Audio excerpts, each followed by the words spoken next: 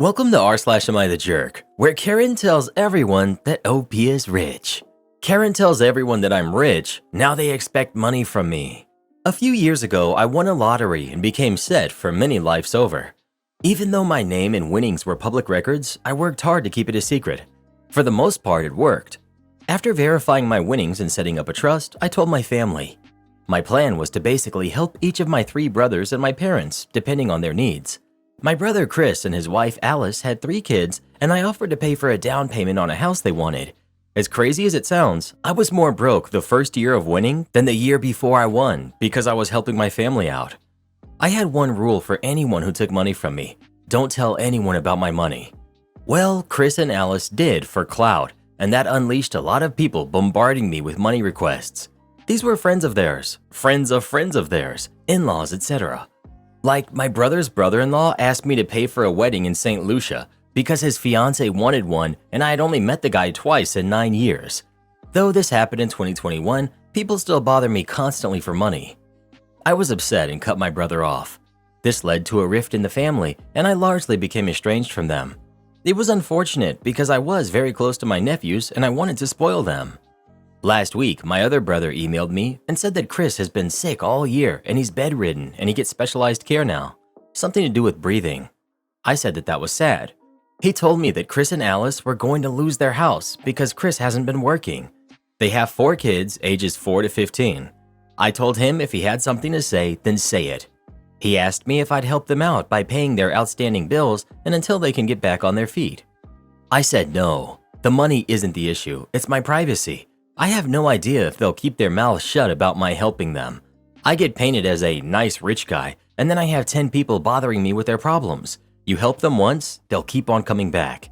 It's very funny how people just happen to have financial emergencies when you're helping others out. The other problem is that if my brother does pass, I don't want Alice getting a house that I paid 20% off. She and I don't get along, and she's the one who put my business out there. She was so certain that I'd take care of them that she didn't even bother to say thanks for the down payment on our dream house.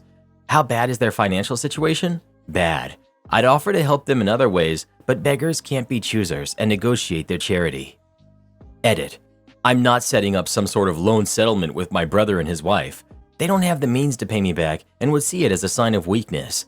Ironically, the only other person who is against giving them money is my financial advisor.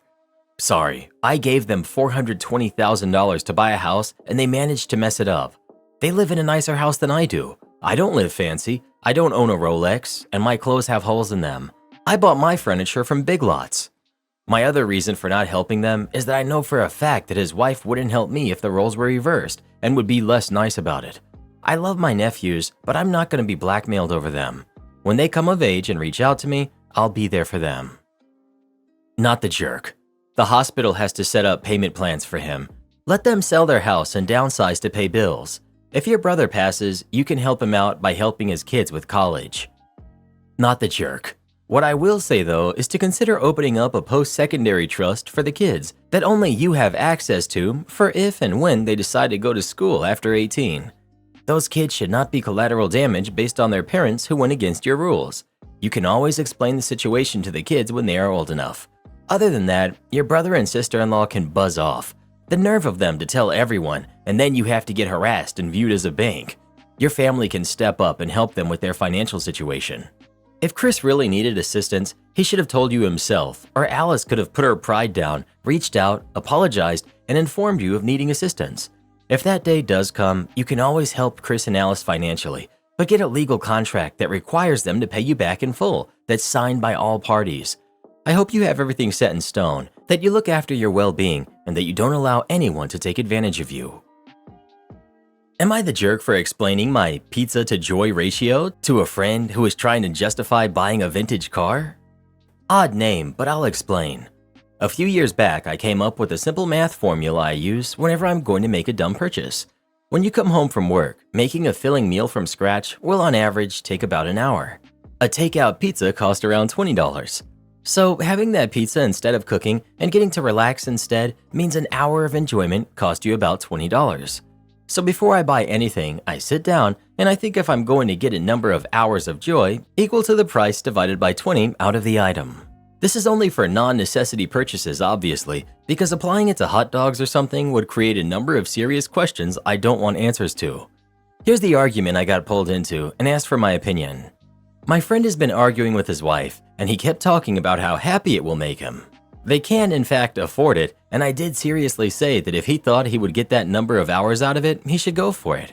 I actually think with how hard he works, he deserves it, and said that part out loud. He tried to call me out as being a hypocrite because about a year ago, I spent $1,200 on a Ghostbusters costume, proton pack, boots, and all. I had to point out to him the fact that I wore that costume frequently for a couple of different hours at a time, so it brought me great joy when I used it, and that proton pack is hanging across from my bed so I can look at it when I fall asleep. It was something I've wanted for nearly 40 years, and I'm not going to stop getting joy from it even if I'm over the $20 an hour limit. But his wife now uses the pizza to joy ratio for everything, and she says that it's helped her cut down on spending money on things she might only use once, or just thinks are neat, like anime figurines or video games she's just going to let sit in her Steam library and probably never even play. My friend has called me a jerk since now whenever he's looking at getting something, she'll ask, "How many pizzas is that?" I honestly think she's taking it too far, but she said it's life-changing for her. I kind of think I'm the jerk because it's just supposed to be something like offhand advice for silly things, like a banana costume, not apply to things like a washer or dryer upgrade. My granddad had something similar that he'd call the inconvenience tax, but it was more for practical things than fun purchases. It's a perfectly reasonable way to consider spending disposable income while maintaining some sort of spending limit. OP. Yeah, that's the big thing. I budget like crazy, so at the end of the month, I have like $100 free. I get stuff I really like, and I guess people notice that I'm not spending it on stuff I've forgotten about in a week or two. Or I buy takeout for my fiance because sometimes she has a bad day and it's worth ignoring my rule for her to feel better. Ironically, it's never pizza. Update. My friend asked me to sit down with him and talk to his wife with him because I've been friends with them for 10 years and he wanted me to explain things a bit better since I have trouble with words from time to time. So here's the deal. She's pregnant, which I guess I found out when he did. She's very nervous about finances since she grew up like he and I did, poor as dirt, but didn't want to tell anyone since it's still in the first 2 months. The long and short of it is she was getting stressed by the idea of being out of work for months after giving birth and was worried that if he bought the car, it would eat into his savings, which they would be heavily reliant on for a bit. Instead of going, "You should have told me," my friend and I got on the same page, and he said, "I'm very sorry for making you worry about that. I can always purchase the car later on when we know it's okay to do so.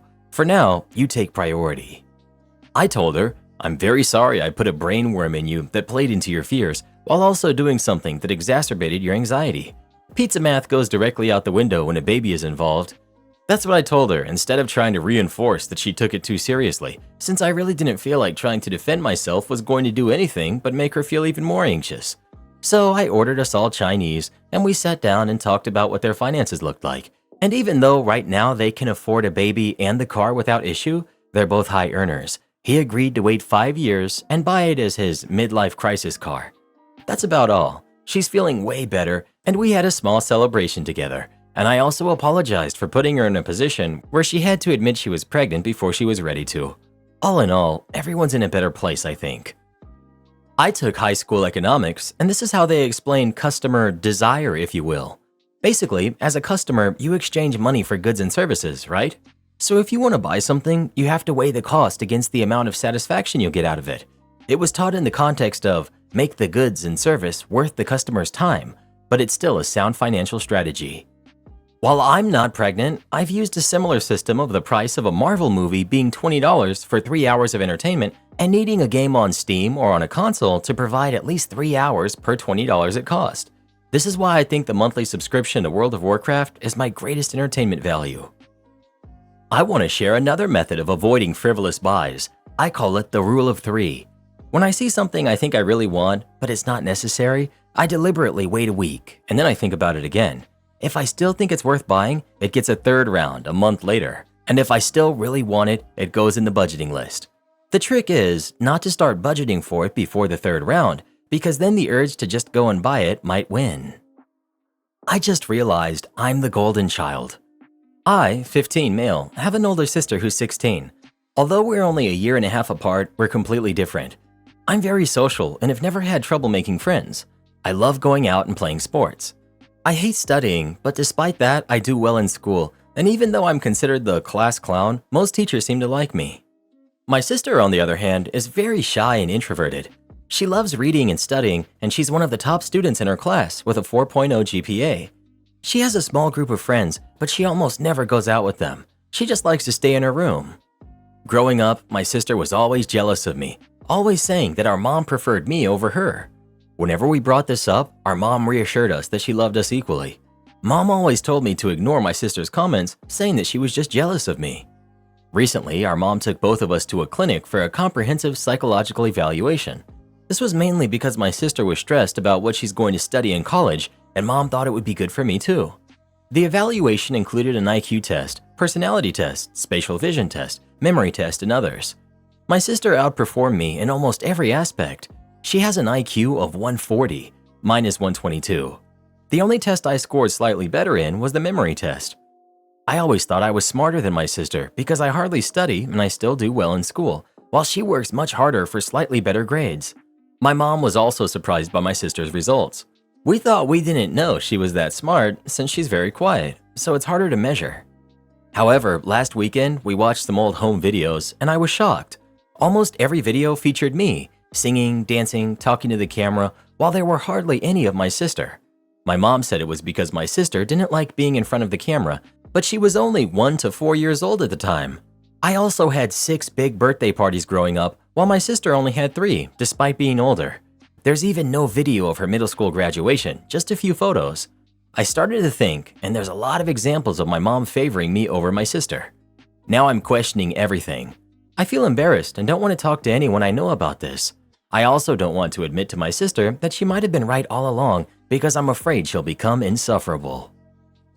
Your sister isn't likely to become insufferable, but she may feel validated. You have to ask yourself, if the roles were reversed, how would you feel? Perhaps your sister isn't shy, but was given unspoken messages that she is not interesting or worthy of attention. That would make anyone introverted and have a hard time making friends. You don't have to atone for your mother's behavior, but you should make it a point to not allow it. Your mother saying your sister is jealous of you is terrible messaging and problematic parenting. Your sister is a human being. She's only going to be living under the same roof for a short time longer. It would be sad to let things continue as is and potentially miss out on a good relationship with your sibling. OP. I love my sister, but she's already a bit insufferable. Whenever I do something and mom recognizes or compliments me, my sister insists it's not because I deserve it, but because I'm the golden kid. I never asked for my mom to treat us differently. If I could wave a wand and make her treat us equally, I would do it instantly. I'm worried that validating my sister's feelings will make her behavior even worse, and I'm already tired of it. And yes, I already talked to her about this and she just rolled her eyes. My mom should recognize and compliment her more rather than me less. I know I have to talk to her about my realization. I wrote in the post that I don't want to admit it to her because that's how I'm feeling. I have a good relationship with my sister and I don't want her to feel less loved or unworthy. I'll try to talk with mom too, but I know she'll just brush it off. Am I the jerk for telling my sister I'm not a therapist and I can't keep listening to her vent about the same thing over and over? My sister Kate, who's 40, has been dating Chris, who's 43, for 2.5 years now. Chris has 2 sons who are 14 and 15. Kate and Chris are now engaged, but ever since the engagement 7 months ago, Kate has been unloading on me about the same thing, and at first, I didn't mind her venting. I didn't even see the problem that I do now. But it's become increasingly clear that this marriage will be a disaster because Kate wants something different to Chris and Chris' sons. Chris lost his wife when his youngest was just born. Chris stayed single for over a decade, and when he and Kate started dating, he told her that not dating was very intentional and that he wasn't looking to replace his wife or give the boys a second parent or a mom. He told her that if they got more serious and she was around his sons, it would not be as a mom or a mother figure, and she needed to be okay with being dad's wife to his boys, and not a mom. Kate said that she was, and at the time I really believe she was honest, but that has changed for her. She has talked about her relationship with his sons and how she feels like just dad's wife, and how she feels like the outsider, and like the boys don't see her as a maternal presence in their lives. I mentioned a couple of times that Chris warned her of that, and she said, yeah, but the boys don't have any openness to an additional maternal figure. She said she feels like their grandmothers and their aunts fill that, and other people's memories of their mom, but that they have shut down the idea of someone else filling it too. Kate hates it. She's tried to get closer to them, but she said that they treat her like a roommate they accept, but don't want to be friends with. She doesn't feel like they value her or want anything from her. It bothers her. I've heard it so many times from her. She's trying to be more than Dad's wife, but they don't want to know. And Chris has told her to her face that she is not their mother and it's okay. I can tell she's looking for more than she's being offered, and the more they plan the wedding, the clearer that becomes. She was upset Chris's sons didn't want to walk her down the aisle. She wanted to do some unity ceremony or whatever they're called, where they claim each other as family and to symbolize their new unit versus just the wedding ceremony, but they didn't want that. She keeps venting about this to me, and the more she vents, the clearer it becomes that this is not a workable situation. I've asked her if she's been honest with Chris, if she really thinks this marriage is a good idea. Yesterday, she called me at work to vent, and I told her I couldn't talk. She ended up sending me a string of texts venting about the situation again. So after work, I called her, and I told her that I'm not a therapist, and I can't keep listening to her vent about the same thing. She freaked out. She said sisters are meant to be there for each other, and that I really suck. Am I the jerk? Not the jerk. The kids don't like her, and she needs to accept that. The dad will hopefully choose the kids over your sister. This wedding shouldn't happen. Not the jerk. It could be that venting keeps her from taking a close, realistic look at what's actually happening. Your sister is engaged to a man who has been bluntly honest about how his sons are raised. She can accept it and become a close friend to them, or she can whine and moan and complain. She's chosen the latter, perhaps because you've been a good sister and have listened. Time to cut it off. If she wants to marry this man, she needs to listen to what he's saying about his kids. She's not a mother substitute, or a mother figure to them. He was honest about it and she agreed. Even the best sibling can only listen to the same litany of complaints for so long before you say enough. Am I the jerk for telling my vegan friend who doesn't drink that I'm tired of catering to her choices? I'm 50 female. My friend Lauren, who's 46, is a vegan who doesn't drink. That's awesome and I have no issue with that. The problem is that she's part of a small group of friends who don't get out very often, but when we do, it always has to be limited due to her choices. We live in an area where our food choices suck to begin with, so having to go out to eat where she can be satisfied is very limited. There really isn't much to do otherwise at night. In addition, she gets upset when any one of us eats something that has an obvious meat to it. For example, she doesn't say anything if we get a soup with chicken or something, but if we order a hamburger, she'll cause drama. Then she doesn't drink, which is no big deal, but she will then send us videos on the harmful effects of alcohol if we get a drink or two with dinner. It's gotten on my nerves to say the least. It's been a while now, so I'm done with everyone catering to her needs. I've tried inviting everyone to specific places and inviting Lauren as well. Then she puts in the group chat, "Hey ladies, since I can't eat at X, why don't we go to Y?" Then of course the other ones decide we should go to Y instead. I've backed off going out because I don't want to spend money on food that sucks. Remember, it's vegan, not vegetarian, so it's very limited, and is expensive, or have my intelligence questioned by sending me crap about the effects of drinking, as if I'm not old enough to know or Google it myself. I barely drink anyway, but I enjoy a glass or two every so often.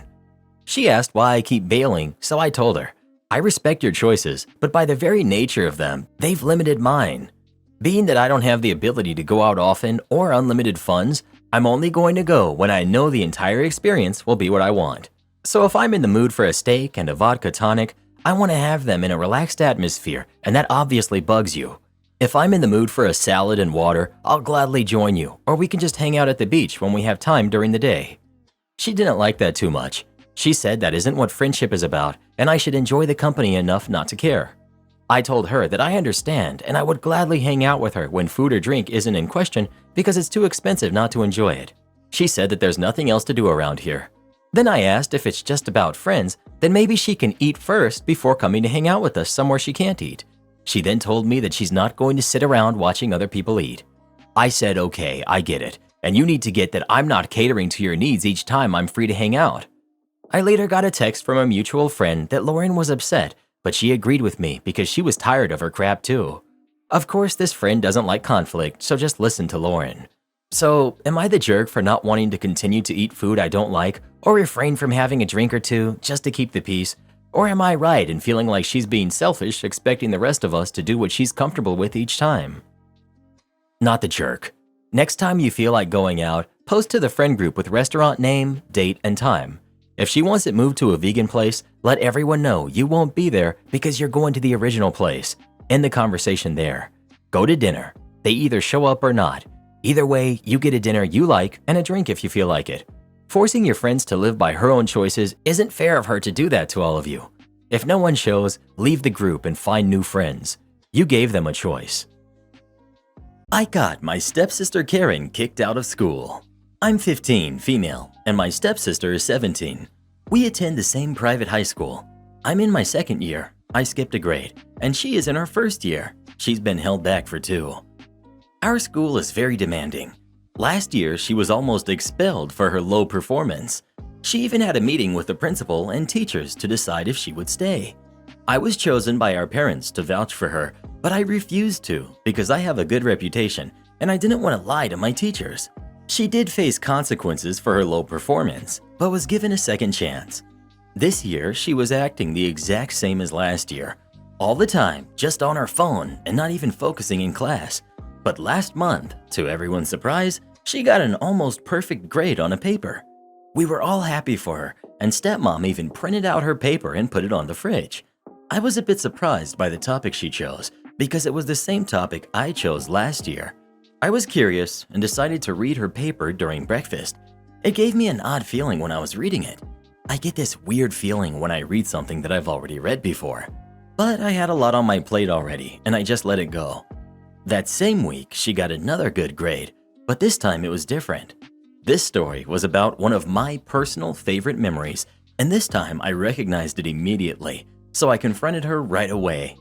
At first, she denied it, but I brought my notebook and showed her the exact same text.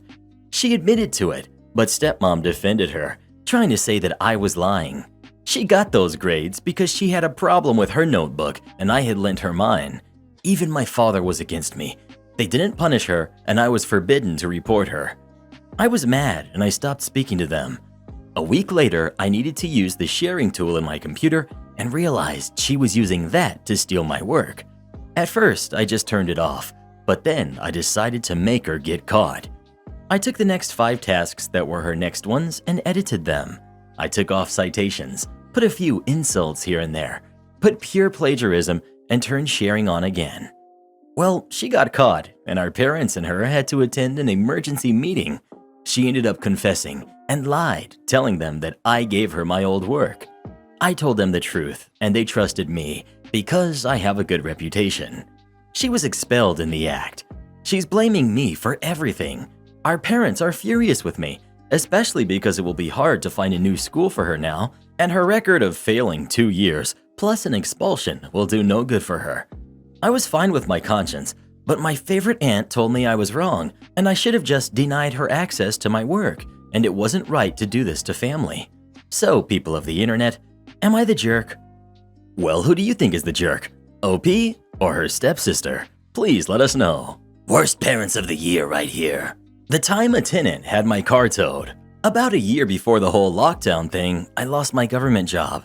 I am an audiologist, and so I had little doubt I would find work. But I also knew my best bet for top earnings as to work for myself. So I secured my financing, sold a bunch of stocks and mutual funds that had done pretty well, and set about finding a property. My plan was to open a practice, but buy a building that had rentable space to help bring in additional revenue stream. I eventually came upon this great little building in the heart of downtown with a nice big parking lot. The building was a former commercial garage. The giant bay doors where trucks used to come in and out of were replaced by these really nice walls full of windows that still open like garage doors but formed a covered space in front of the unit. This is relevant for later. I knew the property just from being around town and I thought they looked really cool. They are crisp and modern and, in my opinion, have a cool Scandinavian feel to them. As I roll up to take my first tour with the realtor and the owner, I pull into the parking lot as instructed, and the second I step out of my car, I see a woman rushing out of the building toward me. I'm wondering, is this the owner? Someone who works for the owner? No, it's a woman with a face full of piercings loudly telling me that I need to move my car now or it will be towed. I have a meeting here, I began. She would have none of it. Move it now or I call the police, she said. I was about to move my car when the realtor and the owner on the other side of the lot called over and began walking toward me. She immediately retreated before they got close enough for us to work all of this out. I clarified that I was okay to park there, and they confirmed it was fine. I asked who that was, and they told me that she owns one of the shops in the unit. "Just ignore her," the owner said. "She thinks she runs this place." And the realtor and owner shared a chuckle. I walk the property and we go over some things, and life is good. I get in my car and leave pretty convinced this is the place I need to buy. Because I also intended to house my practice there, I agreed to lease one of the units and start getting set up while all of the closing stuff that needed to happen could be completed. So for about 2 months, I was a tenant, just like all of the other tenants. I never really got into the fact that I was buying the building because my interactions with my neighbors were polite, but transactional. Well, mostly polite. The woman with all of the yelling, let's call her Megan, was none too pleased with my presence. She owned a store that sold custom-made, well, costumes, I suppose. Lots of steampunk outfits and period costumes that she makes herself. Impressive work though, honestly. I have to imagine she does most of her trade online since I seldom see people in her place. I was there not more than a week when she barged into my unit and began making sure I was aware that the parking lot was not for customers and was for them only, and I was only allotted one spot. I said, "Thanks, but I have parking all worked out with Gus, the owner. I appreciate your concern," and I showed her the door. The parking lot, which I was purchasing along with the building, has 60 spaces. There are 5 units. According to her, we are each allowed one parking space and no customers or visitors are permitted to park there at all. So I know there are either shenanigans afoot or this lady is lying to me. Anyway, I ignore her. Time passes. I close on the building. Gus sends out a heartwarming thank you email to all tenants saying he appreciates their years of business together, but that the property is now owned by My Company Name, LLC, of which I am the owner. Pretty clear stuff. The first thing I did was I did a reorg of the parking lot. Each unit gets one regular parking space, primo spots right next to the building. There are 2 15-minute loading spots back there as well. I designated the next 5 closest spaces to handicap parking. The rest was just parking. My long-term plan is to put in one of those automated parking kiosks so people who are there to patronize the business can park for free, but anyone else will have to pay. But that's down the road. For now, I just needed to formalize some stuff and just accept that I may have some people parking there illegally, and if it becomes a problem, I'll just have to hit the security cameras to see who's doing this. Anyway, Megan is furious. She's furious that there are not enough handicap spots. There were none before. She's upset that she needs more than 15 minutes for a loading zone. Who's timing it? She's upset most of all, however, because she was never consulted. Flash forward a few days, and I parked on a non-parking spot. The sidewalk in front of my building is privately owned. Basically, you turn off the public sidewalk and walk down the private sidewalk to where all the businesses are.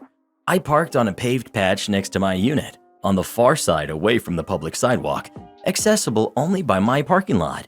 I parked there, with every legal right to do so, by the way, because I was unloading equipment. Since I own the space I was parked on and everything around it, I didn't move my car right after. I walk outside and my car is gone, so I immediately assume someone stole my car. Then there's Megan standing in her doorway with a big grin on her face. I ask her if she knows anything about my missing car. "Oh, was that your car? I saw a car parked illegally, so I had it towed." I said, "Laugh it up. Any expense is getting added to your rent."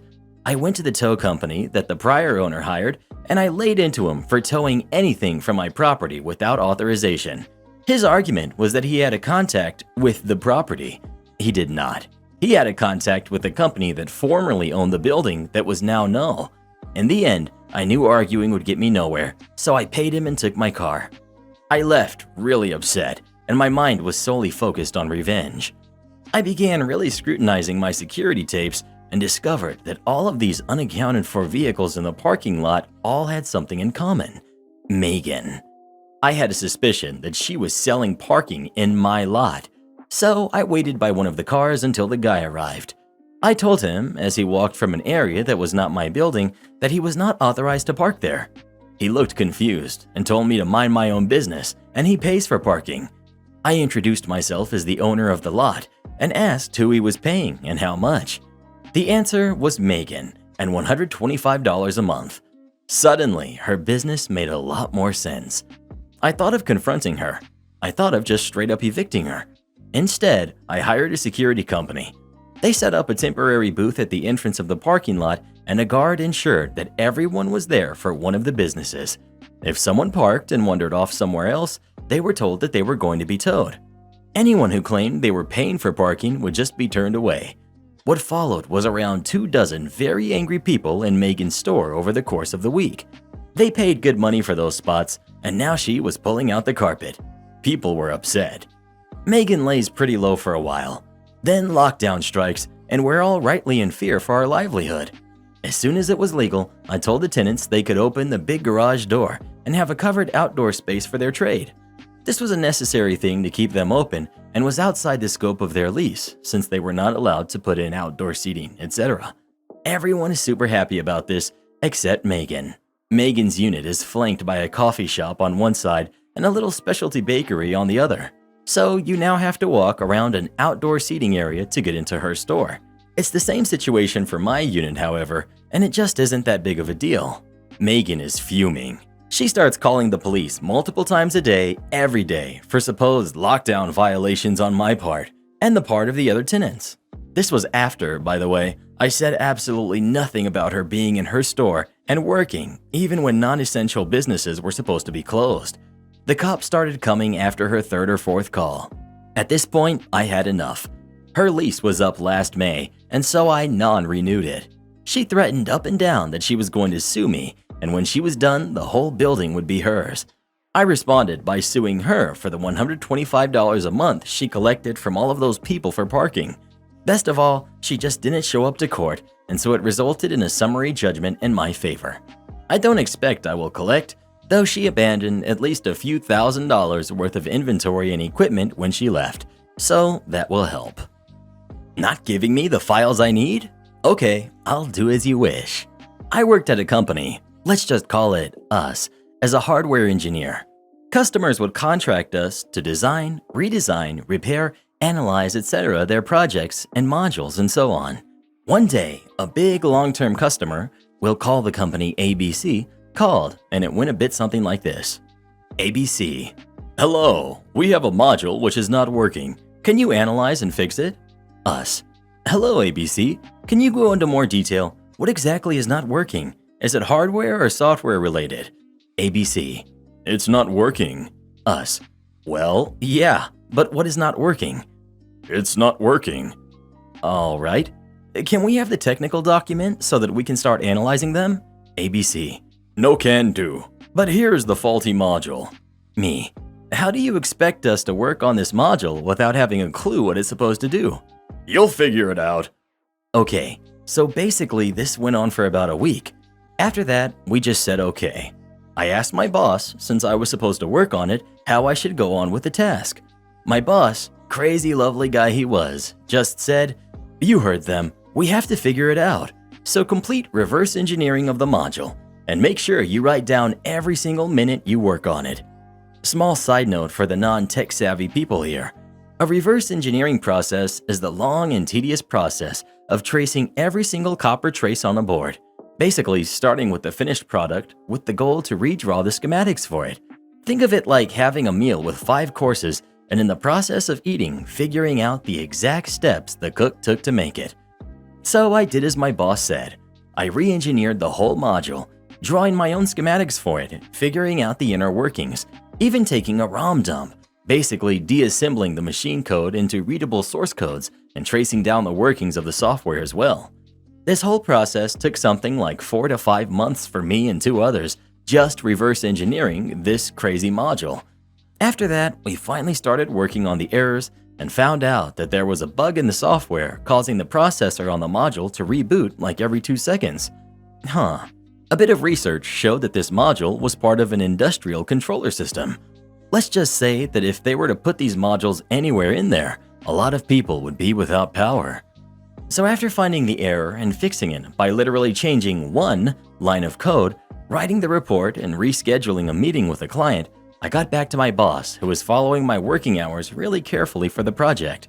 It turned out there were a lot of work hours for that project. Through the grapevines, I heard the total cost of the client was totaling well over $300,000. So the meeting began and we presented our findings, showed the whole process we did, including the reverse engineering. This time, we spoke to different people as to the ones who gave us the project. This time, the CEO of ABC was within the meeting too. At first, he asked where we got the schematics because they didn't look like they were made with their templates. We told them that we weren't given the documents, so we had to re-engineer everything. Easy to say, the CEO was livid. He immediately asked who told us that we couldn't get the documents. We told him. He thanked us, made sure we were paid 10% more than we billed, and hung up. The fallout came to us via an email from the CEO himself. He apologized to us that we had the hassle of re-engineering. Also said that if we ever have trouble like this again, we are free to contact him directly. Also, the guy who said, "You figure it out," apparently got fired on the spot.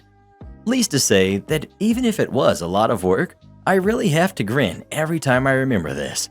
This happened about 3 years ago, and since then I quit the job to study to become a state-certified technician. After that, I will happily go back to the company since working there was a charm. Also, on a side note, after talking to the CEO of ABC and getting a few documents, we discovered that this software bug was over 9 years old in a safety first over anything else industrial controller system. Who would have thought? Also, as a lot of people can't get their head around the 10% overpay, I'm not the CEO of the client, so I don't know the exact reason. But in the sector I was working, a good relationship to your contractors is invaluable. Also, ABC Company wasn't really a small player, so it is definitely no big cut in their funds. But when employees messed up and made the contractors you worked with for years do extra work, which is utterly unnecessary, you might want to compensate them in order to keep relations good. It is nothing unusual, as I have heard of similar things from friends and even from other clients I worked really closely with. If you don't like it, you can quit. In high school during the late 90s, I was a server at a pizza chain with a red roof.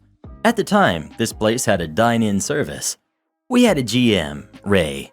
Ray was a nice guy, but he was better on the business/financial side of the market than managing employees.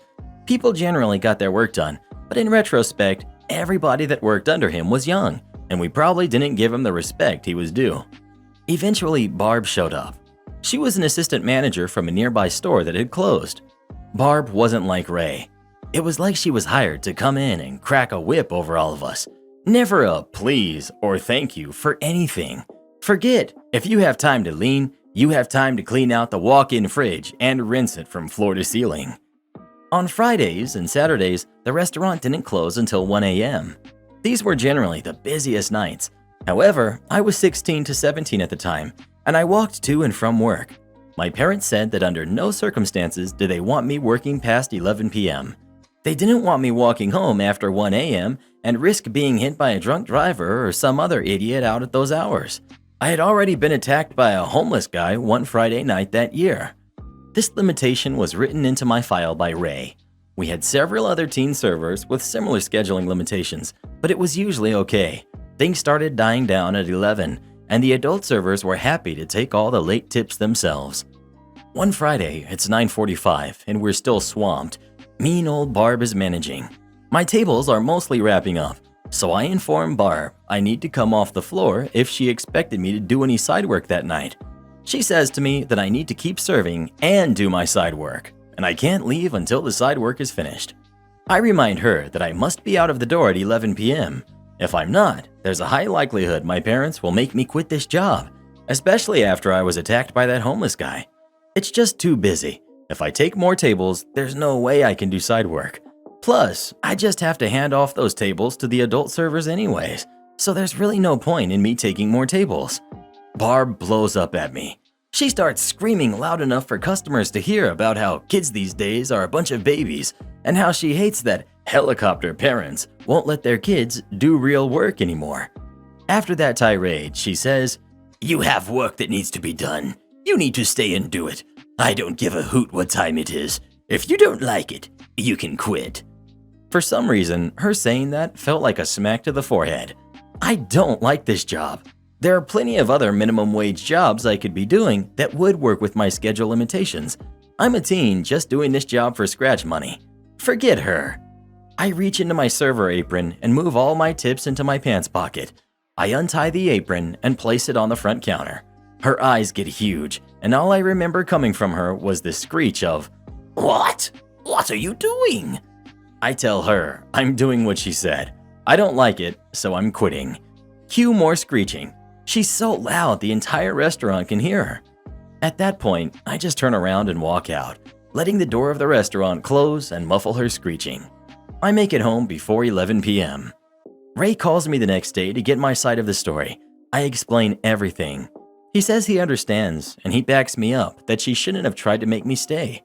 He asks if I could at least come in and work the Saturday dinner rush, but I told him I wouldn't set foot in that restaurant if Barb was there. He said that Barb was managing that night, so I chuckled and said, "Well, that's your problem." A week later, I get another phone call from Ray. Over the course of that week, Barb yelled at 2 other teen employees of the restaurant for similar reasons, causing one to quit. She apparently also nearly got into a fight with an adult server because she called that server a name and said she was going to slap the taste out of their mouth. The final nail in the coffin? 2 customers called to complain that their carry-out pizzas appeared to have cigarette ashes on them.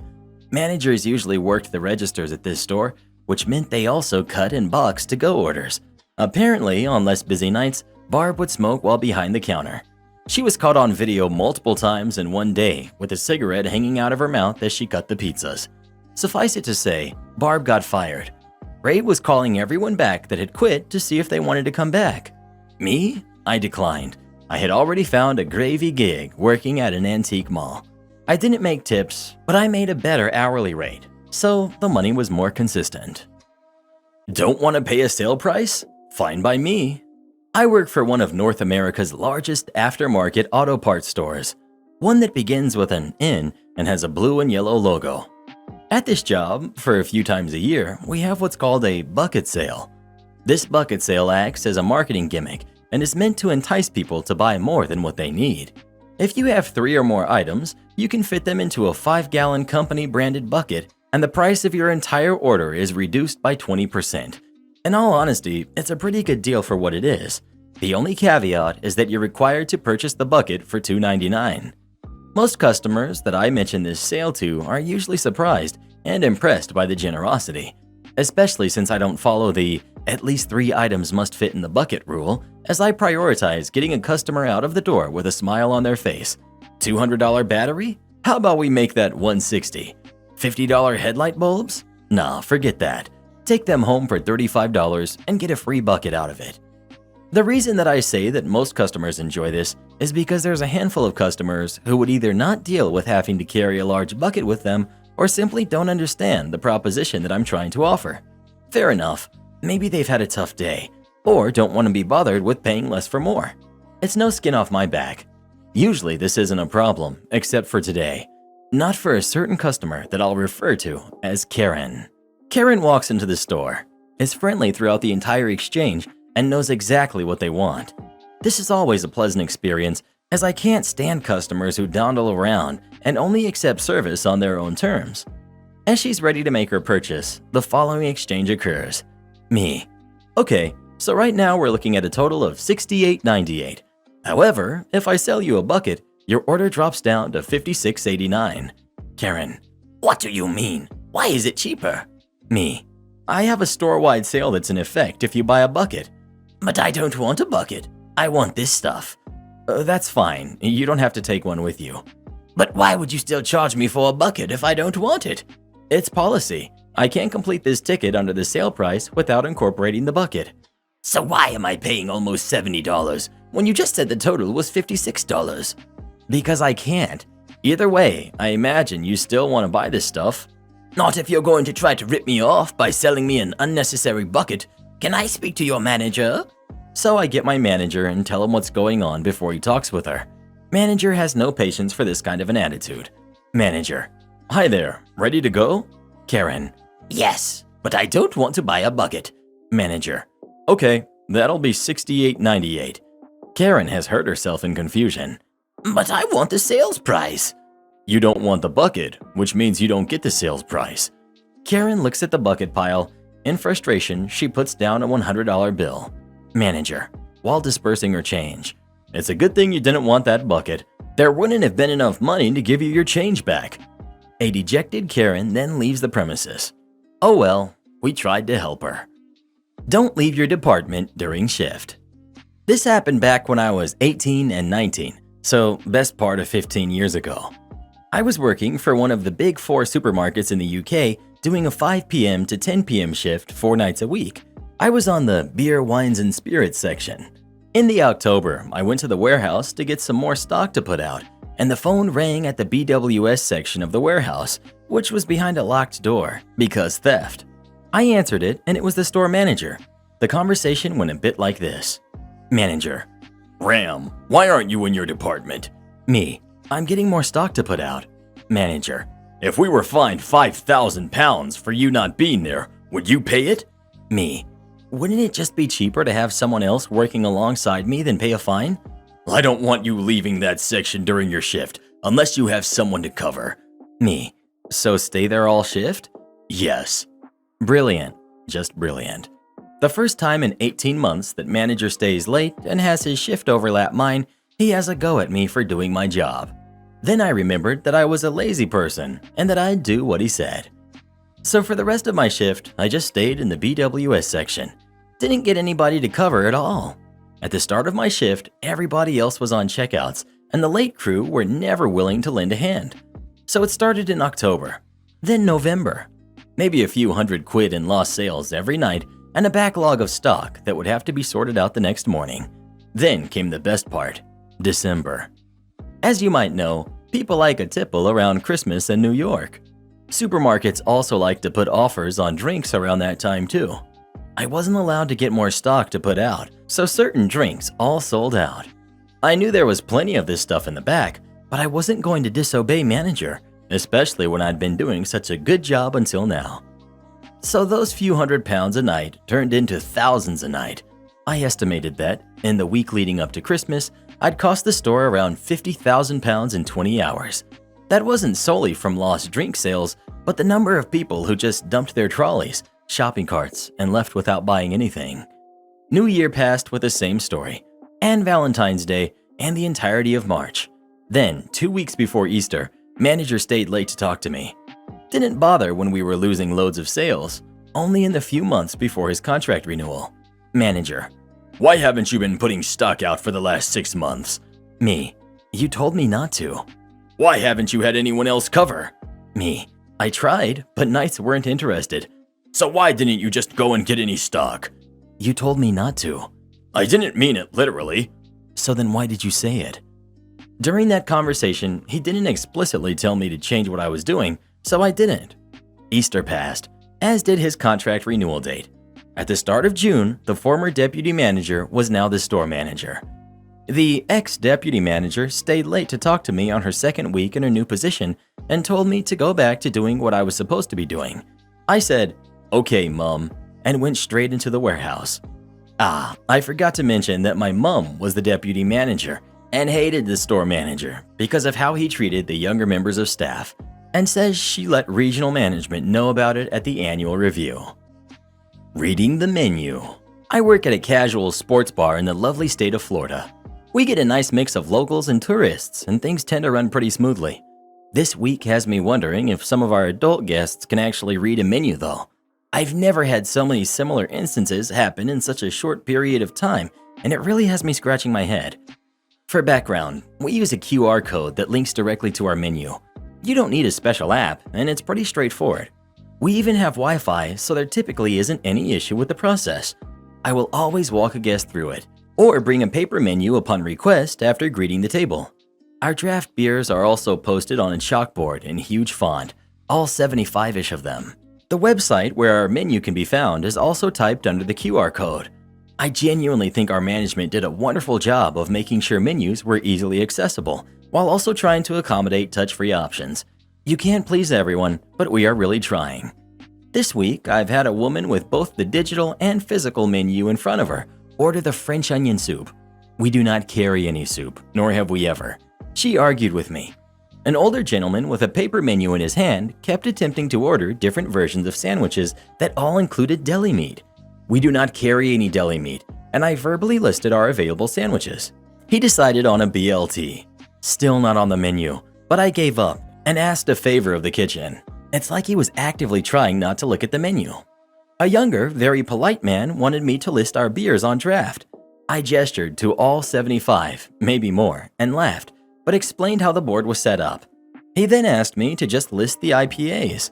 I then listed all 23 IPAs from lowest to highest because honestly, it wasn't busy, and I thought maybe he would have me stop when it got excessive.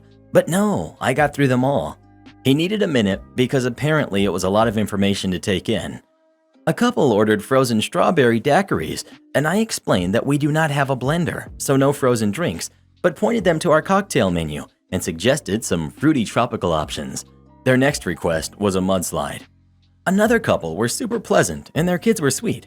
Everything service-wise was great and I wasn't expecting a curveball, but upon picking up their checkbook, I found a note about how it's ridiculous we charge for chocolate milk for kids.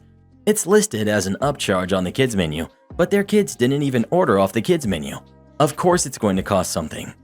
A group of ladies were shocked that I didn't warn them that happy hour didn't apply on the weekend. They didn't ask about happy hour and didn't even order anything that would have been included on it, given it were the correct day and time. Maybe I just had a long weekend and I'm being dramatic, but why would we bother with the menu if it didn't matter? Just look at it. Thank you for listening to my rant.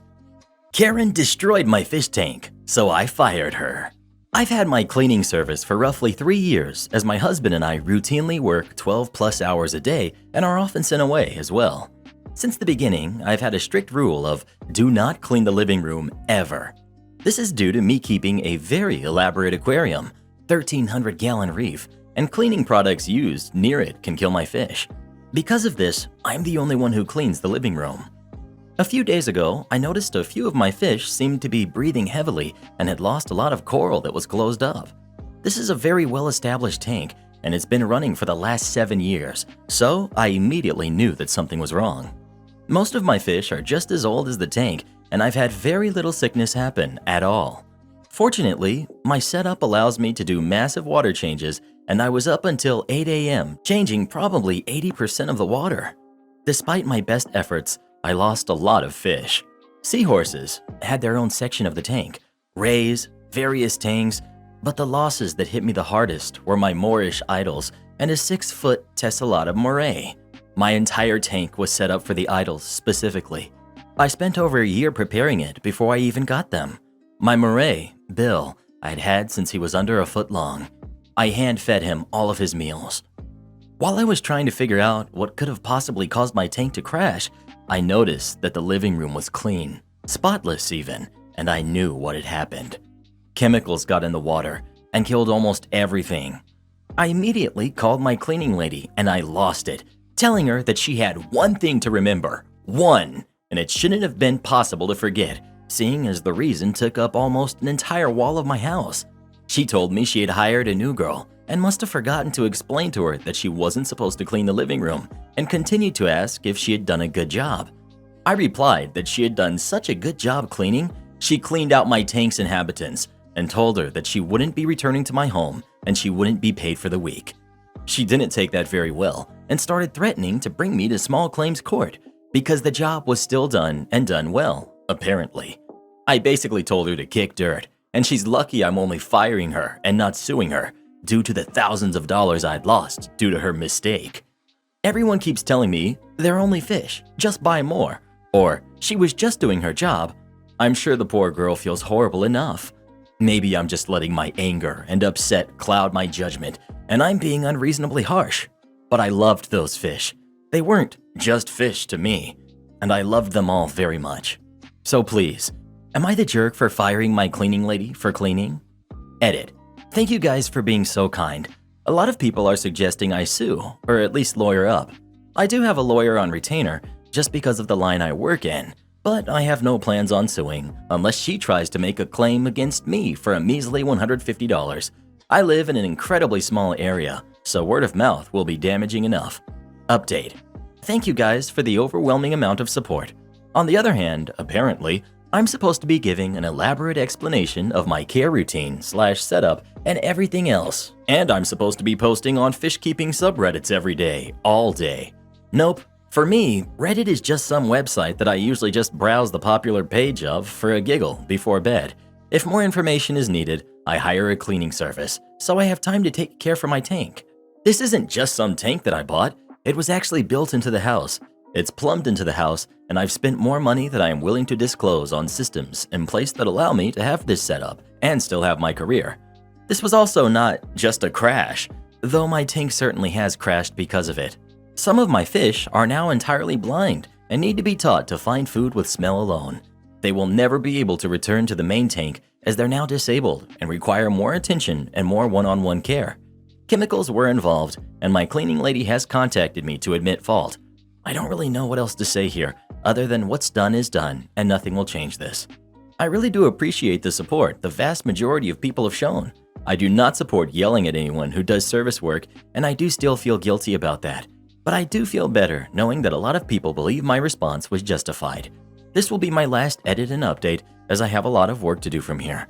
But I just want to let you know that I appreciate all of your kind words, general sense of outrage from my fishy friends, and the vast amount of attention this got. Have a good day, everyone.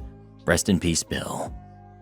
Cheating student thought he had me fooled. Fell right into my trap. So, I'm a cancer researcher and a guest professor at a university school of medicine, teaching my specialty, imaging. Besides the usual acquisitions of medical images using MRI, CT, etc., imaging has a lot to do with image processing. Some days I'm just a glorified programmer/IT guy, and as anyone who has ever programmed anything will tell you, coding is a very personal activity. With enough experience, you can tell who wrote what just by looking at the lines. I'm also in my late 20s, and I'm not native to this country, and it's my first year as guest professor. So, some students look at me as this inexperienced, gullible foreign guy. As part of my module's grading, the students have to submit 2 reports that weigh 10% each of their final grade. These reports are about image processing, and they have to code a fair bit. As usual, there are students that make an effort. Some do minimal work and then cheat and copy. As I was grading the reports, I noticed a small group of students who found reports from previous years online and literally copy and pasted those reports, changing only their name. It was a facepalm moment because those reports were not even good and had a lot of errors. You see, in order to establish a baseline for my grading, I browsed previous year's reports, so I knew what to expect from the students of this module. Naturally, I graded them all with 0 and kept working my way through grading the reports I had left. Meanwhile, the students casually asked me in the halls how were the reports. Of course, I can't comment on that until I release the grades. One time, this dude who had copied from another report, 98% match on plagiarism checker, asks me when will I release the grades and comes up with this story that he worked really hard on his report, that his exam hasn't gone so well, and he's hoping that the grade on his report is enough to get a pass. I mean, submitting another person's work as your own is very wrong, but it was an online submission and impersonal. Right now, he was just lying through his teeth and to my face. I could feel my blood boiling, but I didn't lose my composure and decided to come up with a plan.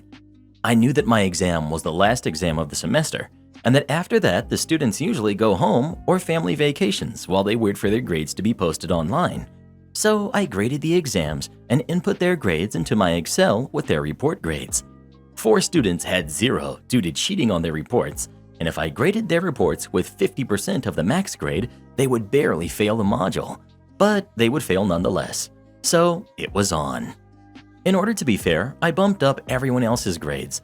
A bunch of people with miserable reports ended up barely passing because of my grades bump.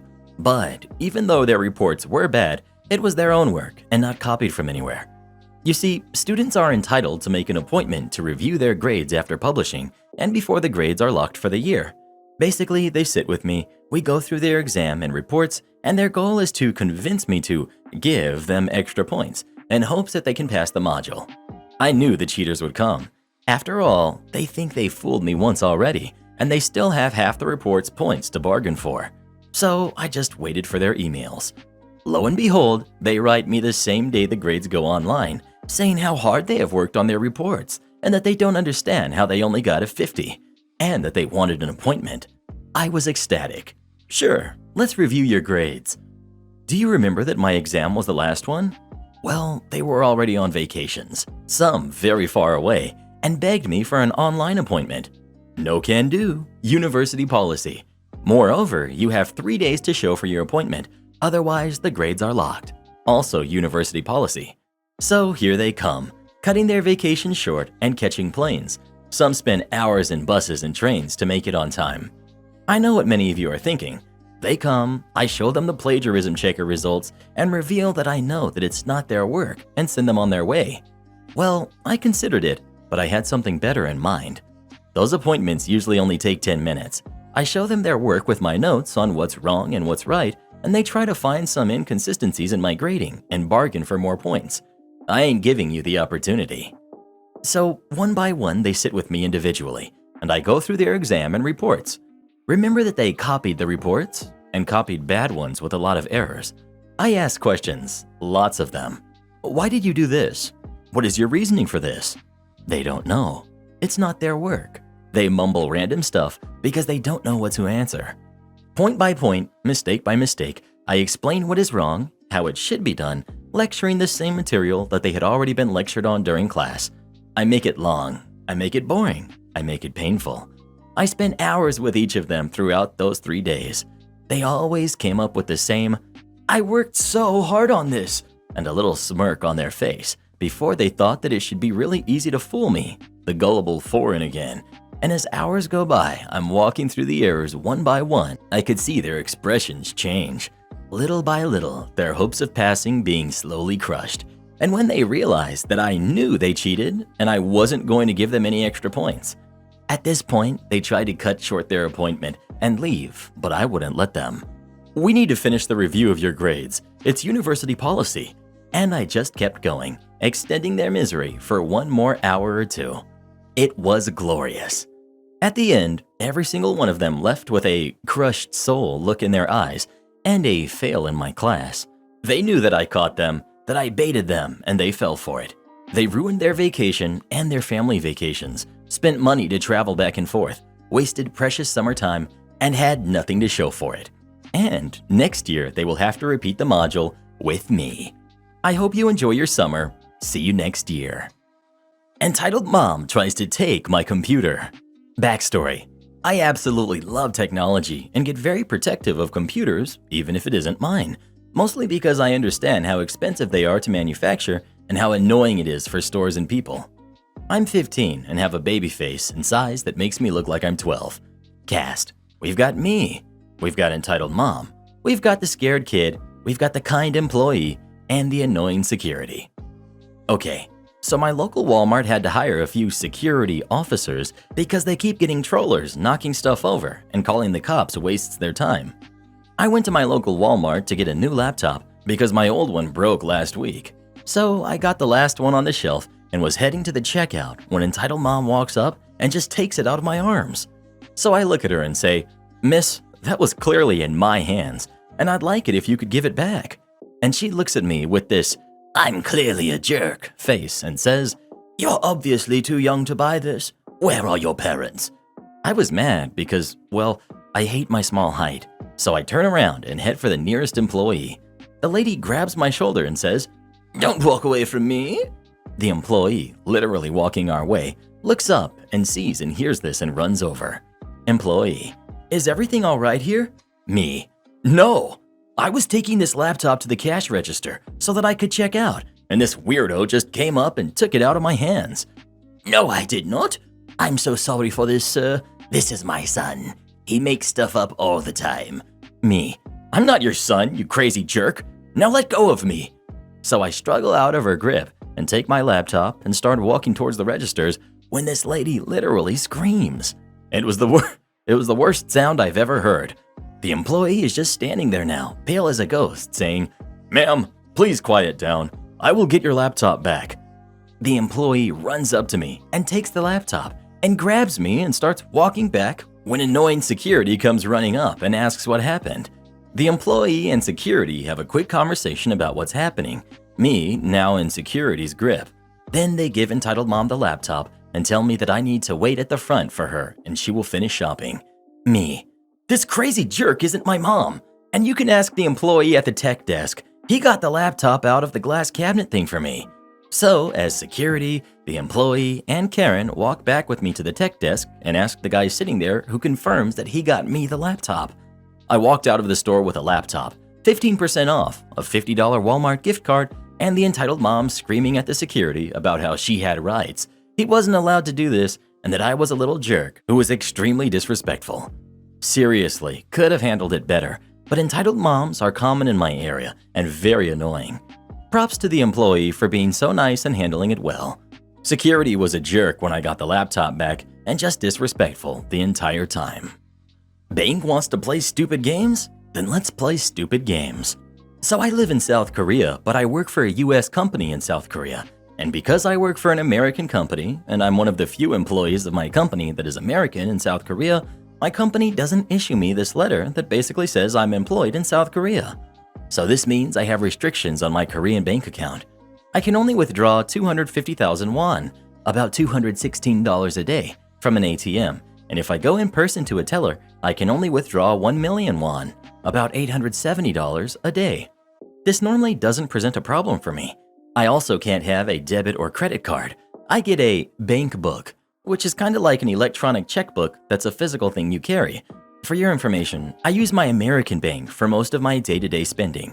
But it did once. I signed a lease for a new apartment and my deposit was 10 million won, about 8,700 US dollars. Yes, this is normal for Korea. So I transferred the money from my American bank to my Korean bank, and I went to the bank in person to transfer the money to my landlord. I get there, and the teller tells me I can only transfer 1 million per day. My first idea was to ask my landlord if she'd be cool with me transferring her 1 million won a day for 10 days. She doesn't like that idea. So I'm sitting there arguing, and the bank manager comes out. He's a nice enough man and speaks good English. Basically, he says because of my type of my account, there is no way that I can transfer more than 1 million a day. So I need this money, and I'm thinking, and the light bulb goes off in my head. Me. If I close my account, do I get my money? Manager. Yes, we would give you the cash. Me. And if I close my account, can I open a new one? Manager. Of course. Me. Is there a waiting period after closing my account to open a new one? No. Fantastic. Please close my account. Manager. Sure, I will need your bank book and we will destroy it. I hand them my bank book and they destroy it. I sign some papers to close the account. Bank manager closes the account and gives me all the money in the account in an envelope. Manager. Anything else I can help you with today? I smile and pull out my passport. Yes, I'd like to open a new bank account. Bank manager looks at me and it dawns on him what I just did. He laughs, shakes his head, and goes, sure, not a problem. I opened a new account, deposited 10,000 won, and left with my deposit in my pocket. I believe this qualifies for malicious compliance because I followed the bank's rules and it resulted in them having to do more work. So, you think you can feed a family on $150 per month? Several years ago, my ex-husband, our son, and I, pregnant, lived in a fairly well-off town. We weren't rich or even middle class at the time, more like upper-low class living in a low-class apartment. He thought he was good with money, but he really isn't.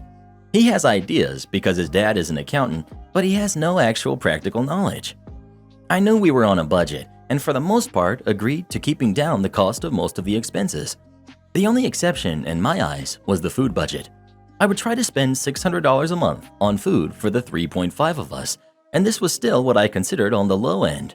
For example, friends of ours, just a couple with no dependents, would spend about $800 to $900 on groceries, while my ex-in-laws would spend $1,200 to $1,500 on groceries for 3 to 4 people.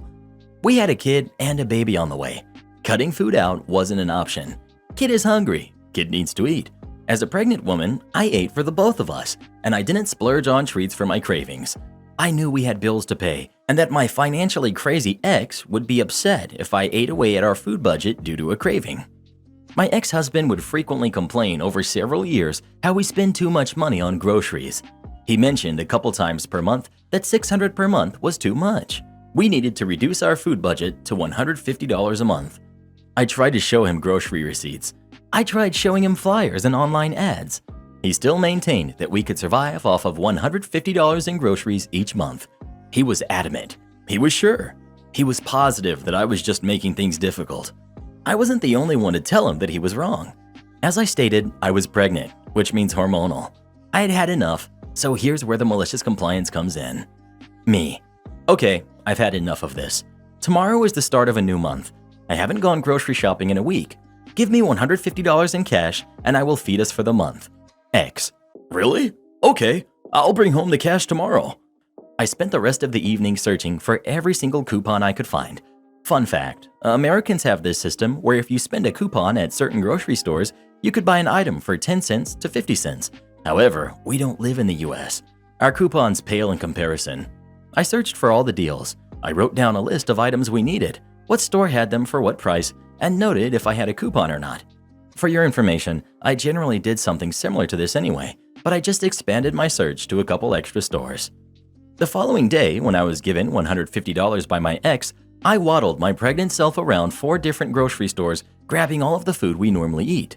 When I got home, I had spent approximately $145 of our oh-so-generous food budget on the first day of the month. I was proud of myself. Sarcasm. I had budgeted so well. I showed my ex-husband all of the food I bought and all of the receipts. I placed the change in a jar on top of the fridge with the receipts inside. He said I did well and was happy I bought so much for so little. Later on that week, we ran out of milk. Kid has no milk to drink for his cereal. Out to the store to buy some. A week and a half later, it's getting close to dinner time. X. What's for dinner? Me. Nothing. What do you mean nothing? We have plenty of food. Oh, do we? I didn't realize. What did you find in the cupboards?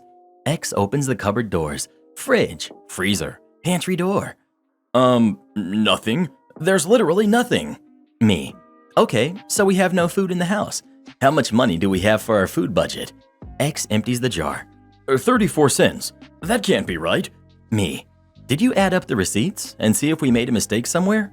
X. Okay, I get it. I'll go buy some groceries. And that, my friends, is how you convince your financially crazy ex-spouse that their budgeting ideas are out of touch with reality. Sadly, I did not convince him to increase our food budget back to $600 a month, but he did agree to $500 per month, which I suppose he keeps to this day, despite the fact it's usually just himself he has to feed. Chef, how long for that order? I've posted a few times about my work in a hotel. This is the last story of malicious compliance that I can think of worth telling. I was quite new to the hotel and very new to room service when this happened, so the chefs hadn't gotten to know me yet. I was waiting on an order, the only room service order, and the kitchen was not quiet. It wasn't busy, but there were a few orders queued up for the restaurant. I had been waiting for the order for maybe 7 to 8 minutes and had picked a couple of quick, easy jobs to do while I waited. Not wanting to start anything else in case I didn't have time, I approached the sous chef, Satish, at the window. How long for that order, chef? Buzz off. Something about the way he said it didn't cause me to instantly get upset, but I was a bit confused and thought maybe he thought I was rushing him. So I asked again differently. I'm just wondering how long I have before the order is ready. I said buzz off. Okay, now I'm ticked off. You want me to buzz off? No bother, mate. I walked over to the room service station, grabbed the trolley, and went up to the 7th floor in search of the dirty room service trays. The building, shaped like a U, and the service elevator is smack dab in the middle of the U. So when checking the floors, you need to pick one direction and walk until the end, as there are little alcoves designed to hide the trays so it looks less dirty to an extent. So you need to walk one side, double back around to the elevator, and repeat for the other side. There are about 85 to 97 rooms per floor, so it's at least half a kilometer walked per floor. I walked all 6 floors that had rooms on them. Ordinarily, I would grab 4 to 5 trays and pop back down to clear them off, but forget that noise. I pile about 10 trays precariously until it looks like Wile E. Coyote's latest attempt to catch Roadrunner and take my Acme trolley back down. I arrive back downstairs a good 30 to 40 minutes later and can hear the echoes of the chef screaming, "Room service!" half the hotel away. I stroll into the kitchen and walk towards the porter station to unload dirty dishes, and Satish finally spots me. "Where the heck have you been? I've been calling you for 20 minutes. I went to clear the floors. I asked you how long and you wouldn't answer. I can't stand around all day for one order. I've got other stuff to do. If I ask and you tell me 10 minutes, I'll be back in 9. If you tell me 2 minutes, I won't even leave. I'll find something here. But if you tell me to buzz off, I'll do whatever I deem to be urgent." Satish didn't answer. I can see he's not happy, but he's thinking. The moments seem to drag on. Finally, he starts laughing. Didn't expect that. He turns around to the chef and says, "This is ruined. I need a new one straight away." Turns back to me and politely says, 2 minutes. Not to push my luck, I unload the trays at breakneck speed and grab the new tray for this order and move to the window after 90 seconds. The fallout? Satish is actually a great guy, and we got on like a house on fire after that. He would always tell me how long, and we were actually the most efficient pairing. I have no idea why he was like that at the moment it happened, but he moved past it pretty quickly and was usually in a great mood. He would sing and dance when it was crazy busy to keep himself hyped up on adrenaline, and we had plenty of laughs before I moved on about 8 months later. Am I the jerk for refusing to pay an artist for her work? Okay, so I know it sounds bad, but I genuinely don't think I'm at fault here. So I'm currently planning to get my apartment repainted completely since I've just moved in and all of the walls happen to be white. I was talking to a friend about this when he told me he had a friend who had just recently graduated art school and was really into wall painting. I told him I didn't want any wall painting done because I had already planned out most of the coloring scheme. He told me that his friend was looking for places to practice wall painting since she's new to it and hasn't really found places she could do that without it being vandalism. So he called her up and we had a chat. I said, I don't mind letting her paint the walls in my bedroom because I'm busy for the next few days and it isn't a common living space. I checked with my painters and they told me that they could easily paint over that. They're not free for a couple of weeks, so I haven't moved in yet, but I told him to ask his friend to go nuts in my room without scraping or causing any damage. I told her that her work would be painted over. She said she's simply doing it for the practice and wouldn't mind as long as she could take some pictures for her portfolio and that I would be doing her a huge favor letting her practice. So fast forward a couple of weeks and I go to my room and it's absolutely amazing with a bunch of designs and a lot of edgy art, so I decide that I wouldn't get it painted over. Problem is, I have a contract with my painter and still have to pay him for my room even if he doesn't do the job. I called her and told her that the room was great and I'd be recommending her to anyone who asked who painted my room. She then, out of the blue, asked me how much I'd be paying her for the work. I told her about my painter situation and that I would have paid her the amount I was paying him if I didn't have a contract. She got mad and told me that I was taking advantage of a young artist. She's literally 3 years younger than me. She said she'd sue me for payment and I reminded her of our agreement. She said that that was done on the basis that I wouldn't be keeping it. I told her that I was doing her a favor by giving her a place to practice and that I never had any monetary obligation. She blew up at me and called our mutual friend. I explained my situation and how I simply don't have the funds, but he thinks I'm the jerk too. So Reddit, am I the jerk? Edit, I never wanted my room to be painted by an artist and don't have the money to get it done professionally. I thought I'd keep it because it looks great and I could recommend other people who saw it to her. Edit, I did not charge her anything for letting her use my walls for practice. Edit, I didn't commission her to do it. I didn't even give her any guidelines except not to scrape up the walls. This was supposed to be her practicing and making a portfolio. I wasn't trying to con her. I thought it wouldn't hurt me to let her practice since I would be getting repainting done anyways. I did not originally plan on keeping the art. I was thinking of paying her a token amount, whatever I can, but now I'm torn about doing that as well, since that would actually give her grounds to sue. She does not have the right to claim ownership or intellectual property rights of the art right now. I checked, but I don't want to get myself into more hot water trying to do a good thing. The painters were contracted and are being paid for me reserving their time, at least from what I understand. It's too late to cancel any charges. Am I the jerk for wearing white at my blind cousin's wedding? I'd like to start by saying that me and my female cousin, blind from birth, aren't very close, but we get along well as relatives. She's 26 and her wedding was last week. She sent me an invitation, though we don't talk much, but since I wanted a break from work, I decided to go. My favorite color is white. I have brown skin. Love wearing white because it brings out my skin glow and makes me feel comfortable and confident. I purchased a maxi white dress. Nothing fancy, but goes well with my skin tone, and wore it at the wedding. There wasn't a big party with many guests, but sort of a family dinner and small celebration. I really thought no one would even notice I was wearing white. My cousin and her husband didn't know because obviously no one told them, but my aunt kept giving me uncomfortable looks the entire evening, and so did my other cousin. Once I decided to leave, my aunt pulled me aside and berated me for wearing this color at her daughter's wedding. She just said because her daughter is blind doesn't mean she's stupid and doesn't know what's going on around her. Basically saying I brought negative energy and disturbed the celebration by having guests notice, and by extension, my cousin as well. She gave a lengthy lecture and asked if I hate to see her daughter happy and whether I pulled this stunt because my blind cousin got married before me. I was like, whoa, calm down. None of this is true. I just wore my favorite color and didn't do it because my cousin is blind and wouldn't notice. And married before me? I never thought of that. I argued with my aunt for trying to dictate what I wear, but she defended herself, saying I was a guest and should have respected the bride.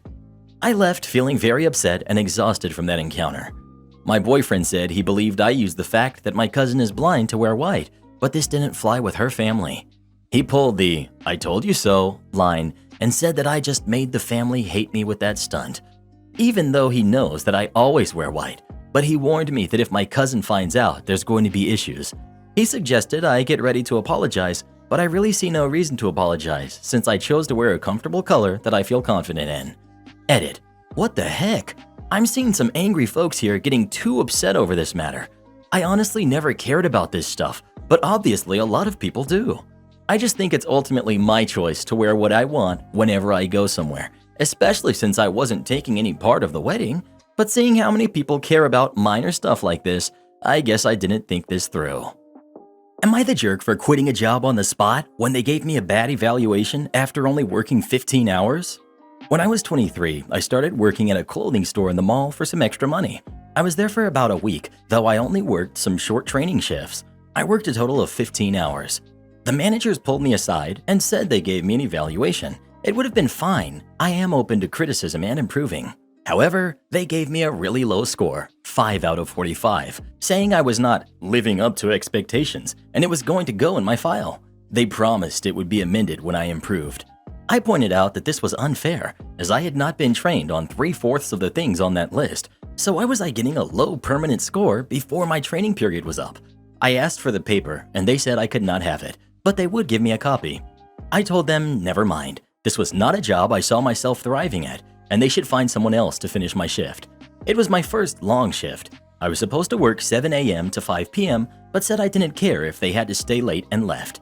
They tried to get me not to leave by saying that they would give me a copy of the paper, but I said I wasn't going to work here any longer and I went home. I found a new job babysitting until I finished my degree. I've never been into that store again. Am I the jerk? Karen destroyed my fiance's hearing aid.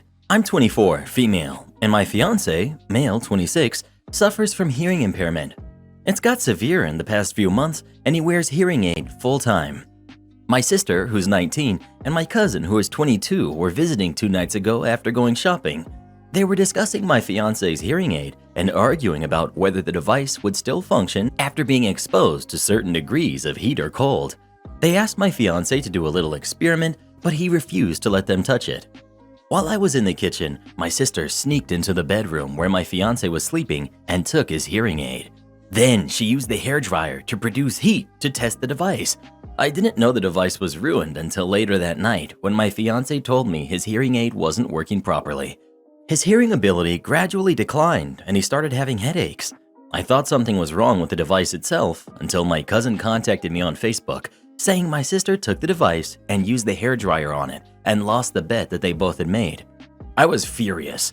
I went over to my parents' house and confronted my sister. She was shocked and started crying after I told her that she had just ruined over $5,000 worth of medical device because of a stupid bet and that she needed to pay for it immediately. My wedding is in less than 2 weeks and my fiance won't even be able to hear his surroundings without his hearing aid, so it won't happen until he gets a new hearing aid and this stuff is expensive. She freaked out after I demanded she pay $5,000 for a new hearing aid because she didn't know that it cost this much and complained that the money she has saved is to pay for her tuition. Otherwise, she won't be able to make any progress in college. My parents begged me to postpone the wedding until they found a solution that all parties can agree on. But postponing the wedding is going to cost us a lot more than the price of the hearing aid my sister is refusing to pay for. I had an argument with them because I was not only worried about the wedding, but my fiance's health too. It's been 2 days and he's been complaining about headaches and feeling isolated. The doctor warned against going long times without hearing aids, and so this is concerning. My parents said they would have paid me themselves if they had that kind of money, but I was unreasonable to take away my sister's education money that she worked for when I could postpone, and I'm worried about not getting a new hearing aid before the wedding. Essentially making it about the wedding and accusing me of choosing a party that lasts a few hours over my sister's future in education. I left their house and still stood my ground despite them telling me I'm being selfish for not working with them on a solution for this issue. Further info. Just to clarify, the device was working up until late at night. Then my fiance told me he was having issues hearing and the device stopped working altogether hours later. I did not think my sister had anything to do with it until my cousin contacted me and my fiance while we were going to see his doctor to discuss the problem. Unfortunately, my sister has done similar things in the past, so it wasn't too surprising to find out she was behind it. My parents tend to let my sister get away with either intentionally or unintentionally ruining others' belongings without any accountability. Last summer, she ruined her friend's dad's car, but wasn't told anything because my parents paid for the damages. Now, because I'm family, then it was clearly wrong of me to expect either her or my parents to pay. I wanted to add this piece of info. While my sister was the one who did it, I'm pretty sure it was my cousin's idea. She's very rude to my fiance and always thinks it's fine to make negative comments about him.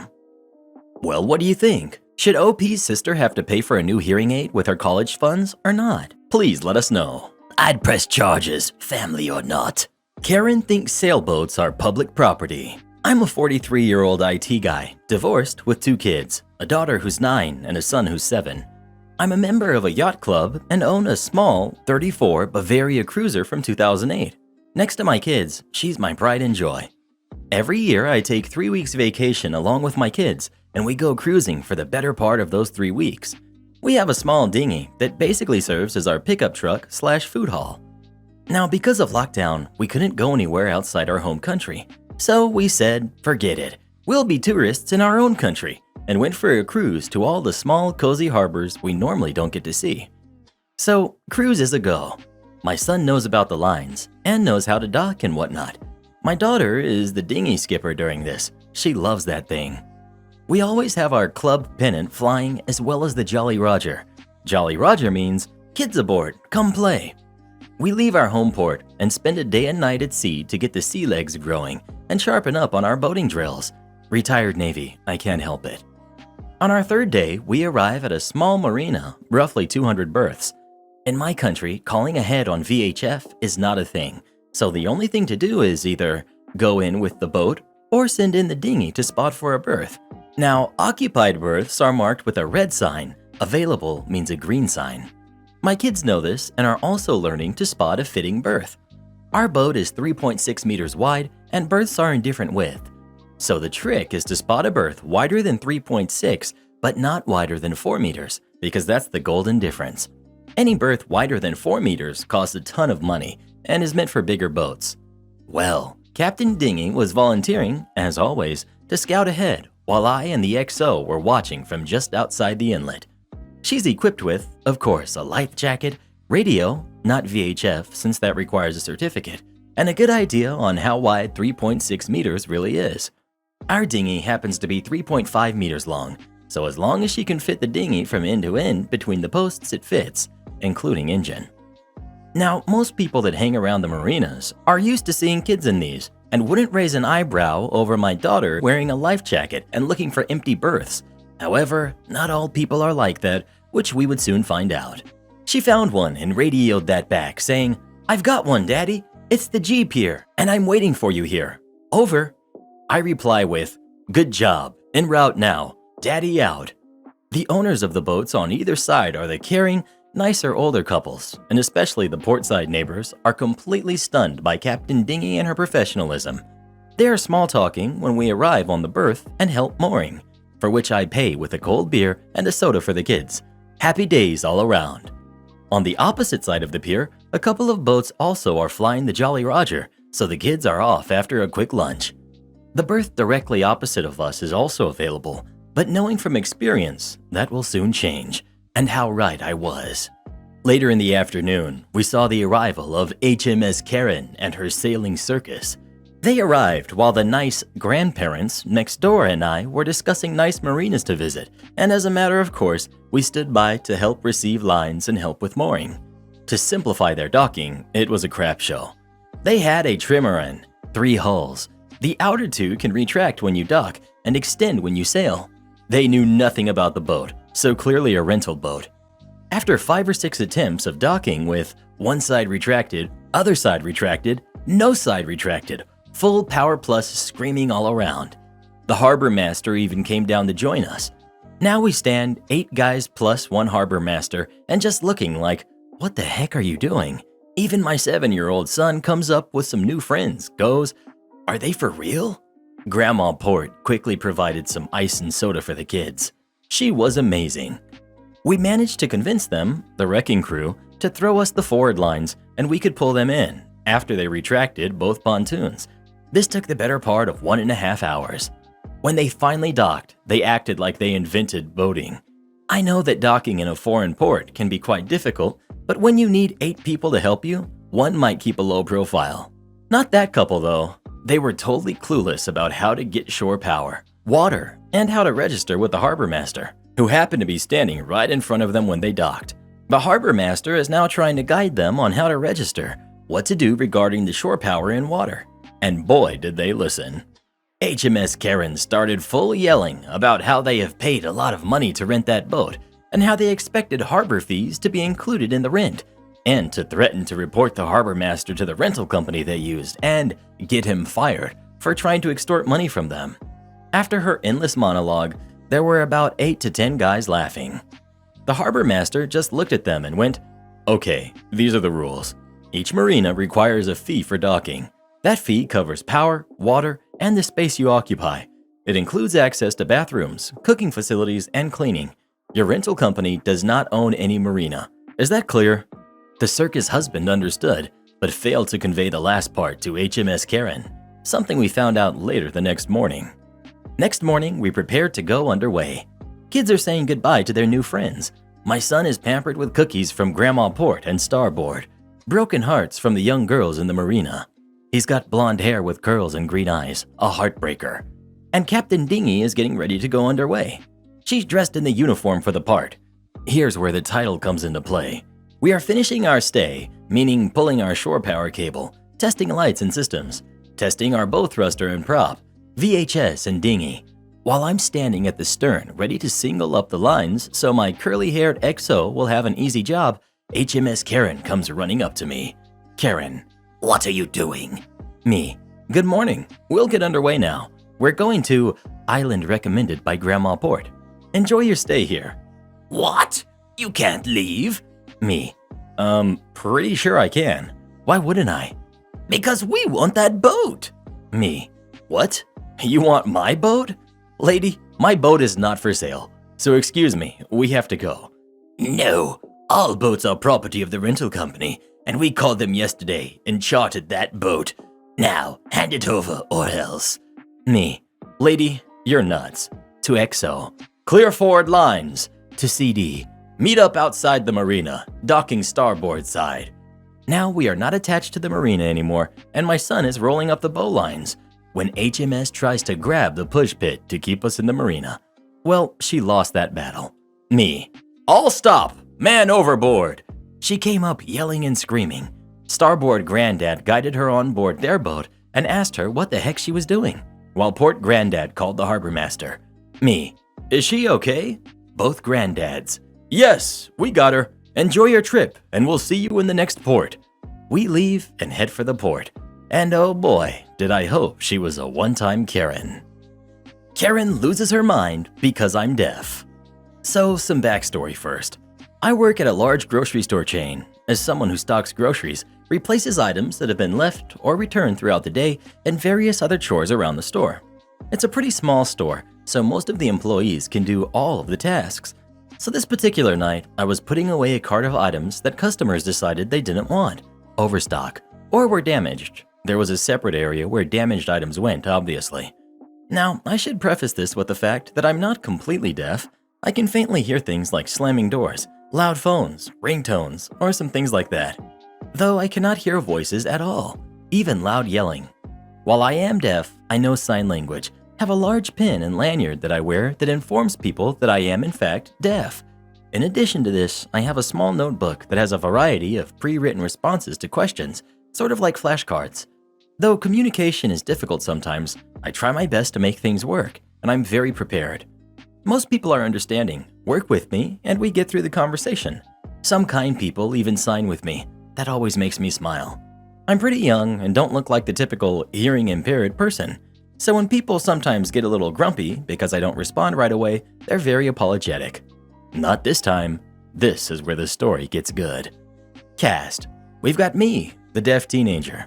We've got Crazy Karen. We've got Nice Customer, Store Manager 1. We've got Regional District Manager 2. So I'm mulling along one evening and decided to get an early start on the overstock from the day, which was filling a shopping cart to the max. So this was earlier than I normally begin.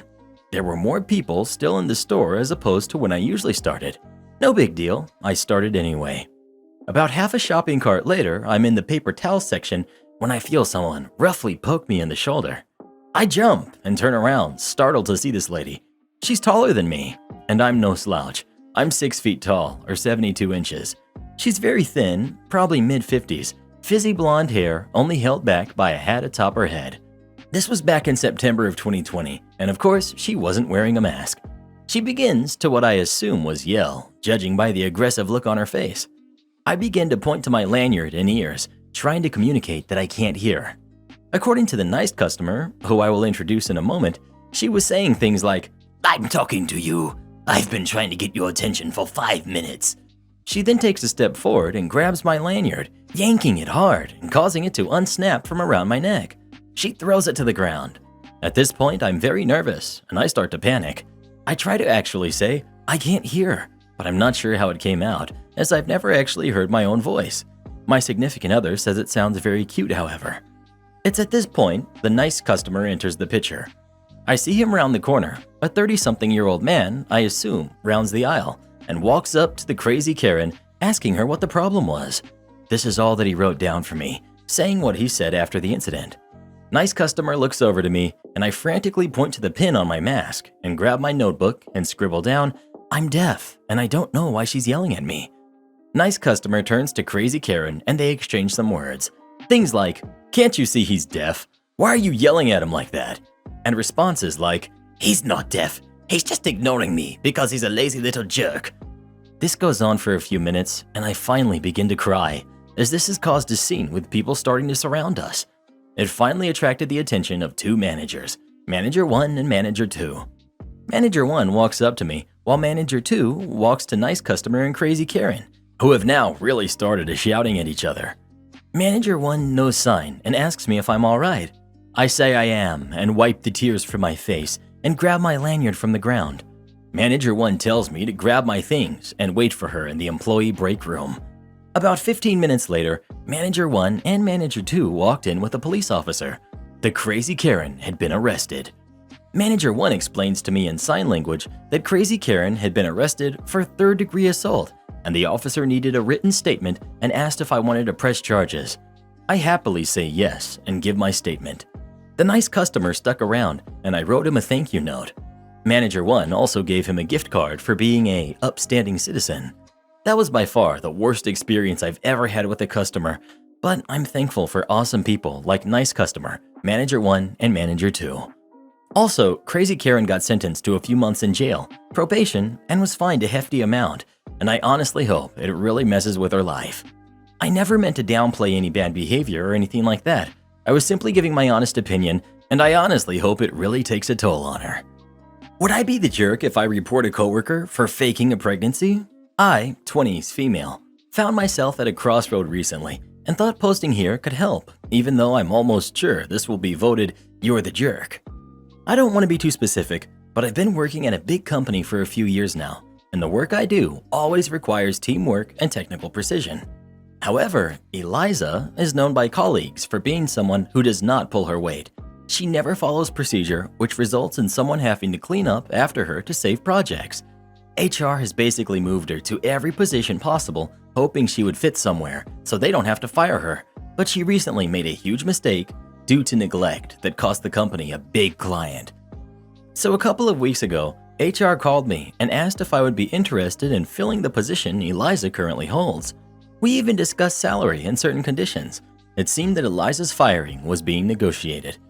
Yet, Eliza arrives at the office the next day and, wouldn't you know, she just found out she's pregnant, which means she can no longer be fired at all. I was bummed out because HR immediately informed me that they can't afford to still promote me due to losing that big client, and Eliza's position isn't vacant anymore. But fine, I wouldn't want to have a pregnant woman fired over me anyway. The thing is that Eliza's mom, who she lives with, is a distant relative's friend. I only saw her in person a couple of times, and I'm sure Eliza has no idea about this since we never met at family gatherings and don't really know each other. But 3 days ago, I saw her mom at said relative's house and congratulated her on being a new grandma. She laughs and says Eliza was never pregnant at all. I must have heard a rumor that was wrong. I go home, and that night, said relative sends me a video taken that day of Eliza downing a whole bottle with the caption, 2-month pregnancy celebration, basically mocking me for thinking she's pregnant while Girly is out here getting drunk. I obviously haven't told anyone that I thought that because Eliza said it to everyone in the office. I just lost a huge opportunity and salary raise to someone who was so careless with her job, she cost the company a big client, and she was never pregnant. I know this is her private information, but she lied and will have to lie again about not having the baby, which will still protect her from being fired while under my country's law. Would I be the jerk if I anonymously report it so maybe HR investigates it further? I definitely don't want to send that video, even though it's evidence and it's timestamped. I feel like that's too far. What would you do in this situation? Would you report Eliza or not? Please let us know. I used to love watching the wild thornberries. I always wondered what happened to Eliza. Am I the jerk for hanging out outside a lot? Neighbors want more privacy. I have an apartment in a house that has been split up into apartments. The outdoor space is also split up, so each apartment has a personal outdoor space. The first floor is one apartment, and they have the back deck as an outdoor space. The second floor is another apartment, and they have a balcony and a front yard, and side yard is outdoor space. I have the third floor apartment, and my outdoor space is the backyard. On the right side of the house, there is an alley for shared access, and all of the tenants can cut through there. I was super excited to get a place with an outdoor spot of my own. My landlord also said I could build raised garden beds to garden as long as I keep them maintained and leave them in good shape when I move out. He was also fine with me getting some outdoor furniture, a few chairs, and a table with an umbrella to keep under the trees, and a hammock. So I spend a lot of time outdoors, working remotely, having friends over, reading books and painting, relaxing, gardening, exercising, etc. My landlord is super happy with this. I take really good care of the lawn and garden. But the neighbors, the family on the ground floor with the back deck, and the two guys on the second floor with the back balcony have gotten annoyed with me. The guys on the second floor haven't said anything directly to me, but I overheard them when I was going to bed one night, sitting on their balcony and talking about how, finally that jerk has gone inside. The family on the ground floor did say something to me. The couple told me that they're trying to raise their 2 kids, and it's good for their development to be able to play outside, and I am selfishly hogging the outside. I said that it's cool if they play outdoors too. After all, each apartment has its own personal outdoor area. It wouldn't bother me at all if they use theirs. They said that they want their kids and family to have more privacy and not always be watched. I said I wasn't watching. I'm busy with my own stuff, and if they had their kids playing out on the deck, I wouldn't pay them any mind. They said I was missing the point. It's uncomfortable to do stuff outdoors if there's always someone there. Like it would also be uncomfortable for their guests if they were having a nice dinner party out back and I was sitting right nearby. I said they could ask me for some privacy next time they wanted to host. I wouldn't mind. They said they don't want to ask every time. They want to use their space. I felt like they were asking me to just spend a lot less time outdoors, and that would honestly be a huge change, and it would really be disappointing because I only got this apartment for the personal outdoor space. The indoor space is kind of cramped and ugly. Would I be the jerk if I didn't change my habits and still spent a lot of time outdoors? Coworker upset about birthday stuff. Okay, so some backstory for context. I work in a private practice. I'm the phlebotomist. I draw blood and handle specimen collection for the office, and when I have downtime, I try to do what I can to help everyone out around the office, even though I technically don't have to. Unfortunately, I'm our only phlebotomist, so at the moment I work 6 days a week. I have since October. Also working in the office are 2 MAs. One of them we'll call Mia, along with several NP students. I'm pretty good friends with one of the students currently doing their rotation here. We'll call her Francesca. Tomorrow is my birthday. I don't tend to talk about it a lot, and quite honestly, I try not to acknowledge it much. I have real bad birthday curse. Basically, every year, bad stuff happens on or around my birthday, so I don't tend to look forward to it. So far, already for this birthday, I found out that I have a detached retina and will be getting surgery to reattach it shortly after my birthday. My vision is still 2015. I may have a kidney stone, calcium oxalate crystals in my UA, and my anniversary necklace broke. Yesterday, I came into work, walked into the lab, and there was a Bath & Body Works gift bag, which I later found out had a bunch of stuff in it, along with a really sweet card sitting on my counter. After doing a little sleuthing, I found out that the bag was from Francesca, who remembered my birthday from a conversation we had about zodiac signs like 3 months ago. She wasn't sure if I would be at work today, Saturday, so she wanted to make sure I got my gift. I was super grateful, thanked her a whole bunch, it was great. Today I come into work and found flowers on my counter, also from Francesca. I found out later she had gotten a cake too, and had gotten candles and everything. I almost cried, it was so sweet of her, and no one has ever done anything like that for me. When she had gathered everyone for cake, Mia shortly said, "No thank you," and almost immediately left with her 8-year-old daughter, who she had brought into work today, and also did not clean up after her. When Francesca and I were talking later, she was telling me about how when she came in carrying the cake, Mia had asked her about it, and Francesca told her it was for my birthday. She wanted to surprise me. According to Francesca, Mia kindly huffed and pretty rudely said, "I didn't get anything like that for my birthday," which explains the attitude she had had all day. While I could understand being upset if it was something the office or the doctor had done for me and not her, this was literally just something thrown together last minute by a friend of mine who wanted to cheer me up. I could also understand her being upset about this if she didn't get anything for her birthday. However, she wasn't even at work for her birthday because her aunt had taken her on a fully paid 6-day vacation to Jamaica. It was supposed to be 5, but she stayed behind an extra day and no call no showed to work, so myself and the office manager got to do her job for that day. Then, 2 weeks later, her aunt took her on another fully paid vacation to Cancun for 5 days. It was supposed to be 4, but she again stayed behind an extra day and no call no showed to work. Then, less than 2 weeks later, took another fully paid vacation to somewhere in Florida. But yeah, it's so sad no one at work got her a cake. Requested poolside and got mad about pool noise. For some context to help with the imagining of this story, all our units are full 2-bedroom condos with balconies. Our resort has a pool and a hot tub, both outdoor, on the south side of the building. They close at 10 p.m., which is also when our quiet hours begin. As you might expect, it's the beginning of summer and families are traveling. This means families are out at the pool all day.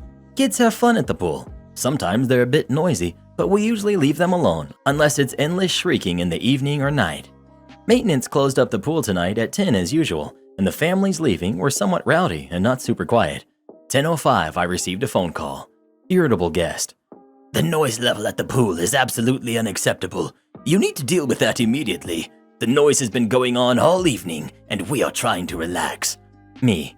"Oh, I'm sorry to hear that. The pool is now closed, and quiet hours are beginning, so you shouldn't be bothered further." "I'm telling you, this is absolutely unacceptable. We can't even hear the television in our living room. We are here to relax, not to listen to all this noise from the pool." At this point, I had pulled up their reservation and discovered that not only were they 5 floors above the pool, but they also specifically requested to be placed on the poolside. I guess because they like the view better. Anyway, I had the lobby door open all night and definitely would have heard any unreasonable noise levels, which I didn't. Me. Unfortunately, I can't authorize any unit changes as we are fully occupied this weekend, but we'll do our best to keep an ear out for those noise levels over the next 4 days. "We do not want to move.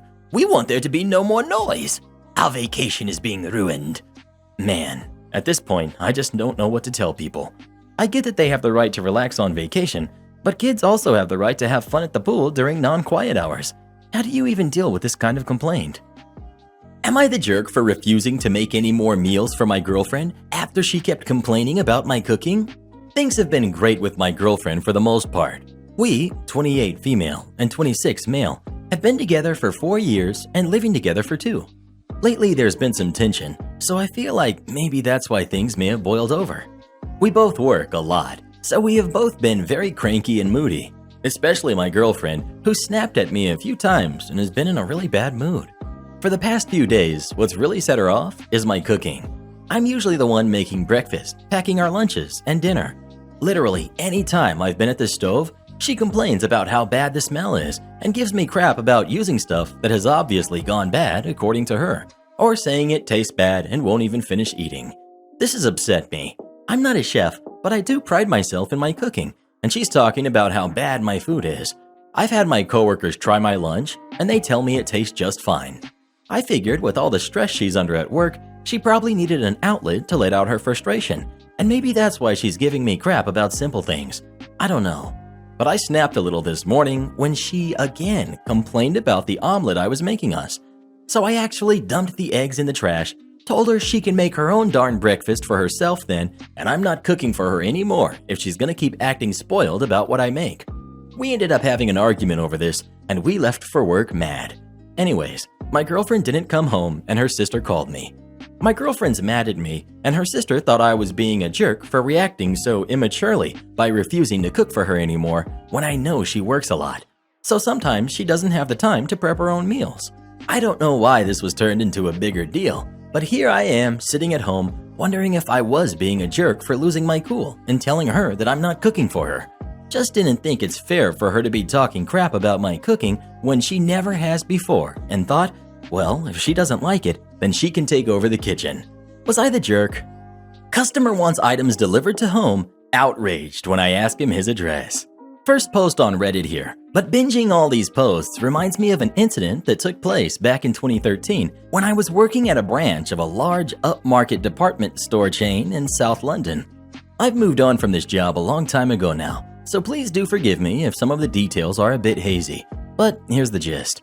A couple of blokes from Eastern Europe come in wanting to buy a kettle and asking what the options were for them to pick it up later. One of them did not speak. I suspect his English was not good. The other had reasonable English.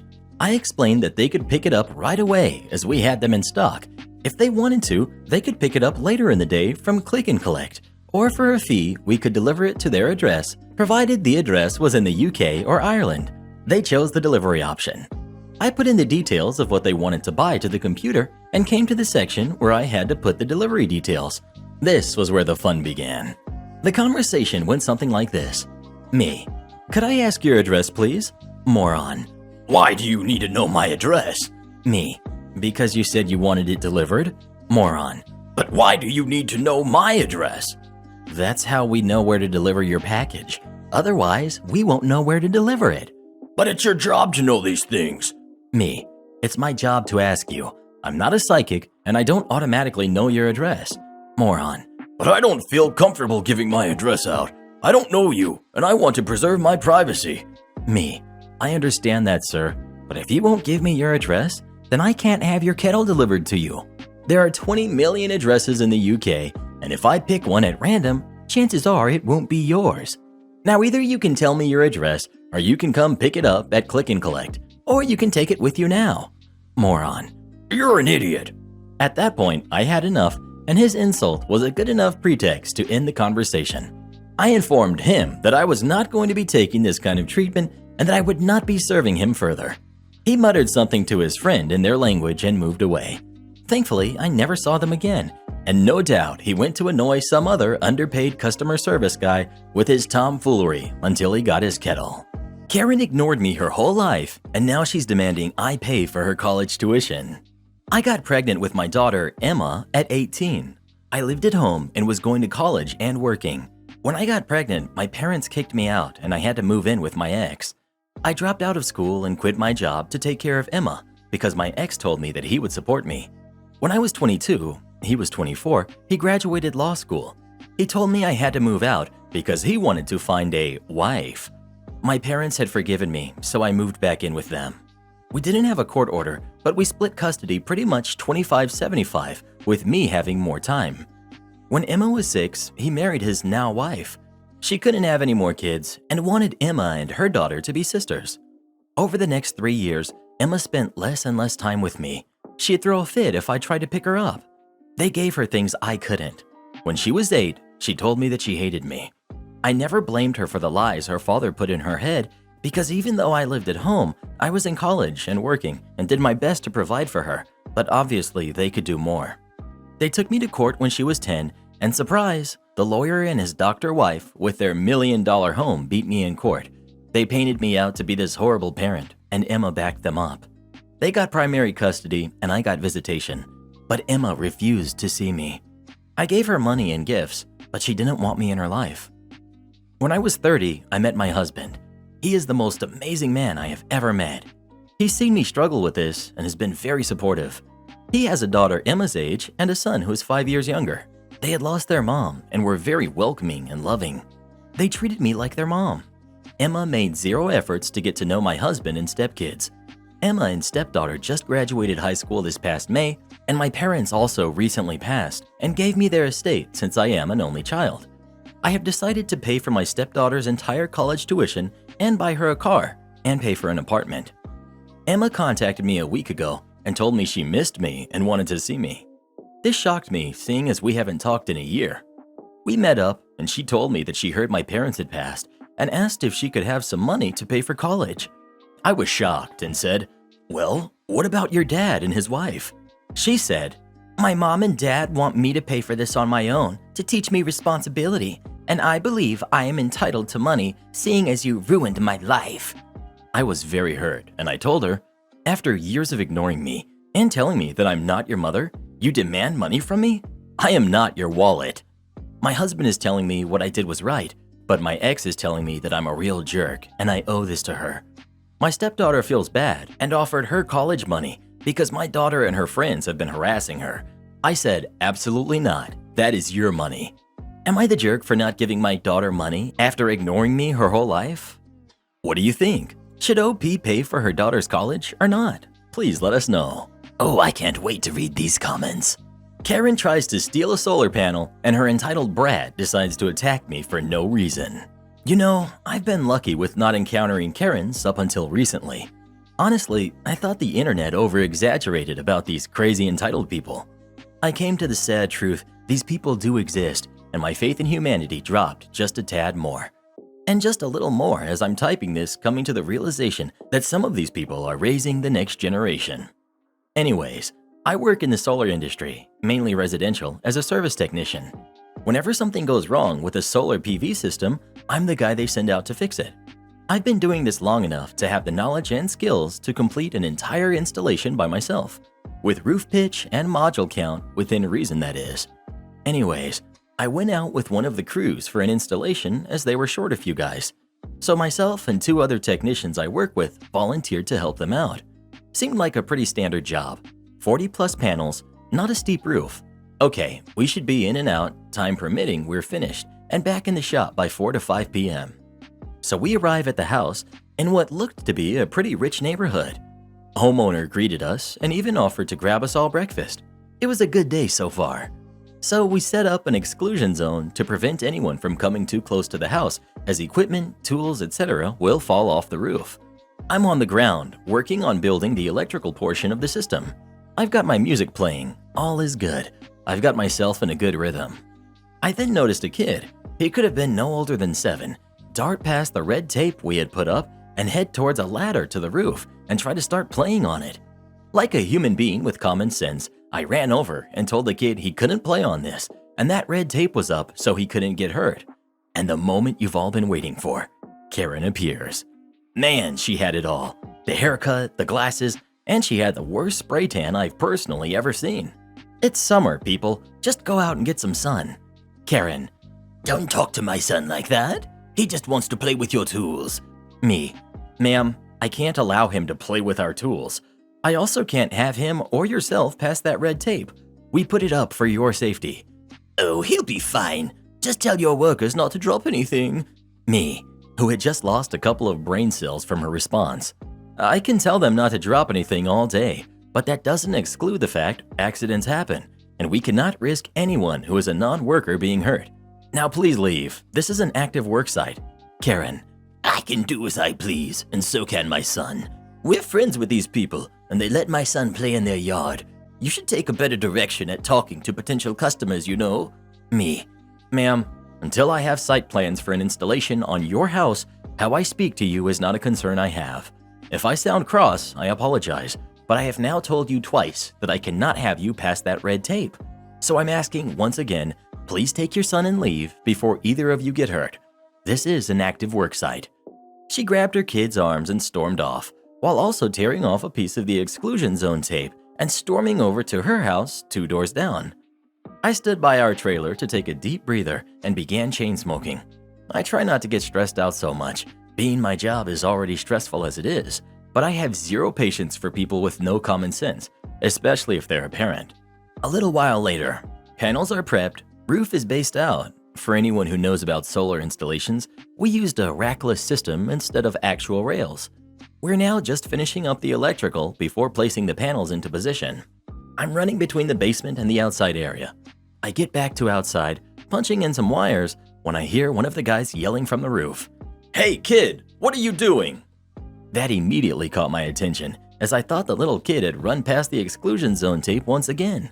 But my eyes caught a guy running down the road with a solar panel in tow. He thankfully wasn't very fast because he was holding the panel.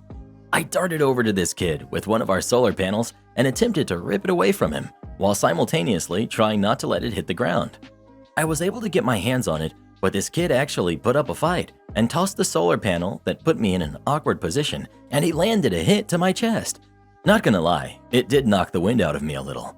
But I went into full self-defense mode. The kid wanted to take another shot at me since I didn't completely go down. I immediately put him on the ground without throwing any punches. I didn't know how old this kid was, and I didn't want to get in any trouble for fighting him, but I wasn't about to let this guy continue to hit me. I'm thankful I have a little background in amateur MMA and a police officer dad and older brother who have taught me stuff over the years. So I had this guy down on the ground, pinned, and out comes Karen running, screaming like a banshee. The typical, "I'm calling the cops," and "You just assaulted my son." I really asked myself if this was happening. Me. Your son was stealing a solar panel, and he hit me in the chest. I had to defend myself. Karen. I told him to grab the solar panel. My neighbor said I could take one and try it out and see how I like it. At this point, my guys are at my aid, and I tell them to call the cops and keep Karen away from me. As we wait for the cops to show up, this orange-skinned lunatic is ranting how she's going to sue all of us and blah blah blah. Cops arrived about 10 minutes later. I removed myself from the kid, and the cops split us all up to take our statements and such. Karen went with her story about how her neighbor said she could borrow a solar panel and try it out. Now, even if he did say that, which he didn't, you can't just let someone take a solar panel because they still belong to the company. Most people who buy solar finance the panels and pay them off over the course of the next couple of years. Works a lot like financing a car. It gets to the point where the cop asks if I want to press charges for the assault. The guy whose house we were installing had a security camera system and caught the incident all on tape, so I gladly say yes. No idea when the court proceedings are going to be taking place. I honestly just want this over and to be done with. Edit. Just to clear up some questions in the comments, found out the dude who attacked me was actually 18, so charges are being filed against him. The homeowner was present during most of the ordeal, and he told us he's never talked to that lady in his life, and I have no idea what Karen's intentions were with the solar panel. If she planned to just slap it on her house, she's as stupid as she is entitled. I just got fired. So this afternoon, I head off to Old Blue to do a little grocery shopping. Over the past couple of months, they have been redoing the store. Stripped the floors, new paint, moved almost everything. So as I look for what I need, I run into a coworker that also works weekends at Old Blue. We chat for a while, and I asked him where they moved a few things to.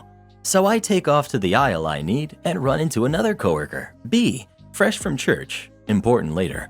We chat too, then I go to the next aisle. On that aisle, in all her 5'0", 250 plus, short blonde hair, black roots glory is, wait for it, a Karen. With my history with Karens here, I wanted to avoid her like the plague. However, she was right where I needed to be, and I was in red, so I thought surely I'll be okay. But no. Karen. Excuse me, sir. Me. Oh no.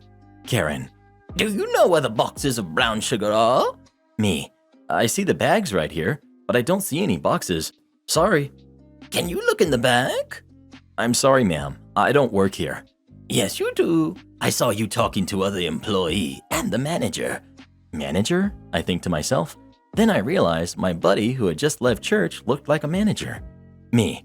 Sorry, ma'am, I don't work here. I know them and I was just talking to them. Karen. Can you just go look in the back? Sorry, ma'am, I can't. I do not work here. My buddy comes around the corner. Karen. Your worker is rude. He won't go look in the back for boxes of brown sugar. My buddy being quick on his feet. Oh, is he now? Karen. Yes. Buddy. OP, why won't you help this lady? Me.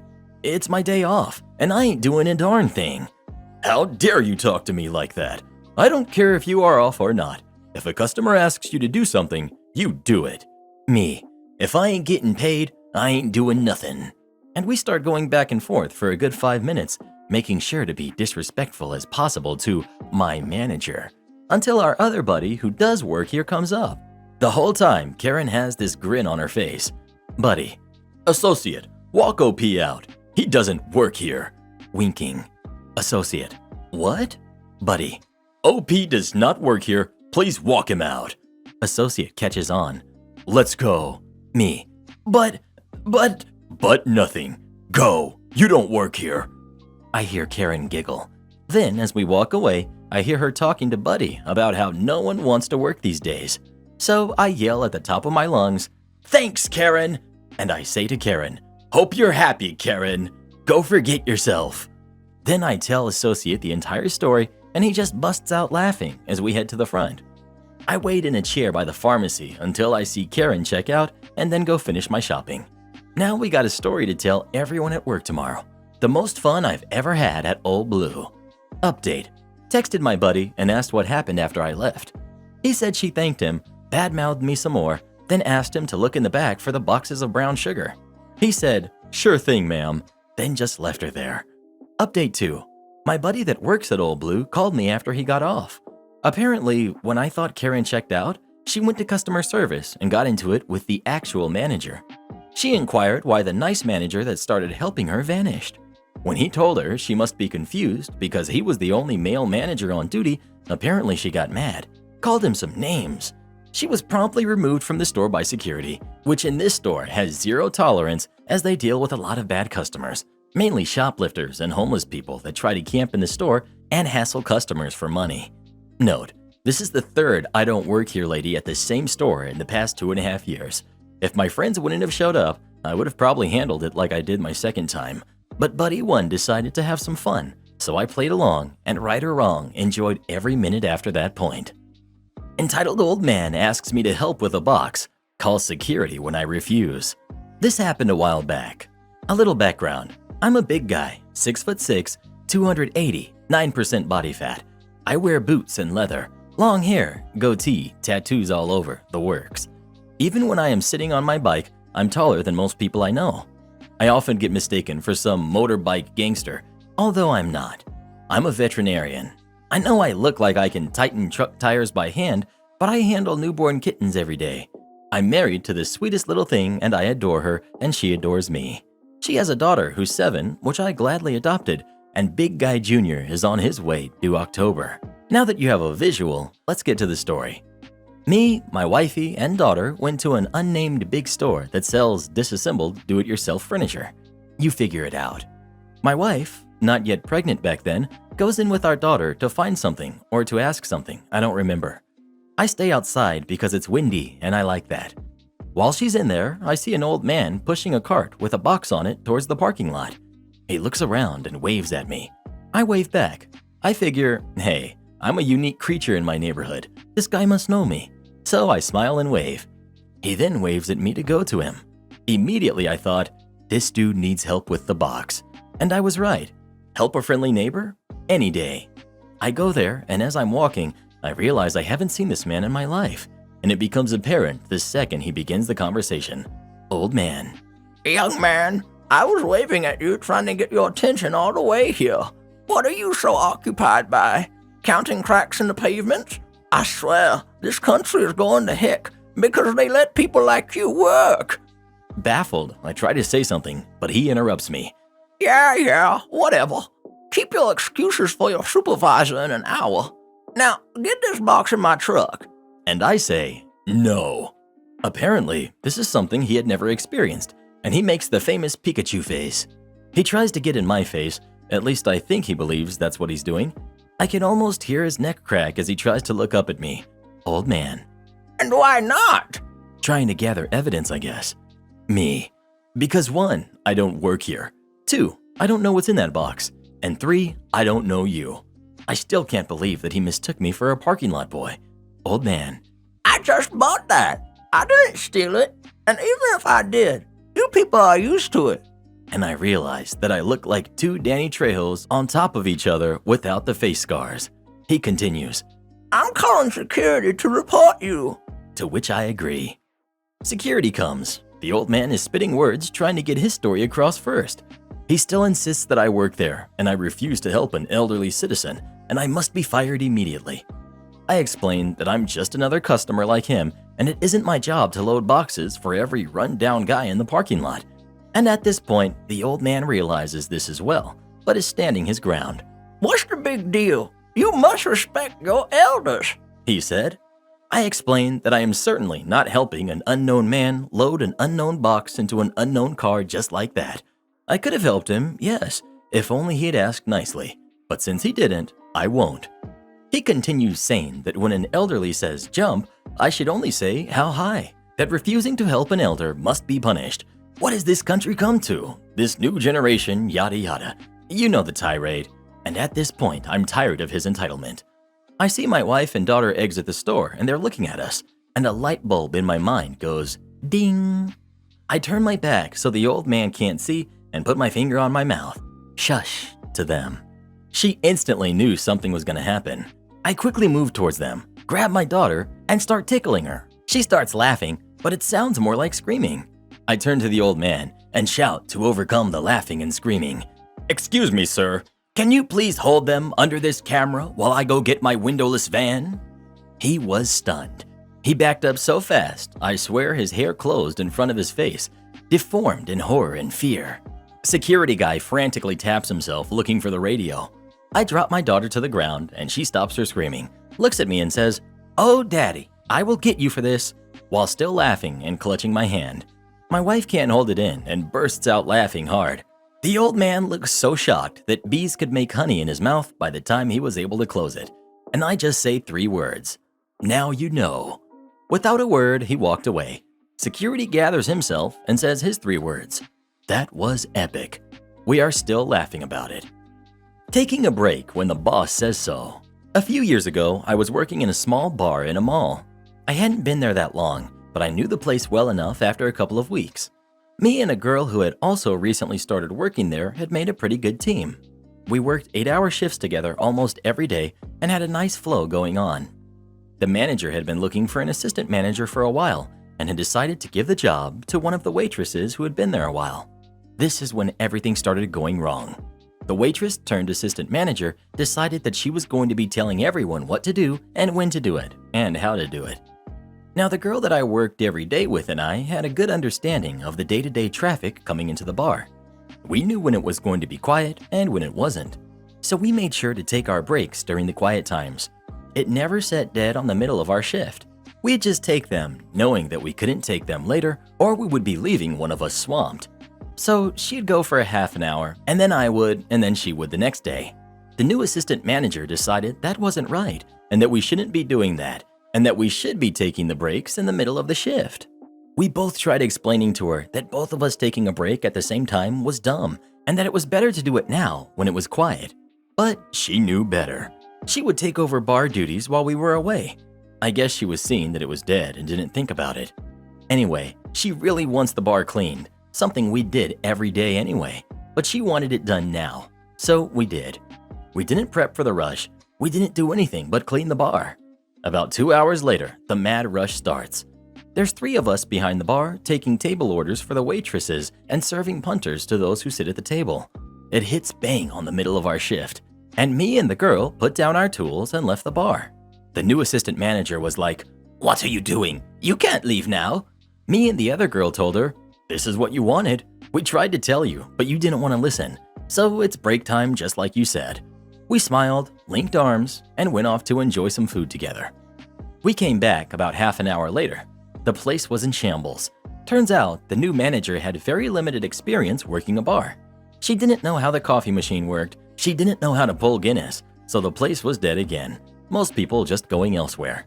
She was super angry, calling us all the names under the sun and that she was going to get us fired. Just an extreme rant, complete with finger pointing, and that just made us leave again. We both quit on the spot and left her to explain to the manager what had happened. We came back in later on in the week for our final pay and to return the t-shirt uniforms. Had to sit down with the manager and gave our side of it. Manager wasn't impressed with any of us, which is fair enough, but I stand by what we did. We did everything to try and explain to the new assistant manager on that day, but she just wasn't hearing it.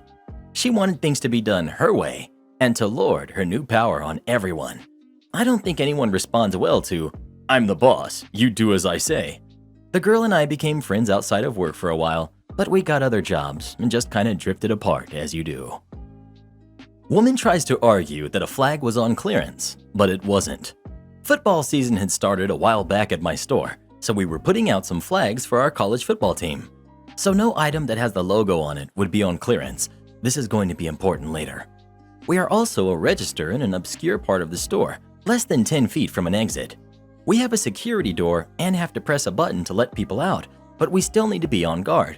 Enter a woman at our register, customer, and our coworker and myself. Me. Can I check you out for today? Customer. Yes, sir. Is everything super busy? Yes, ma'am. The store is moving quickly to get ready for tailgate season. I get to this 10-foot flag, and it has a clearance sticker on it. Thinking that that can't be right, I look at the sticker and scan it. It rings up as a beach towel. I quickly void the item and peel the sticker off, which was loose, and put it on my desk, and then ring up the correct barcode. That is supposed to be $15. Me.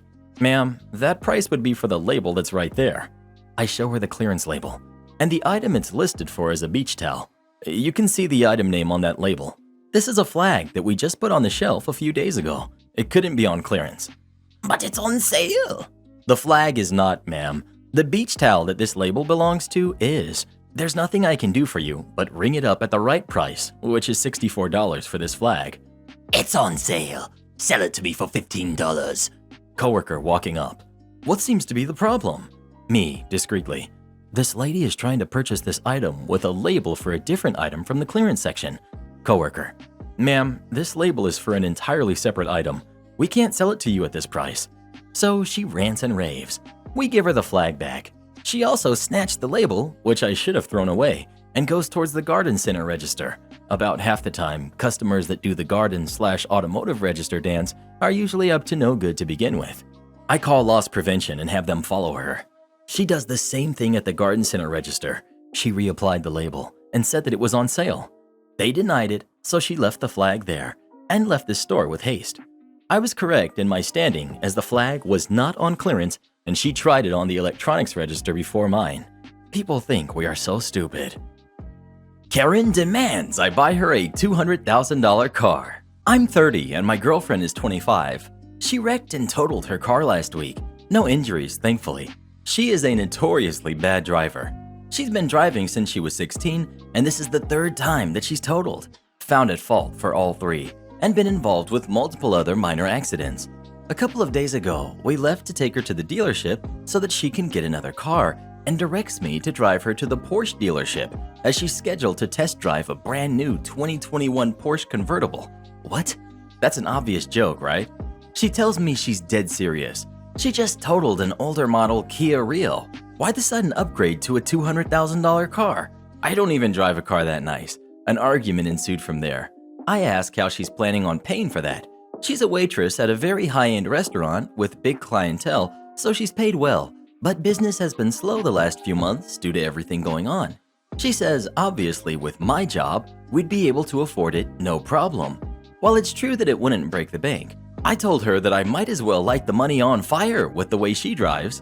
I suggested she get a used, non-luxury brand, and that if she can go a few years without an accident, maybe then get a luxury car.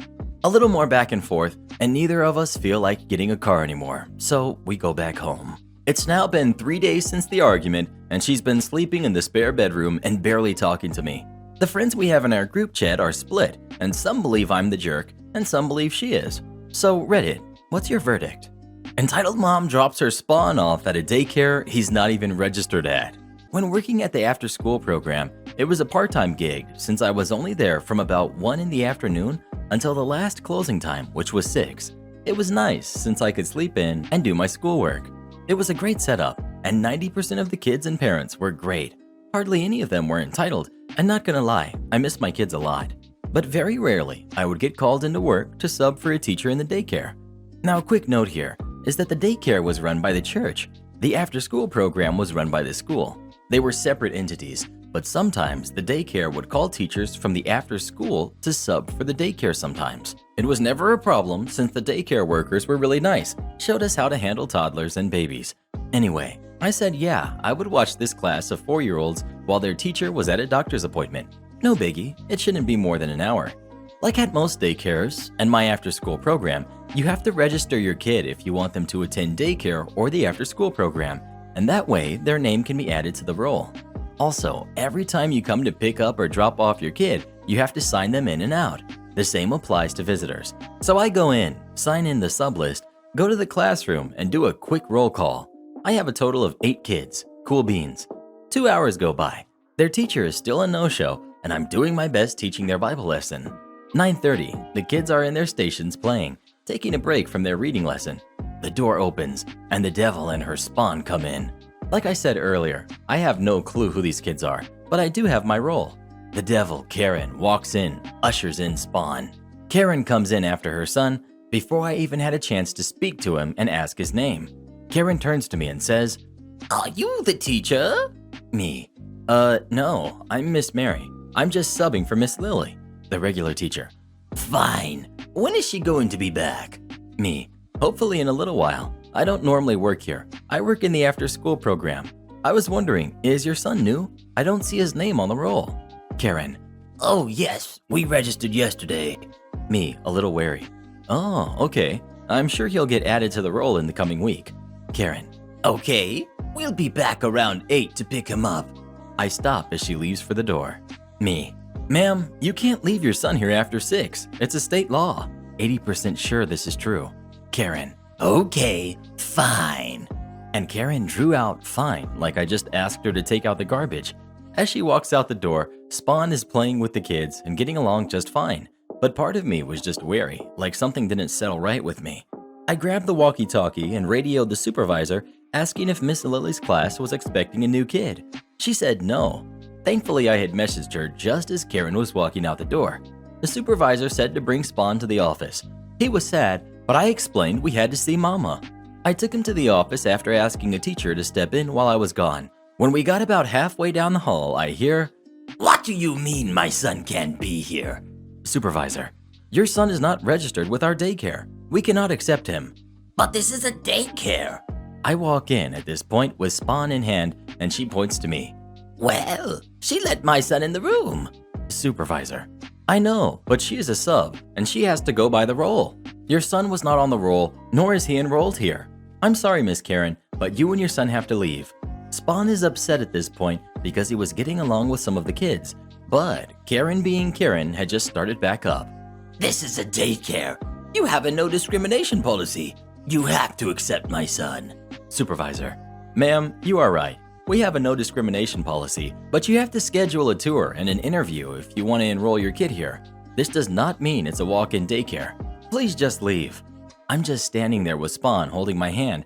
She snatches Spawn from my hand and swears, "This will not be the last time you hear from me." The supervisor tells me to go back to the classroom and not to worry, that I made a good call about the mom. The rest of the day goes by smoothly. I go to my real job without a worry. The next day, the supervisor emailed me with an update about Karen, pretty much saying, "Hey Mary, just wanted to let you know that you did a good job yesterday handling that lady." And yes, she did call the director of the daycare trying to get us in trouble for discriminating against her because guess what? She's Italian. I mean, of all things, but I digress. The director said don't worry about anything and that you are more than welcome to sub here more often. The kids love you. Have a good rest of your day. I don't officially know what happened to Karen, but I do know from the email the director told her to shove off. Aunt Karen stole my property. Now I'm evicting her. So I, 37 male, lost my mom back in 2016. At the time, my mom owned a small piece of land that her father and his wife lived on. In her will, the land was left to my sister and I, with a life deed that said as long as her father or his wife, who was more of a grandma to me than my biological grandma ever was, so I will refer to her as my grandma, were alive, they had a right to live on that land. My sister and I 100% supported this. Last week, I got a call from my grandma's daughter, letting me know that my grandfather had passed 3 days prior. Apparently, his daughters, my aunts T and J for this story, had convinced my grandfather to sign over possession of his mobile home that he and his wife lived in on my property while he was in hospice. When he passed, they intentionally did not let my sister or I know about it. They did the same thing when my mom's mother passed, so this wasn't too unexpected of them.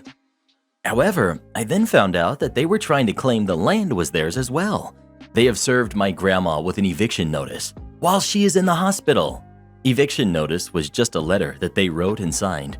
They also almost emptied my grandfather's and grandmother's joint banking accounts and may have had him sign over his life insurance policy. This last part I'm not 100% certain about as I haven't seen documents on this, but it wouldn't surprise me. As sleazy as it is, I don't know if I can legally get the signing of the mobile home reversed. I went down over the weekend and took photos of the property when I found not only did they post no trespassing signs on my property, not the mobile home but the land itself, and a for sale sign for the mobile home and the land. This thoroughly enraged me. When I called the police, I was told they would not intervene as this was a civil matter and needed to be dealt with by the courts. So I took down the for sale sign, went home and typed up my own eviction letter and posted it to their trailer, basically stating that with a change in ownership of the mobile home, it was now illegally parked on my property and that it needed to be removed immediately. I also stated that my Aunt Jay, who is now the owner of said mobile home, would not only be responsible for the costs of removing the trailer, but for repairs to the property as well caused by the trailer, resodding the yard under where it sits. Had they tried to simply claim my land was theirs, I would have only gone to court and defended my ownership of the property. But they instead are doing over my grandma.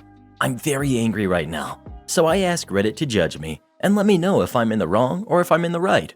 Would I be the jerk for filing a motion with the court to stop them from selling the trailer while it's on my land and forcing them to remove it at their cost?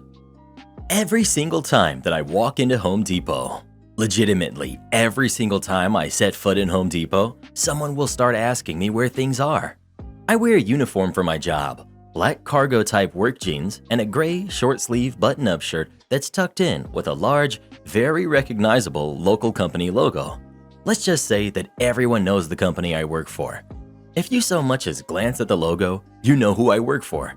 It's that type of recognizable and looks nothing like the orange smock with the Home Depot written across the front of it. Usually I'll just smile and say, "Sorry, I don't work here," and that's the end of it.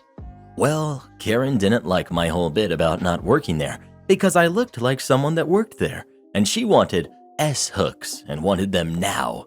She has planners that must be hung today, and she wants the hooks immediately. Me: "Oh, you need them immediately, do you? Well, I get mine from Lowe's." Karen: What is that supposed to mean? Are you telling me to go to a different store? Me: "I would. The S-clips here suck." Karen: You must not like your job too much. I bet your manager will love to hear this. Me: "Okay, I'm pretty sure he's on another site, but I can give you his number and you can give him a call." Darn right, I'll call him. Here's where it gets interesting as she proceeds to aggressively dial the number. See, I've told my boss about this happening to me, and he doesn't believe me. He's about to learn. Boss: "Hello, this is so-and-so with major corporation that is not Home Depot. How can I help you?" Karen: Yes, hello. I would like to speak to you about… What is your name? Me: "Rudiger Simpson, ma'am." Rudiger just told me to go to a different store to purchase my products. Boss: "Yup, Rudiger definitely knows where to get his stuff."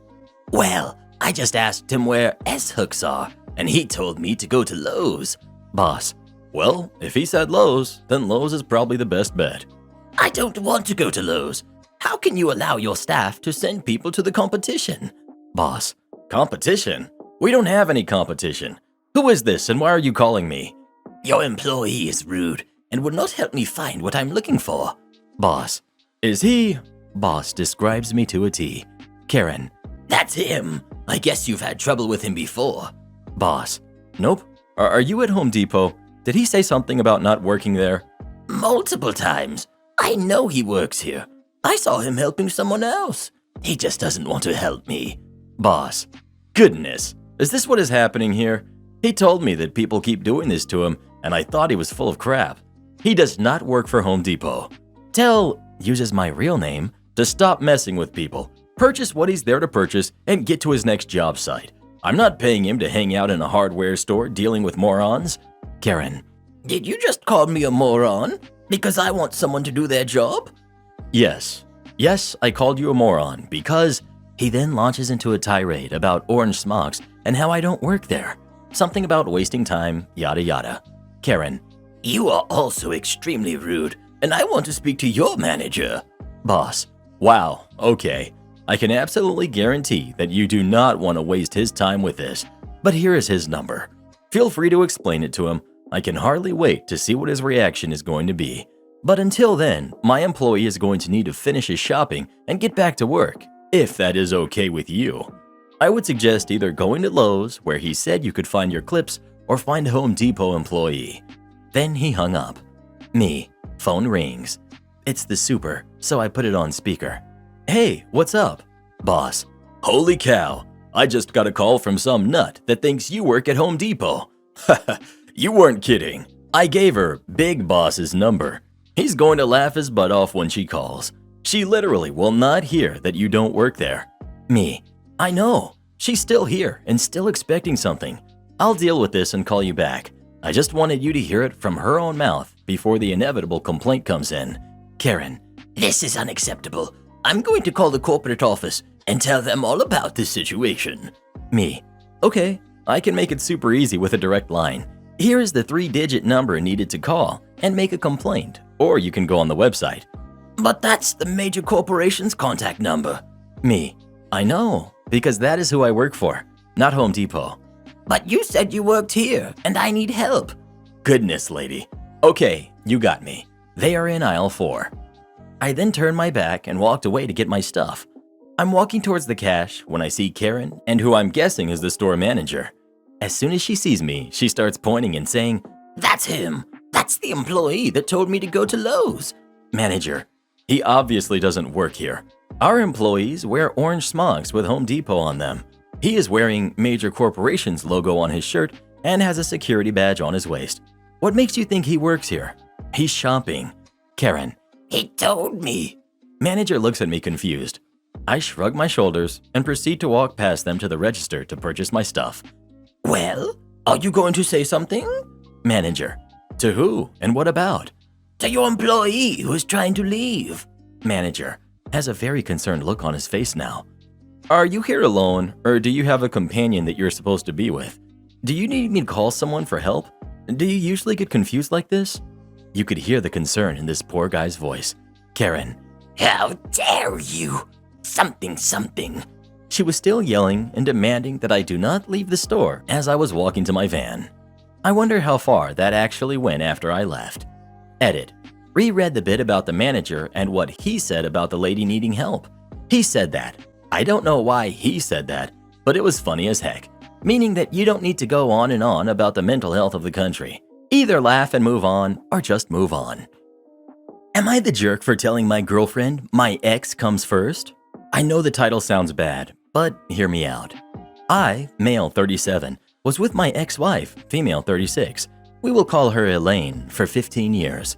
We were high school boyfriend and girlfriend and married after university. We have 3 kids, all boys, 9, 8, and 5. We divorced a few years ago and have remained friendly so we can co-parent our boys as easily as possible. She is remarried and I get along with her new husband, who seems to be a good stepdad to my kids. I was single for a while as I focused on my boys and work, but I met my girlfriend, who we'll call Nicole, who's 27, about 3 months ago. I haven't introduced her yet to my kids, which has been upsetting her, but I've told her that 3 months for me is not a long enough or committed enough relationship to involve my kids yet. I do not want them getting attached or otherwise uncomfortable until I know for sure that this is the real deal.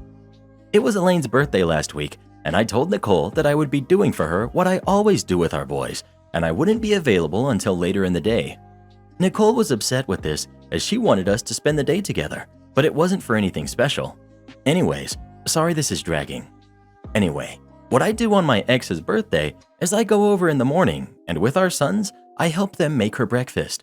I get some flowers and a nice card and a present from them, and then they take it to her and give her breakfast in bed. My sons love doing this for their mom, and I always like to hear how happy it all makes them.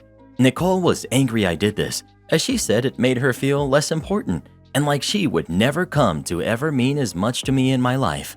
I replied that Elaine is the mother of my kids, and that even though we are not in a relationship or in love, we have our boys, and I want our boys to grow up knowing that I always treated Elaine with respect even though we are no longer together.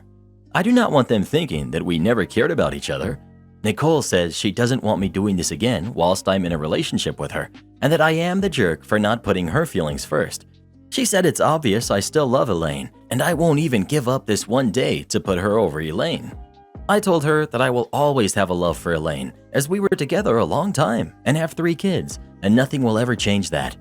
Nicole said if I do not promise to begin to restrict communication with my ex to make it just about the kids, she doesn't see how I can ever prove to her I care about her. So Reddit, am I the jerk for doing this for my ex on her birthday when I knew it would upset my girlfriend? Edit. Just to clarify, I do not take the breakfast to her in bed. Our oldest carries the tray.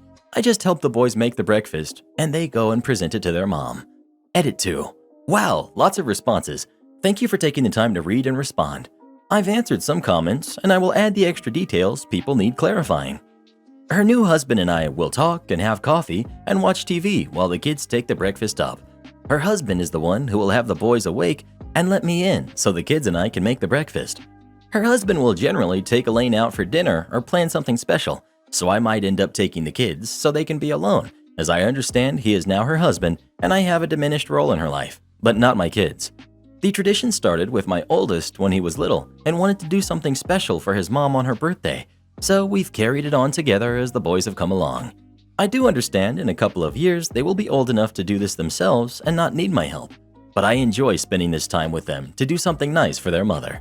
Elaine did not initiate the divorce. I did. The marriage ended amicably as possible as we just grew apart. There was no big fight, no infidelity. We were just 2 adults making a decision that we would be happier apart than together. And we are. I was the youngest in a very messy divorce when I was a kid, and my parents used to be awful to each other. I did not want that kind of memory lingering for my own kids just because we did decide to divorce. No, it was not Nicole's birthday or a special event. She has not yet had a birthday in our relationship. I had planned to do something special for her birthday, which is in December, if we were still together at that time. As said, our relationship is still very new. I did tell Nicole that Elaine and our kids came first on that day only, Elaine's birthday. This is simply due to the tradition I have with my sons. I can see why she took it out of context, but I didn't mean Elaine comes first always, but I did say my boys always will. Well, who do you think is the jerk? OP or his new girlfriend? Please let us know. You never bring me breakfast in bed. Always make friends with the other side of the house. Back in the day, I worked at a buffet, my first job, attached to the busiest mall in our 3-mall state. We could do $1,500 for dinner, no problem. The problem was in our equipment. We had a conveyor belt style dishwasher. Think mini drive-through car wash with an attitude problem and a chronic illness. It was installed when the restaurant was opened 30 years prior. It was a beast, a very broken beast. My first year there, I was just a line attendant, so I changed out the food. My second year, I started getting prep cook, floor, and cashier shifts. This meant that I was one of the people who could do anything front of house needed. I wasn't put in the dish room for 2 reasons. I didn't speak Spanish, and the GM said it was a man's job. That man is for a different sub. You guessed it. Friday night dinner rush, I'm bouncing between tables, helping some of the other table staff out. Not taking tips, of course. Filling out the front line with food and popping up to the register when I can, trying to help with the line of customers that's out the door and around the corner. General manager and assistant general manager are slinging food with their ties over their shoulders. We are all giving 110%. A well-oiled machine. Now I see it. Empty plate towers here, there, almost everywhere. Dread suddenly consumes my body. And then we all hear it. You've got to be kidding me. And the whirl of the dishwasher goes silent. The beast is down. We all look up at our angry leader like prairie dogs and can see the danger veins on his forehead. Well, no point in ringing in customers if we don't have plates to serve them on, so I bail on the register and follow my GM to the dish room where complete chaos has overwhelmed the 3 seasoned dishwashers. GM crawls under the dishwasher to access the part that is usually the culprit, full on laying in a few inches of questionable water with half-chewed dinner rolls and lettuce floating around him. He could be a jerk when he was stressed, but he always jumped in first to do the worst stuff rather than to make someone else do it. Kept a change of clothes in the office for the occasion. Much grumbling ensues. The 3 dish guys are already elbow deep in the 3-stage sinks hand washing. Trash is overflowing, clogging the floor drain. Murky water and wet food is everywhere. My specialty. I grab the floor squeegee and start raking food up and away from the drain, relieving all of us from the standing water. I heap the food goo formerly occupying the drain space onto the trash can that is so full I cannot even lift it, and steal the empty cans from the unused stations on the kitchen side and start clearing plates of the old food. There aren't gloves in the world to keep it off you. The food just gets inside them and you're working in that. It splashes up into your face and on your clothes, but you can't stop because customers are coming in the back of house door to yell that there aren't any plates. They are beginning to mutiny. Whatever you do, don't stand between a hungry buffet guest and their 5th plate of food. There's a flurry of hands as we crank through the dinner plate mountain with our words, the silverware, and finally just enough life pans to keep the cooks happy. 2 of the 3 guys disappear to restock and grab our angry waitstaff bus carts. When a waitress or waiter clears the table, they have a station with a cart, so it's basically a station where they can complain about their lives while clearing plates, sorting silverware and slamming dishes into the tubs.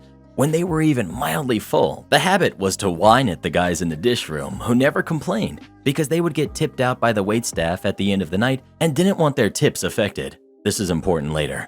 Leaving grumbling GM under the beast of the only dish guy fluent in English to my left, dealing with the clean end as I was too dirty to be touching the good stuff.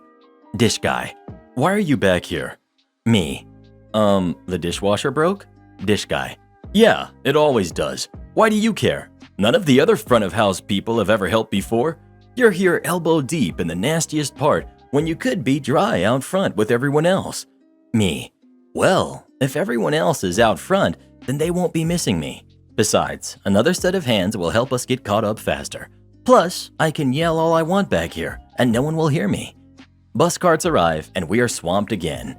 GM has declared we need the service guy to come out for the busted beast, so he rolls up his sleeves, still soaking wet, and does the dirty stuff on the incoming dishes.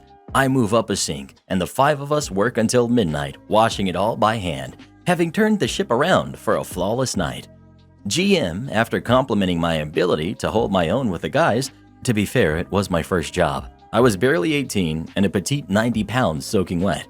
If one were to make assumptions, I didn't look like I could lift a ream of paper, let alone a full dinner plate rack and keep the pace, bumped me and the other guy up to maintenance pay for the whole shift, $15.75, when minimum wage was around $6.50, but we made 11 or so.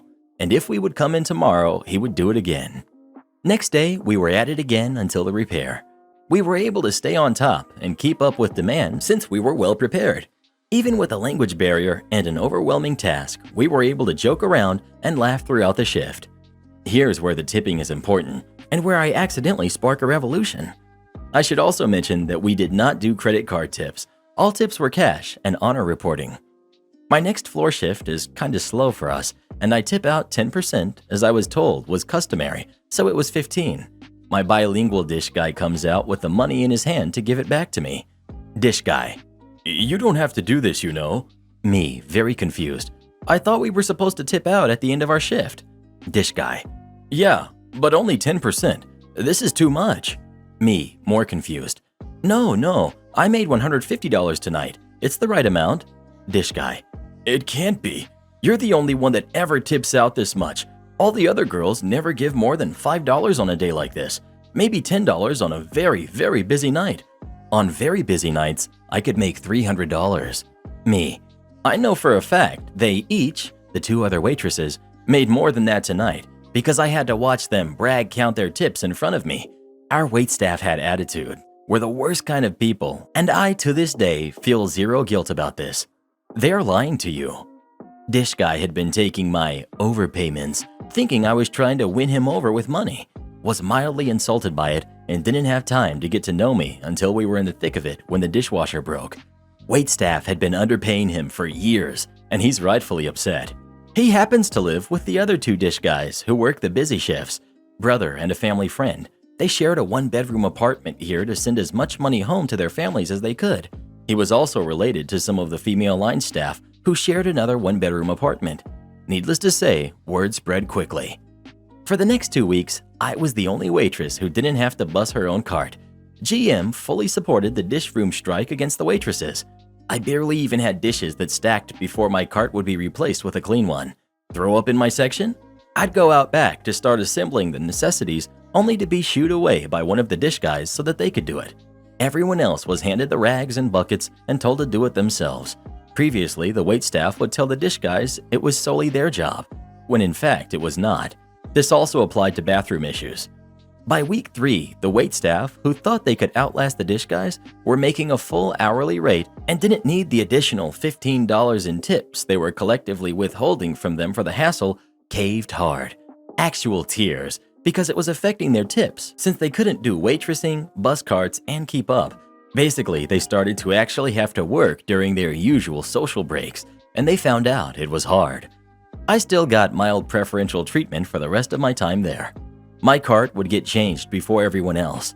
I never had to ask for anything. If something needed doing that I couldn't manage, one of them would drop what they were doing to help, and I would be the first one to jump in when they got really busy out back. Honestly, it made my job so much easier and enjoyable. I'd still be there if there hadn't been a corporate takeover of our site that overmanaged and ruined everything. Moral of the story, don't be a dishonest jerk, especially to the other side of the house. You honestly think this is for anyone to ride? Some preamble to set the scene. I'm really into cycling and have been for many years. I started riding back in the 1970s when I was really young. I come from a family of road racers, so it was sort of inevitable. I also live up to the rules of the Veluminati, especially Rule 25 about the bikes on the roof of the car being worth more than the car. Having saved up, I bought my dream bike, a Cervelo Lasagna 5 with Dura Ace D2 electronic gear shifters. This bike cost me almost 11,000 pounds. A couple of months ago, I heard of an event running around 50 miles away where a company was launching a few of their new bikes. I decided to spin over and have a look just out of interest and set off. It was a great ride over there, and when I arrived, there were a few other riders I know, and we set off looking at the bikes at the show. I locked my bike onto one of the racks and took one of the newly launched bikes out for a quick circuit, had a chat with the tech guy from the company, and then unlocked my bike. Cue entitled mom and her entitled spotty teenager. Karen. Hello, can my son have his turn on that bike now? Me. What? Yes, you've had your turn on it, and my son wants his ride on it. He really likes it. Me. Sorry, he can't ride this. Perhaps look at some of the bikes the company has brought. No, we saw you have your ride on this bike. Now he wants his turn. You can't monopolize the bikes. Her son then made a grab for my bike and pulled it from my hands and tried to ride off. Now his first mistake was not realizing that I have very specific lipless pedals, and without the correct cleats, you're not going to get far. Second, I had left the bike in a very high gear. It's a cafe stop thing. It's almost impossible to set off quickly and is one of my ruses to help avoid a snatch and grab theft of the bike. I grabbed the little jerk and pulled him off my bike and just stopped it from falling to the floor. One of the team running the demo came over to see what was going on, and entitled mom went off in true form. This jerk has just pushed my kid off the bike when it was my kid's turn to ride it. I want my son to have his ride on this bike now. Bike guy. This isn't one of our bikes. Our bikes are all over there. This is the visitor's bike park area. Why is he riding this bike then? Pointing at me. Me. Because I'm the one who owns this bike. You could see the cogs turning as she realized what was going on. The fake smile broke out. Oh, I'm really sorry. I thought it was one of the demo bikes. I pointed to the manufacturer's flags all around the demo session, and I pointed to the name on my bike. Me. Does this look like it was made by the company running this session? Entitled mom playing dumb. I I'm sorry. I really didn't realize. It's a nice bike though, and my son is thinking of buying one. Can he try yours out? Me. I very much doubt he would be buying one of these, but I'm going to need your details. Why? Well, your son, supported by you, snatched at a bike worth 11,000 pounds out of my hands and tried to ride off with it. I'm going to need to know who to send the repair bill to for any damage he caused. She went white, then tried to argue that there was nothing on the bike that could have cost that much. The bike guy from the company assured her that there certainly was. We called the PCSO who was at the event over and explained everything that had happened. He obtained the entitled mom's contact details and passed them to me. I told her I would be in touch later and then had a ride back home. No damage was done to the bike, but I did sting her for a full service at my local bike shop. Am I the jerk for losing it after my husband ate from the lasagna I prepared for my niece's birthday? My niece's, 13, birthday was last Wednesday. She's the most intelligent, most creative kid in the family. She loves her auntie's, me, lasagna and says that it's really good. For her birthday, she asked that I make her lasagna because she loves it so much and having it will complete her happy day. I agreed with no hesitation. The day before her birthday, I got to work. I went shopping for ingredients and had spent hours in the kitchen to prepare it. At 3 p.m., my husband got home, had lunch, then opened the fridge to grab a drink and saw the lasagna. He asked about it, and I answered this lasagna was made for my niece's birthday. I told him I made a family-sized portion so we could all eat it together there at my parents' house. He was like, "Oh, really?" I asked him to please not touch it, and he said he wouldn't. He fell asleep on the couch after checking his phone as I went upstairs to get stuff done. At 4 p.m., I come downstairs to wake him up to go to my parents and found him already sitting up with a plate in his hand. I looked closer and saw that he took a piece of lasagna and ate it. I looked at him and asked, "Are you okay? Hungry?" While offering leftovers from his plate, I lost it on him and asked why he had touched the lasagna when I already warned against touching it since it was for my niece's party. He said, "I woke up feeling hungry." Okay, but he already had lunch and the other snacks are available in the fridge. He replied he really wanted to get a piece and couldn't wait until we got to my parents and reminded me that he loses his appetite at my parents' house. I called him unbelievable because he ruined how the lasagna looked when he cut the middle of it and messed it up like a kid. I spent time, money, effort on it, and he casually said, "No big deal." But to me, it is, especially since I told him that this was for my niece's party. He said I was overreacting and needed to chill because he was hungry, and it's not like he ate the whole thing. And then he suggested I stop by the supermarket and grab one if it's that important, as he quoted with his fingers. We got into an argument over this, and he ended up not going, saying it's because of how I treated him over lasagna. When I got home, he kept giving me the cold shoulder. Didn't even ask how things went after what he did. My husband has ADHD, but normally he understands when I ask him to leave stuff alone. He also loves food, and his favorite is lasagna. While there was no harm with him taking a piece, I just lost my temper, which is a bad thing. This might be too spicy for you. My mom told me this story last weekend of something that happened to her back in the late 70s, early 80s. She worked in a belt factory that employed a diverse array of people, folks from all over the world and with different backgrounds. One of the friends my mom made was Azra, a lady from India. Azra found out that my mom liked food from other countries, so she started bringing in homemade Indian food for her to try. Azra also learned that my mom liked spicy food, so she would bring in her homemade pickle. Indian pickle is nothing like American pickles, which are sweet or pleasantly sour. Indian pickles can be extremely spicy, but my mom was friendly and willing to try new things, so she happily ate whatever Azra brought her. One day at lunch, Azra gave my mom a container of cooked rice and some mango pickle.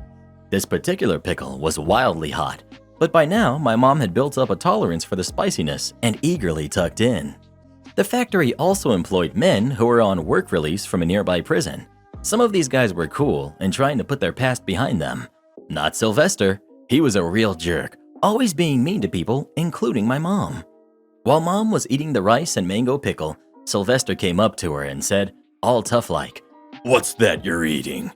"Oh," responded mom, "it's Indian rice and mango pickle." "Give me some," demanded Sylvester. This isn't the first time Sylvester had bothered my mom, but she thought she could make it the last. Batting her eyelashes instantly, she said, "I'm not sure you'd like it, Sylvester. It's pretty spicy." But like the rude bully he was, he insisted she give him a taste.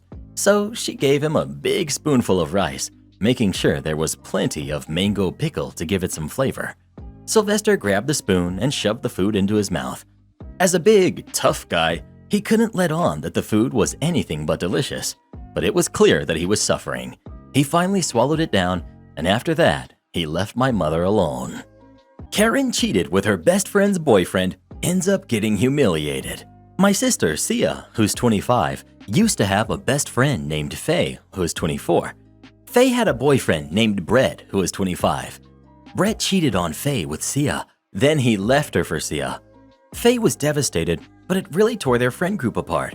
Faye went on to transfer to an out-of-state college, and from what I know, has not been back since. This was about 4 years ago.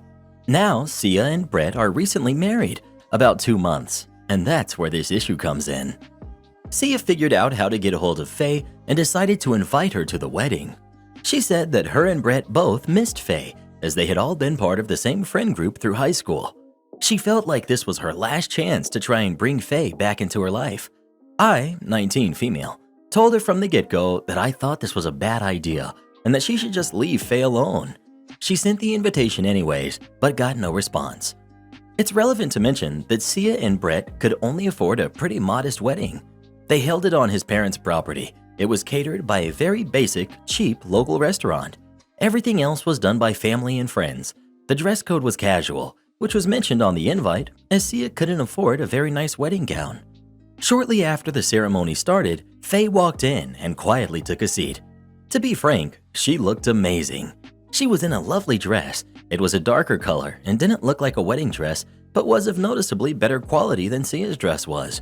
She's super tatted now. Tattoos are popular around here and are something Sia and Brett both like. After the ceremony, Faye stayed for about half an hour talking to the other guests, then left. I guess Sia tried to say hi to her and she straight up snubbed her. It created quite a stir.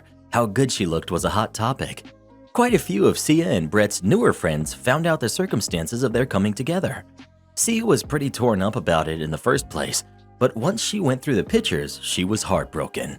Faye made it into a few, and because she was dressed so much nicer than everyone else, she really stood out. There's a picture of Sia and Brett where they look really nice together, but Faye is in the background. She has brought Faye up every time I've seen her since. Sia came over for a visit this weekend and started talking about Faye again. What a jerk she was. Why couldn't she just not have come? Who needs to ruin someone else's wedding? It got to me, so I asked, "What did you expect? You hooked up with her boyfriend before he decided to leave her for you. You haven't spoken in years, and out of nowhere you send her a wedding invite? Who could pass up that opportunity for pretty revenge?" ETA. This might be a pointless edit, but I don't think Sia's goal was to rub anything in Faye's face. From what I understand, Sia basically just never talked to Faye again after everything went down. I think this was a weird, convoluted attempt for Sia to ease some guilt. I think she thought that Faye just wouldn't attend, so she would be able to feel like she extended the olive branch and was ignored, therefore having done everything she could. It made Sia cry, and she ended up leaving shortly after. Karen accused me of stealing my own car and got me arrested by a very gullible cop. I live in one of those middle-of-nowhere desert towns where almost everyone knows everyone, and it's hot as heck, but dirt cheap to buy a home or land in. And it's not uncommon for old cars to last out here, as they almost never rust and people keep fixing them. After high school, I worked my butt off at a local job to get my own place. I ended up buying a small plot of land with a trailer on it off of a local guy that decided he was going to move to Texas, and the guy also sold me his old Ford Escort prior to that. It was an okay first car. Got me around well enough. Still have it too. 10 years have gone by since then, and for a while I spent a lot of my time tinkering with an old 87 Monte Carlo that I bought super cheap as it was without an engine or a transmission. I loved that car as an older cousin of mine had one when I was a kid, and I always wanted one of my own. I spent 2 years fixing up the one that I got with help from some friends and finished it in 2019. Since the engine was missing, I dropped in a junkyard Chevy 305 V8 that was connected to a rebuilt 4-speed automatic transmission with low miles from a totaled car. Then I painted it myself inside a friend's garage with a Harbor Freight sprayer and some GM black single-stage gloss paint and buffed it to a shine. And I finished it up with some gold Monte Carlo decals and some classic moon rims I bought from the local junkyard and polished up. I also partially redid the interior by replacing the seats and put in a custom steering wheel. I'm not really a mechanic, but my friends all helped me. And online how-to videos on my smartphone really helped me as well. The car was fun to drive and looked good, and I kept it in good order. That is, until this mess went down. Now, I didn't really trust some of the local law enforcement out here before, and this gave me even more of a reason not to. A lot of the cops around here are barely qualified for their jobs. They're practically hired with a handshake and just told to play Doom for training. Granted though, many of them are really nice. The sheriff is even kind of a friend of mine, but he's really one of the only competent ones around here. Most of the rest really don't do their jobs very well, especially whenever a new one gets hired on. Like a guy that went out of his way to move to my town just to get to be a cop. In this case, he was the nephew of the sheriff. He even bought his own Crown Vic with a loudspeaker to drive around town in. Let's call this guy NC for Nephew Cop, since he was the sheriff's nephew.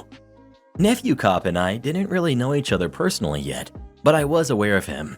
He was dumb as a rock and high on his own ego. He was like Barney Fife and John Cena had an illegitimate son together, because he was a tall, strong-looking man that was always giving people creepy looks and patrolled on foot up and down Main Street with a clipboard in hand and a big grin on his face. He also liked to publicly flex his muscles in front of people. One Saturday morning, I took my Monte Carlo out to meet a friend, but they ended up bailing because of a last-minute issue with their girlfriend. I thought, nah, no problem. I'll just get some fast food and go home. I went to the local burger place to get a meal to go, and as I was walking out, there was a lady outside looking at my car. People would stop here and there to ask me about my car and where I got it. I usually don't mind talking so long as they're polite, though this lady ended up anything but. She was curvy and good looking while wearing a black skirt. I'm guessing early to mid-30s or so, not really sure. I asked her if she liked my car. She stood up, took one look at me, and laughed. I asked her what was so funny. To get an idea of what I looked like at the time, I was a skinny guy with a scraggly beard and was wearing a faded AC/DC t-shirt with the sleeves ripped off, along with worn-out, cut-off denim shorts and flip-flops. I guess she figured I was poor or something, so she probably was judging my appearance. She looked me up and down in a very obvious way and then said, There's no way this is your car. "You couldn't possibly afford something this nice." Now, I have a tendency to get sarcastic or snide when people make assumptions about me, so I said back, "Oh, really, lady? This title is in my name, and these keys right here in my hand say I'm the owner too." The Karen just glared at me as I put the keys in my lock and began to open the door. I looked behind her and I noticed a beige 90s Volvo with a missing headlight, and it had out-of-state plates on it parked not far from me. I put two and two together and laughed. "Let me guess, lady. That's your car over there?" She started to turn beet red. I laughed and said, "Oh, don't be ashamed. Those things aren't lookers, but they'll run forever." I figured this was over, but as I was opening my car door, I suddenly felt her nails digging into my shoulder. She was screeching so loud, my ears were hurting, and before I could turn around, she kicked me between my legs from behind with a high-heeled shoe so hard that I collapsed in agony. And true to my luck, Nephew Cop drove right up because he had heard her screeching from down the street during his noon patrol. As soon as Nephew Cop was out of his car, the Karen ran to him crying and saying that I was a carjacker that was attempting to take her new car. I wasn't looking at either of them as I was on the ground wincing in a fetal position from the pain. The next thing I heard was Cop yelling, "Put your hands behind your back!" And then I was being pinned down by his knee on my back and forcefully cuffed. I tried telling the cop that I knew his uncle and I could prove I'm the real owner of the car, but he called me names and told me to shut up. Then he picked my keys up off of the ground and actually handed them to the Karen. Then he seemed to do a hero pose while she gave me a crap-eating grin. No matter what I said, the cop wasn't listening to me because he fully believed her. And then I had to see Karen start up my car and drive off with it. My heart sank as I watched it sail down the road with her driving it. Then the cop dragged me back to the sheriff's office. I had hoped his uncle was in, but just my luck, he was out to lunch. So Nephew Cop put me in the cell and told me to just keep quiet. I was upset, but I knew I wasn't going to make my situation any better, so I just waited. And during that time, Nephew Cop kept giving me looks of contempt. At one time, he walked across the cell with a nightstick, grazing it against each bar like he was trying to intimidate me. At least an hour went by, and the sheriff finally came in through the door, nursing a big gulp, but froze the second he saw me. "OP, what are you doing here?" he asked. I was about to speak when Nephew Cop jumped in and said, "I caught this low-life creep trying to steal a lady's car, so I hauled him in." That's when I finally got my chance to speak and said, "Yeah, only it was my car, the one you know I spent so long fixing up." Nephew Cop just rolled his eyes and said not to listen to me, but the sheriff silenced him and asked my full story. As I tried to tell it, Nephew Cop was making dismissive looks and kept repeatedly interrupting until the sheriff told him to sit down and shut up. Then, when I was finally able to say everything that happened, he was furious. The sheriff laid into his nephew, who was cowering in his chair like a little kid, and saying that it indeed was my car, and he stupidly gave my keys to a thief that had assaulted me. Nephew Cop started frantically apologizing and trying to say that he was just trying to help. But the sheriff called him an idiot that just wanted to play hero by saving a damsel in distress. And now the whole department would be in hot water for his unlawful arrest and his physical assault against me. Then he finally let me out of the cell. I got some ice for my cuts and got taken home. The sheriff and Nephew Cop went back to the burger restaurant, but the Karen's car was no longer there. They got the CCTV footage from the camera the restaurant had looking outside. It caught everything minus the audio. The Karen came back riding piggyback with a guy on a motorcycle over half hour from the time that she left with my car. She blew him a kiss and then drove off in her Volvo. The sheriff scrambled everyone, even Nephew Cop, to try and chase her down, but they couldn't find her as she had already driven out of the county lines.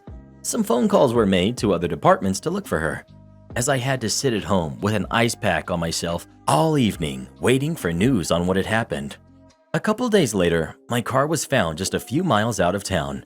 The Karen had broken all of the windows with what I'm assuming was the tire iron and then put the car in neutral and let it coast down a deep rocky hill, which rolled it into the bottom ditch, which smashed the front end and warped the frame. It was completely totaled. I wanted to cry from the sound of metal grinding on rock as the tow truck pulled it back up. Nephew Cop was there too, and he couldn't even look at me the entire time.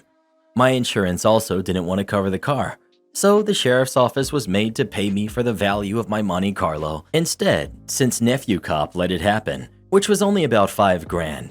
Though that was honestly close to what I had put into it since I did almost all the work by hand with the help of friends.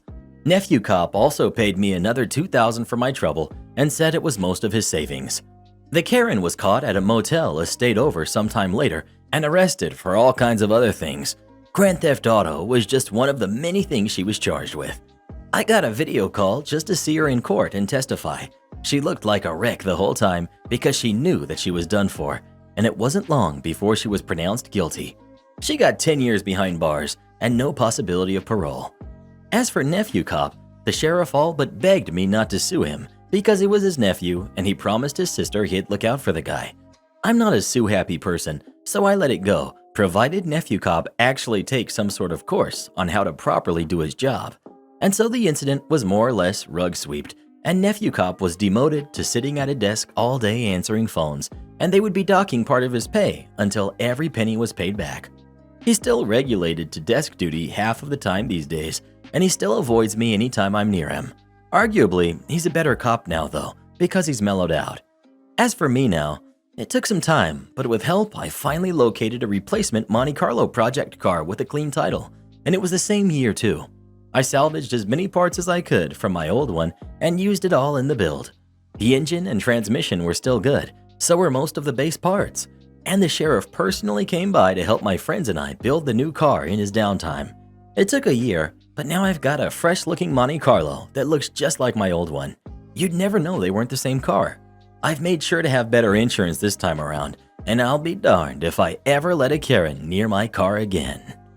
What happens when engineering students are asked to truck-proof a mailbox?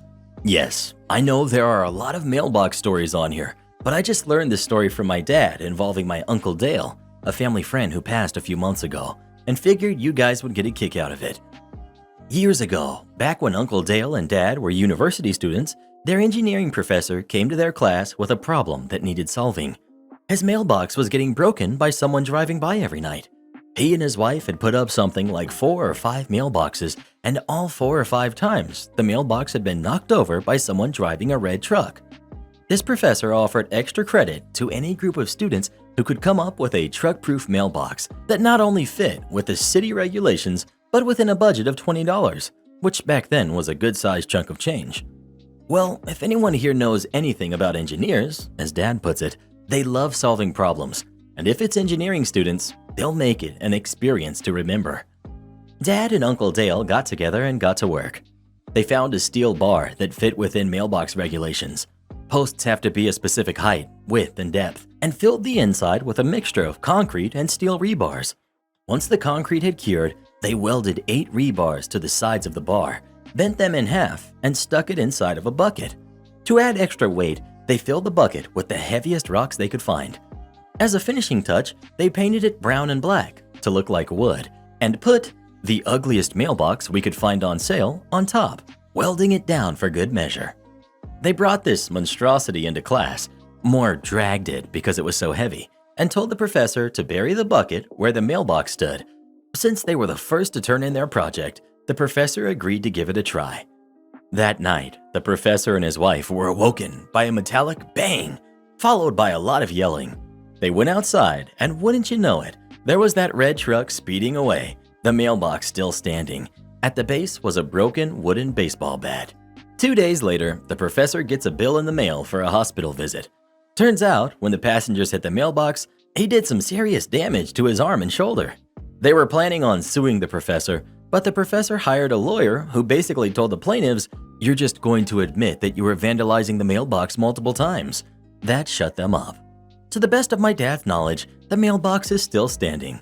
The other students, who still brought in mailboxes, had theirs gifted to different professors throughout the town and are also still standing.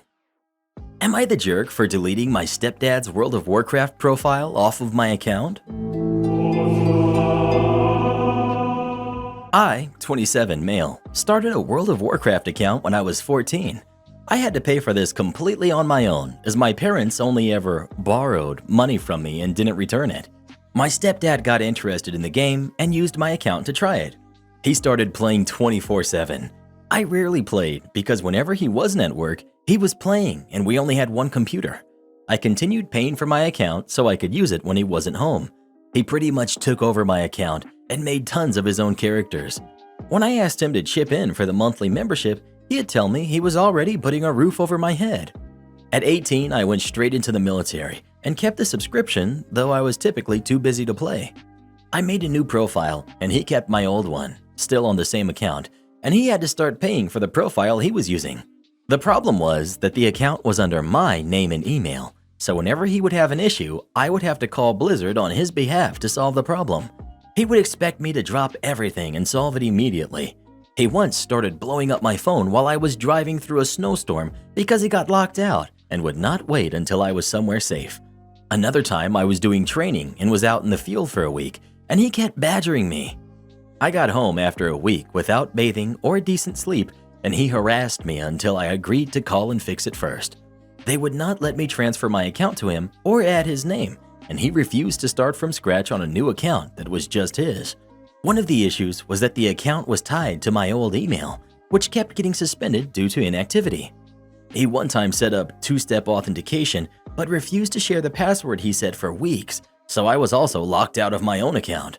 I warned him a bunch of times that I was tired of dealing with this, and he needed to start his own account. Probably not a surprise, I have gone low contact and have not spoken to them in 2 years. I got a single card from my mom around Thanksgiving. I canceled my own profile years ago. I randomly got a call from Blizzard asking for some info so they could reactivate my account.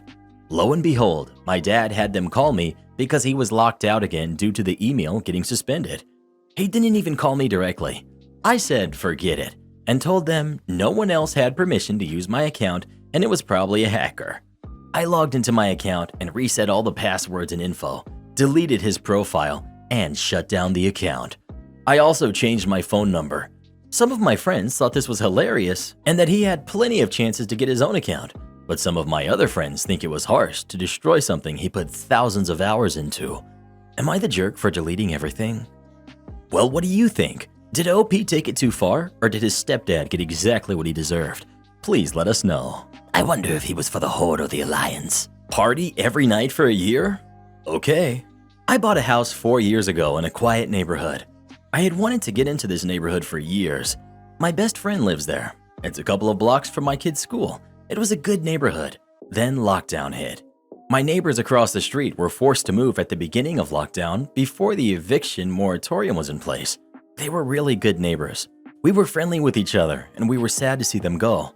So when the property owner rented to a new family, we were hoping we could cultivate a friendly relationship. Unfortunately, that was not the case.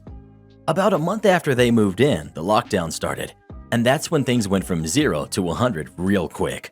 For the next year, every night there was a huge party. Cars down the street, music so loud you could hear it over regular house noise in every room in my house. My friend in the next cul-de-sac would text me regularly if the music he was hearing was my neighbor's. We tried to be civil. I asked politely, I brought them beer, I offered them other treats. Eventually, they threatened me and my wife, so we started calling the police. Almost every night for 4 months. We organized with the neighbors, and they started calling the police as well.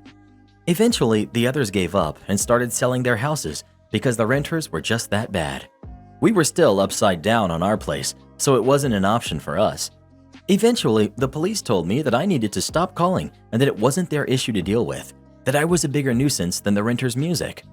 It was at that time that the housing market was taking off. Houses were selling in my area for 40 to 50K over appraised value. My wife and I looked at what we needed to make sure we could move and listed our home for that. In 3 days, we had a handful of amazing offers to choose from, but it was the lowest offer that stood out to us the most. Their offer was a good 20K under the next lowest, but they sent a letter. I'm a sucker for a letter, especially since it had a picture of the couple and their dog, and a patrol car. Turns out the young man is a police officer newly appointed with the local PD, and he takes his patrol car home. I knew at that point that this was the family to sell my house to. Money be darned. I moved out as the neighbors were throwing a huge party. The next day, the police moved in, and they haven't had another since. I drive by regularly on my way to my buddy's place. They just sit quietly in their garage looking bored. I make sure I honk and wave every time. Give my kid your insulin pump. So, I'm a type 1 diabetic. This means that my body doesn't produce any insulin and I have to get it from an external source. This source that works best for me is a pump, which is connected to my body. Without insulin, I would die. I can disconnect the pump for short periods to shower, change, etc., but 99% of the time it's connected to my body. I usually wear the pump on my waistband. This allows me to easily access it and make changes to my insulin as needed.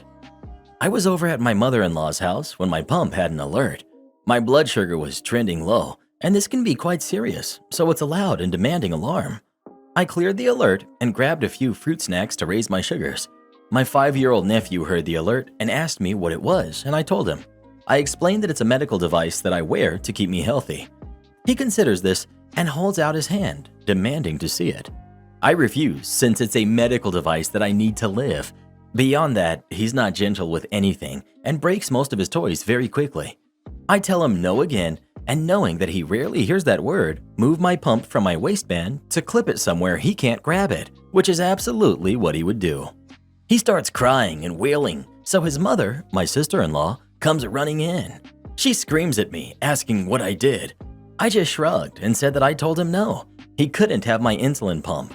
She scoffed at me and told me to just hand it over. I can go without it for a little bit, and my nephew deserves to see it. I should be stimulating his natural curiosity instead of trying to hamper it. I refuse again and tell her to drop it. It's not going to happen. But he's just a kid. Now, I've dealt with them before, so I know that she's not going to be able to drop it. I say no to her kid, and that's unforgivable. I'm getting a headache from the screaming, so I just turned and left. I didn't need to be there anymore, so I went home. I'm sorry that I'm not willing to risk my health and well-being just to entertain your kid. Oh, wait, no, I'm not sorry. Caller threatens to send lawyers and police over our hotel rates. Hi, y'all. So happy I found this sub. I work at 2 hotels, and this story is from a few nights ago at the larger of the 2, which is in a franchise site in a beach vacation area. We're on a strip of highway with lots of other similar 3-star hotels, and all of these places set the same rates on a nightly basis, especially in the summer, which is our peak revenue season. So on this night, a woman calls around 6 p.m. asking how much we would be charging for a Friday night in early August. We tell her the rate for one night, which is almost $600. She instantly loses her mind over the phone and accuses my coworkers of ripping her off. Mind you, this lady hasn't actually made a reservation. After several minutes of back and forth with the caller getting increasingly hostile, Central Reservations actually disconnects her and apologizes. But that wasn't the end of things. Phone rings again and I answer. It's the same lady, this time calling directly. The call went something like this. Lady: Hello, yes. I just spoke with your coworker at your hotel, and she had the nerve to tell me that one night cost $600. Me: Yes, ma'am, that is correct. No, you listen to me. That is not correct. I work for the government, and my son works for your company, and there is no way it costs that much for one night. You are lying to me. She goes on a tangent here that I couldn't even understand, let alone repeat. Me: Ma'am, we are a hotel near the beach. In the summer, we have very high prices for weekends because there is high demand. That's just how it is. Every hotel around us charges the same thing. No, be quiet. Listen to me. You are going to sell me a room for a normal price, or you are going to sell it for $600 and my lawyers will come to you and get all of my money back plus fees. So, it's your choice. Me: With all due respect, I don't understand why you're even trying to book our hotel if you dislike our rates. My lawyers are going to sue you. I'm going to report you to the news for what you've done to me. Me: Okay, but our rate is what it is, and I don't think it's a good idea for you to stay here. Have a nice day. At this point, I hang up. She proceeds to call 10 times over the next hour, going on about working for the government and sending the police to raid us or to the news to expose us. Eventually, the 2 of us at the desk started answering, pretending to be a pizza place, but without caller ID, it became an issue not knowing if it was her calling or a normal person. Our manager came down to speak with her and ended the call after a few minutes by telling the crazy lady off very strongly in what I can only call a devastating power move.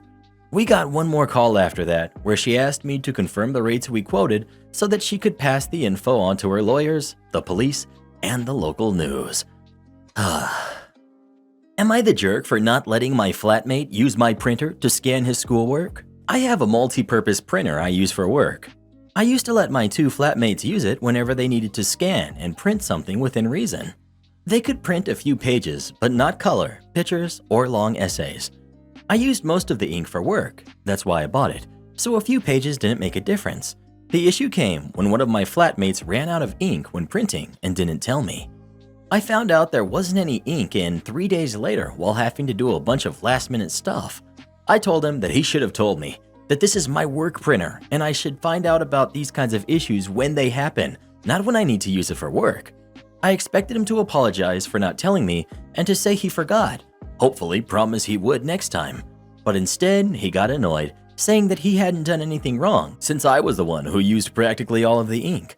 I tried to explain that the issue wasn't how much ink he used, but that he found it in working order and left it differently. And while it wasn't his fault the ink ran out, it was his duty and responsibility to tell me.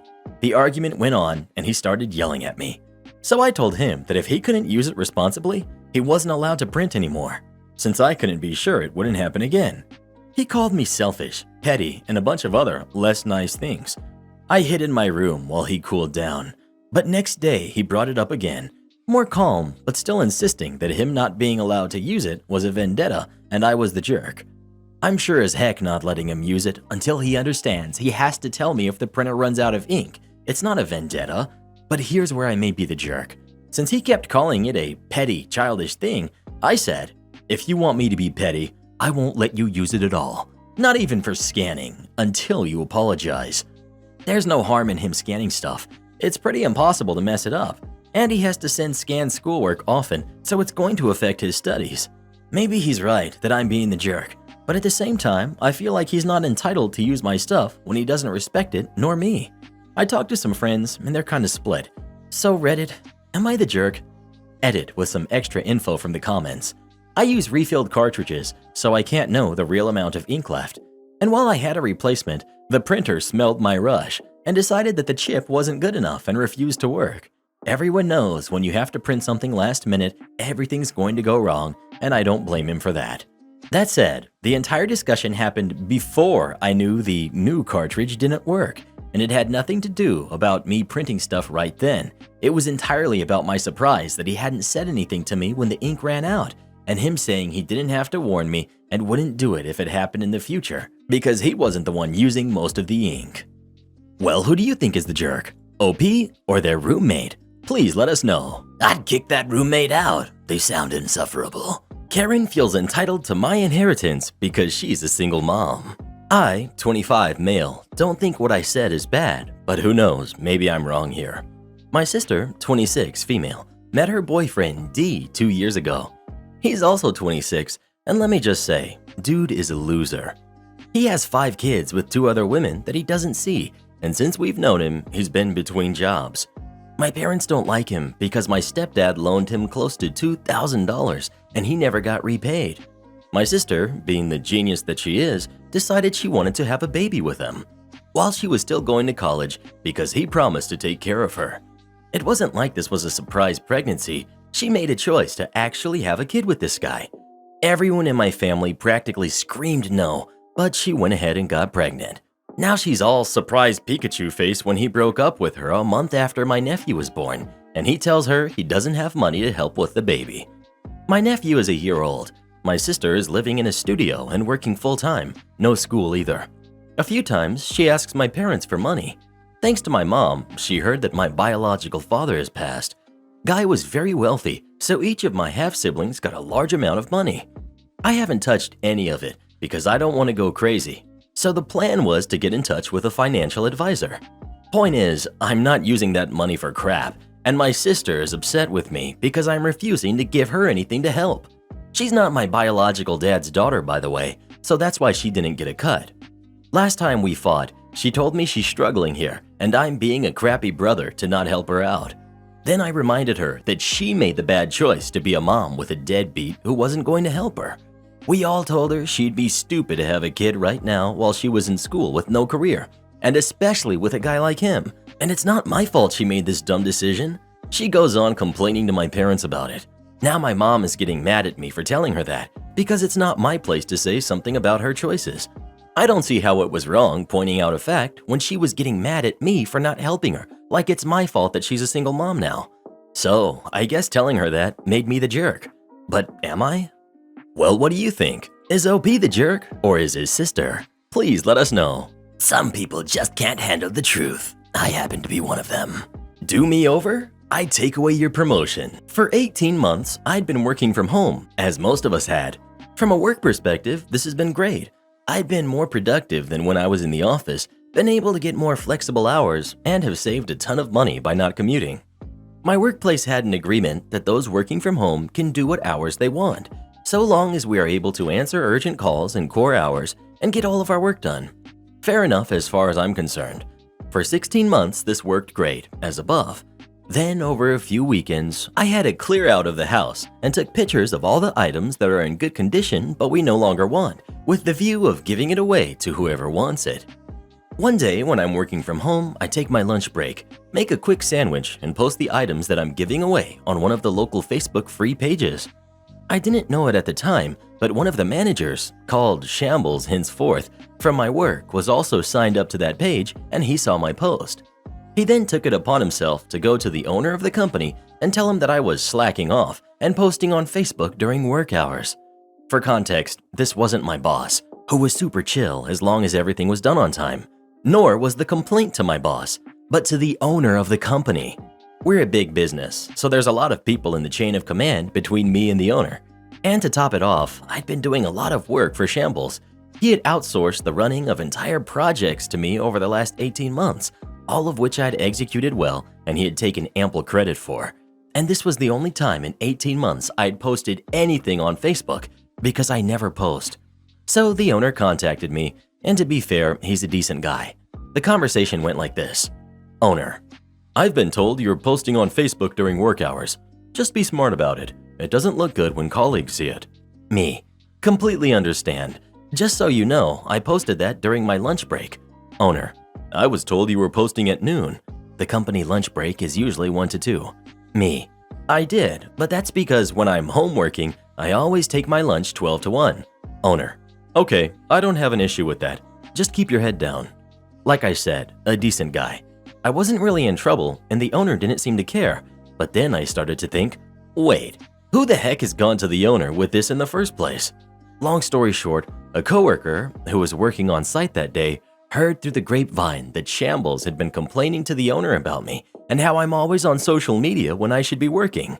I literally only have Facebook, and I only use that for Messenger 99% of the time. Cue petty revenge. As I said before, Shambles likes to outsource work to me. I never minded this. The work was varied and it broke the week up. Plus, my own boss didn't mind, as I always had my work for him done on time. However, I never got recognition for this extra work. For 2 years, I managed a sub-department completely on my own because he didn't have time to do it. I didn't get a penny more for it, but it was a good group of people and I enjoyed getting experience of management. Well, after this, every time Shambles came to me with an issue, I would say I was super swamped, but that I'd try to deal with it if I had time. The projects he tried to outsource to me, I immediately rejected, saying that I had a full plate from my actual job, and that sub-department I ran, we'll get to that. Over the next couple of months, Shambles starts missing his deadlines, issues come up with existing projects that he hasn't fixed, and employees are complaining that every time they go to him with an issue, it doesn't get resolved. It dawns on me at this point that I've basically been doing this guy's job for him for years. Forget that. I set up a meeting with my boss and put forward my argument for why I should be promoted, or really why I should have been ages ago. I point to all the projects I've successfully run, as well as the sub-department I've managed for 2 years. He completely agrees and says he'll take it to his boss. Now somehow, I don't know how, but when I go to the next meeting with my boss's boss, Shambles is there too. He's on the same level in the company as my boss's boss. A little phased, but not willing to give up, I put my arguments forward to them. Shambles lets me finish, then proceeds to tell me that I don't know enough about our work to manage. I don't have the required people skills, and then he tells me, and this is verbatim, "Besides, people here don't respect you. They respect me. I know I'm a good manager. If you really think about it, you know you wouldn't be." I forget what else was said after that, but I was completely destroyed. Boss's boss comes up to me afterwards and tells me that Shambles is a jerk, but unfortunately, he's got the approval of the higher-ups, so what he says has too much sway for him to go against him. I tell the boss's boss that if that's the way it is, I'm going to look for other employment. He sighs and says, "I don't blame you." Cue pro-revenge. During the time it took me to look for and apply to other jobs, I have time to think about how I can get back at Shambles. He's used me for years and is now blocking my promotion. I'd already stopped working on his stuff and his projects were going from bad to worse, but I needed something more. Now this next part could be an entire post on its own, so I've bulleted it for brevity. If you want more context, I can write it out later. 1. I'm an accredited internal auditor for our quality systems. 2. I ask if I can be assigned a couple of last audits before I leave to help them out. 3. I carry out these audits and using my intimate knowledge of Shambles projects, find every single issue I can. 4. A number of people also hate Shambles and give me more dirt on him. 5. Someone gives me breakthrough information that Shambles has been forging signatures and bypassing multiple companies' procedures to make his KPIs look better. 6. I write up the report with tons of evidence attached and send it off. 7. The report gets flagged at the highest level because of what it shows. 8. Shambles gets dragged over the coals. I wish I could say this story ends with Shambles getting fired and having to sell himself for scraps. But obviously, using all of the connections he has, he kept his job. I later found out though that he was due a massive promotion, as in catapulted to the top of the company, running whole divisions kind of thing. That never happened though. With his declining numbers, as well as a bad audit, showing all of his shortcomings, he's basically told he'll never progress beyond where he is and that he's lucky to have a job at all. He still works there, and I'm told his ego has been taking down a whole washing line worth of pegs. As for me, I'd love to say I got a better job with a massive raise. That's half true. I decided to pursue my dream job, literally since I've been a kid dream job. It's in a totally different industry. All the experience I had counted in my favor, and although I took a bit of a pay cut, I've never enjoyed work more. Oh, and that sub-department I was running, they knew that when I left, Shambles would take over running them again. So in my last month at the company, I gave them all tutorials on how to search for jobs and pass interviews. I'd worked in recruitment previously. I've heard from a number of them since that they had landed better jobs and thanked me in part for it. Not the perfect ending, but I'm darn happy with it. Make up a BS policy to appease the drama queen? Sure, I'll follow it. Many years ago, I worked in back office support in a large office with lots of departments. Generally speaking, we had core hours, especially for lunch. Core lunch hours were between 12 to 2, meaning you had to take your lunch sometime between 12 to 2. Different departments had different rules for lunch depending on their needs. For example, the call center had a strict rotation for when people could take their lunch since they needed constant phone cover. However, I was in back office support. Things were a lot more relaxed because we rarely took phone calls. Most of our work came in the form of tickets and tasks logged through our system and emails from other departments with general queries.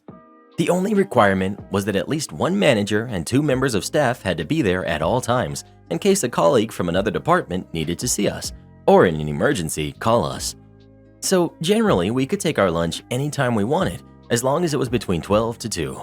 There was no policy telling us when to take our lunch aside from the one I already mentioned. I would always take my lunch at 12:28. The reason was I actually wanted to take it at 12:30. But one of our call centers was the floor above us, and they stampeded down the stairs at 12:30. I had been in an accident some years ago that gave me issues with my back and hips, so I could be a little unsteady on the stairs. So I left at 12:28 so I could avoid the call center stampede. I suppose I could have gone at 12, but the staff canteen was never set up and never had food ready at 12, hence why I left at 12:28. Now, I always restarted work at exactly 1:28. Sometimes a few minutes earlier. An hour was far too long for me, so I was often back at my desk nursing a coffee while scrolling through my phone, which we were allowed to do as long as we were on break, by around 1 p.m. as well. However, if a colleague came to me and asked for help, I always helped and just added the time I was helping them to my lunch. So if I spent 10 minutes helping a colleague, I'd come back at 1:38. All this would be logged in our timesheet. I wasn't doing anything outside of policy. We were allowed to do this. Anyway, one of my colleagues had obviously noticed. Let's call her Mindy. Mindy considered herself the queen bee of the office. Everything had to be done her way. She was perfect, and she always tattled on people for petty stuff, like that one of our colleagues used too many staples, or that colleagues were literally a few minutes late, or took too many bathroom breaks. She literally had a tally of how many drinks and bathroom breaks everyone took so that she could tattle. She even once tried to tattle and say one of our colleagues came in drunk and she could smell it on her breath. What she could smell was Lemsip and cold meds. The colleague she was tattling on had a cold. Unfortunately, Mindy was also our manager's favorite employee, so she got away with a lot. So she tattles to our manager about how I'm always leaving for lunch 2 minutes early and yet often come back late. My manager tears me a new one for this. I explained to him that the times I come back late are when I've helped a colleague, and he should see it logged on the sheet. I also explain why I leave at 12:28. He then says, "Yes, well, whether it's 2 minutes or not, we have core hours in the office." I say, "Yeah, 12 to 2. I can take my lunch anytime between 12 to 2. 12:28 is within these core hours." So he tried to say no. In our department, we have a policy of 12:30 to 1:30 to make sure enough people are in the department. I say, "I've never heard of this policy. This has never been the case." But he brushes me off and says, "You take your lunch at 12:30 and come back at 1:30. You don't deal with any queries or anything that will delay you. Just take your lunch on time and come back on time. No exceptions." Okay then, that's exactly what I'll do. No matter what I'm doing, even if I'm in the middle of a task, I get up and go to lunch. Even if I am at my desk and a colleague comes to me, I tell them I'm on lunch and tell them to come back later. Then, surprise, surprise, Mindy comes along with an urgent query at 1:10. I look her dead in the eye and say, "Sorry, I'm on lunch." She storms off to our manager to tattle on me. I get called into his office because she had lodged a complaint against me for bullying her and being uncooperative. Mindy is in the office with my manager acting as a mediator, and he asks why I refuse to help her. She's grinning maliciously with her trademark, "You're going to get it" face. She spoke to me at 1:10. I had 20 minutes left of lunch. "You said the policy is lunch 12:30 to 1:30. No exceptions," I said, smiling. Mindy looked like she wanted to slap me, and my manager was furious, but knew he couldn't do or say anything because that was what he had said. Eventually, the manager ended up being promoted and moved to another department. Our new manager has no patience for Mindy's excessive tattling and at one point shouted at her, "This isn't primary school, and I'm not your teacher. Go back to your desk and focus on your own work instead of everyone else." The new manager also rescinded the "no exceptions" BS policy my manager had made on the spot, and as long as we came back on time and didn't leave the department understaffed, she couldn't care less when we took our lunch. Won't fix your buggy software that costs us thousands of dollars per year? Fine, pay our bills then. I am the AV supervisor for a large company that hosts events. Specifically, I look after quotes for the technical side of corporate events, giving clients access to projectors, microphones, speakers, etc. for their large corporate presentations, meetings, and whatnot. I also manage and brief the floor crew who actively run the events. We use a program to book our equipment, which, while powerful, is a bit laggy on the average computer and is also extremely expensive per year. About $2,000 per user per year, and there's about 30 of us in the company that use it. Relative to how much our company makes per year, it's a pretty hefty cost. It's a good program when leveraged properly, but sometimes it can drive you mad with its weird way of doing things. One important feature of the program is that it tracks the booking of all equipment everywhere, including time for packing it into a room and packing it out of the room. This is useful because it prevents our team from overbooking equipment. If it's not available, the system won't let you book it. There's no way around that. If I am short on equipment, I can book extra equipment from another rental company and on-charge that to the client when I know in advance that I need to do that. Anyway, cue big presentation from the booking company showing their latest version of the booking software. It's great, it's faster, it's better than ever. We have a busy week coming up, and I'm flat out floored with paperwork, pulling a 60-hour week. Our company is fantastic with overtime. We don't get overtime pay, but we do get time in lieu. Our bosses are totally cool about it, so if I work 1 hour overtime, I get 1 hour off the following week. Do a 60-hour week, and you get 20 hours off later. Anyway, one of my floor crew comes to me. Floor crew, "Hey OP, this equipment isn't available. We've already got it out on another event." Me, "What? It should be available." Floor crew, "No, it's definitely not. I just set it up for another event 2 hours ago, and that event is running for 3 days. Cue me running back to my desk and rechecking all my paperwork. FYI, equipment lists going out for events is often over 100 lines long, hence why we don't do manual checks for overbookings. The system should do it. As it turns out, all of our equipment was overbooked multiple times, in many cases overbooked on 3 events or more. I make multiple phone calls to rental companies and bring in rental equipment on short notice. That's expensive, and I can't charge it to the client on such short notice. If you took our expected profits for that week, you could add a negative symbol onto the front, and that would be our new profit. I log a job with the company that makes our booking software and then proceed to double-check all of our upcoming events. Oh boy, a lot of overbooked equipment. Note, these events are often independently created by multiple people at different times of the year. There's no way they'd themselves check if the equipment was available. It's just not feasible. Hence why we rely on the system that up until now worked. The booking software company is extremely dismissive, saying that it's a rare glitch and that they'd look into it. Cue 1 month later and still no fix. I'm now spending significantly more time double-checking all of our events for overbooking. The booking software company still doesn't care about a smallish company like us. Frustrated, I ask my boss for a copy of our service agreement with the company. He's as annoyed with the situation as I am, so we go through it together. Turns out there's a clause in there saying that the booking company would provide compensation in the event of total system failure, in the event that the system can't even be accessed. Well, we'd definitely call this a system failure, of sorts. Its failure is costing us a lot of money. So we send the bills of our rentals that cover overbookings to the booking software company. That gets their attention quickly when their total bill amounts to more than triple how much they make off of us each year. Booking software company. Hey OP, what's with these bills? Me. Here's the job reference you still haven't responded to after 2 months now. And here's the link between each rental and each event that's overbooked. Booking software company. There's no way the system is letting you overbook equipment. And you can't send the bills to us for every event that's overbooked. Me shares the screen. Alright, let's test it. The booking software company shares their screen as well, logging into our version of the booking system. They proceed to book some equipment that should 100% not be available. True to their word, the system doesn't let them do it. I then book the exact same equipment on the exact same event, but from my computer. My boss as a witness, the system lets me do it without any alarm. This surprises them, and they start talking about potential fixes. They also say they're willing to pay for the rentals up until now. 2 months later, we're still billing them for every rented equipment. They're still paying without questioning, and we still don't have a fix. I've changed the procedures to check for overbooked equipment though, so we aren't running around like madmen trying to fix things last minute anymore. Other hotel calls to warn me about incoming hotel critic. 2 years ago on a morning shift, I got a call from another hotel not too far away. Hi, this is Jessica from whatever hotel. We had a hotel critic here last night, and on checkout, she mentioned she has a reservation with you tonight. I wish we had had some warning about this, so I'm doing you the courtesy.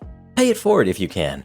Her name is Mysterio, and she was quite nitpicky about this, that, and the other. I thanked her profusely, warned my MOD and my accommodation manager, and moved on with my life. I knew they would upgrade her to a nicer room and throw in a breakfast and maybe a fruit bowl, etc. We weren't a fancy place. There wasn't a whole lot we could do. The next morning, I came in at 7 a.m. and read the handover notes. Mysterio has been a non-stop pain all last evening. Nothing was good enough for her, and she hassled everybody left, right, and center about everything. She ran up to me at the desk as soon as the NA left. She complained that nobody would act on her noise complaints last night, no matter how many times she complained. She demanded free spa treatments, free lunch, a refund on her dinner last night, the works. I apologized and assured her I'd look into it. While she was eating her breakfast, the accommodation manager rang me to say there was a dog barking from inside the door of one of the rooms. Pets were not allowed in our hotel. Guess whose room it was? I said thanks, I'll deal with it. I also saw in the notes from the NA that all 4 noise complaints made last night had been about her room. No other rooms had been mentioned. Mysterio came back to the desk to see if I had any update on her complaints. I informed her we had heard a dog in her room this morning. She denied it and said I was being ridiculous. I said I will double check the room number with the accommodation manager straight away, and if I'm wrong, very sorry. I checked it while she stood in front of me. It was of course her room. She called me a nasty young lady and stormed up to her room. About 10 minutes later, she comes downstairs and says I have something against those with disabilities. I was like, what? She says the dog in her room was a therapy animal for her daughter who's disabled. I asked, is your daughter staying with you? She says yes. I said she's not on your reservation. She said her daughter doesn't like to meet people. I asked, does she have paperwork for her service dog? And she says, how dare you, etc. A half-hour argument followed where I was informed that I was very biased and I have no heart, and I, personally, would be hearing from her solicitors very soon. Again, she stormed away. She left without officially checking out an hour later. The MOD approached my desk and said, what the actual heck? We bent over backwards for her last night. Call that whatever hotel and see what they thought of her. You all know what happened next. I called the whatever hotel and asked to speak to Jessica. Of course, there's nobody there called Jessica. Mysterio did me over, and her room had to be put out of order for a week due to dog doo-doo. Mysterio did me over, and her room had to be put out of order for a week due to the doggy-doo. Am I the jerk for pointing at the kitchen when my mother-in-law asked, where is our dinner? My husband had a serious injury weeks ago. He's bedridden and his family come to see him every day. Mother-in-law keeps drilling what I need to do to make my husband comfortable, but does nothing to help. Just visits every day and sits around expecting to be fed and entertained. Sometimes brother-in-law, his wife and kids join them and turn the house into a mess. Yesterday, mother-in-law, her husband, and son come again. They checked on my husband, then went to sit in the living room for hours. I served them coffee and croissants.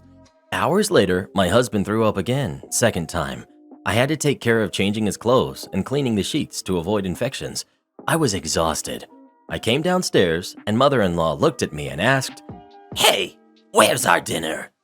I was shocked that after seeing me go upstairs many times and cleaning and bringing new sheets and running the washing machine, that she'd expect me to prepare dinner. I'd already eaten a sandwich at 6 and yogurt. I have problems with my stomach, and stress and pregnancy made it worse. I'm 4 months in. I pointed at the kitchen and told her to help herself out. She gave me a look, then said she didn't expect me to ask her to cook dinner at my house. I said I didn't expect her to ask me to cook dinner while I'm taking care of her son. She started arguing about the way I spoke about my husband, saying as his partner, "This is the least I could do," and called me unhinged for throwing in her face that I'm helping my husband. She got her husband involved, asking what his thoughts were on me making guests go hungry and forcing them to cook themselves when this was supposed to be my duty as a host/homeowner. Father-in-law said they could order food and call it a day, and yelled at my younger brother-in-law to stop playing on his phone and order food. But mother-in-law got mad and lashed out, criticizing me, saying I wasn't up to the challenge of taking care of my home and my guests like an adult. I lost it on her and told them to leave since she kept yelling, disrupting my husband's sleep. She left after, saying she felt sorry for her son and grandbaby with an aggressive wife and mother like me. She told everyone, and my older brother-in-law said he understood I'd had a lot on my plate, but lectured me about how I should have respect for his mom who was a guest, repeatedly saying that if it was his wife, she wouldn't have acted this way, and that I shouldn't use taking care of my husband against them. He asked me to apologize, but I didn't. Info: my husband suffers from 2 major injuries, and he's got a long recovery ahead. Right now, there's so much pressure to take care of him while keeping up with the house chores and work. My mom and sister help, but not mother-in-law. She claimed that when I told them to leave, I was refusing to let her see her sick son, but I'd never do that. I've lost a loved one before, so I understand her fear, but brother-in-law thought that was my goal. Edit: I live in the States, in the South. My mother steals my things when I don't listen to her. I'm 26, and she lives in the house that I pay for. About a year ago, me and wife bought our own house after saving up for quite a while, and we were able to get a 2-story, 3-floor house, 2 floors above with a basement. We then renovated and moved in shortly after. About a month after we were completely done moving in, my mother lost her job and couldn't continue to pay for her own house, so I told her that she could live with me and my wife and live in the basement, which has a bedroom, bathroom, kitchen, and living room, so it's basically its own house. I didn't make her pay bills or anything, just because she's my mom. Recently though, she's been asking me to clean her dishes, vacuum the basement for her, and clean my office space, which she doesn't even need to be in. It's on the 3rd floor, which I specifically told her to not go up there. I then tell her that I don't need to clean her things, or mine for her, and remind her that she lives down there and she should clean her downstairs, and that I will clean the upstairs whenever I want to. When I tell her though, she gets extremely upset and steals my things. The first time it was my car keys, then my TV remote, and now my keyboard and mouse for my PC, which I need for work, which she stole after she told me to clean my office, and which I then told her no, and that it's my house and my rules. I asked her for my keyboard and mouse back, but she simply yelled at me and kept the door to the basement shut and locked. After that, I unlocked the door with the keys that I had for the house, but she started to push the door shut on me. I just continued to push the door open until I was through the door and was in the basement, which she then fell and threatened to call the police on me. I grabbed my keyboard and mouse and then went upstairs without a word. It's the morning after now, and I still am not entirely sure what to do. I don't even know if I want to talk to my mother right now. Edit: after all of the kind and helpful comments and some discussion with my wife, I will be installing a lock on our side of the door to the downstairs, so mother cannot come upstairs and do anything until me or my wife open the door. And if anything happens again, we will be kicking her out and sending her to an elderly home. You gonna lock her down there? Edit 2. For everyone asking if I'm locking my mother in the basement, no, she will only be locked from the upper floors of the house. There is a door directly to the basement from the outside, and she can come and go whenever she wants. She just can't access where me and my wife live. Edit 3. My mother is not a tenant. I simply allowed her to live downstairs, so I exactly wouldn't need to evict her, just kick her out. Am I the jerk for cleaning out the fridge without telling my husband? My husband brought home a metal box that he checks on often during the day when it's in the fridge. When asked about it, he said it contained freshly picked olives his friend Jason got him from his uncle's farm and wanted husband to keep until he gets back from his business trip. I had no problem with him keeping it safe at the bottom of the fridge. Husband always asks me to be cautious with the box and not open it, as it would be rude to touch other people's stuff. Yesterday, I decided to clean out the fridge, which took me almost 2 hours from unplugging the fridge, emptying all the items, groceries, vegetables, and containers, and washing and cleaning out the inside of it, then letting it sit before plugging it back in again. I took the box my husband brought out the fridge and placed it on the kitchen island alongside other containers. While I was working, I received a video call via WhatsApp from my husband while at work, feeling bored, asking what I was doing. I showed him I was cleaning out the fridge, and he suddenly freaked out and asked about the metal box.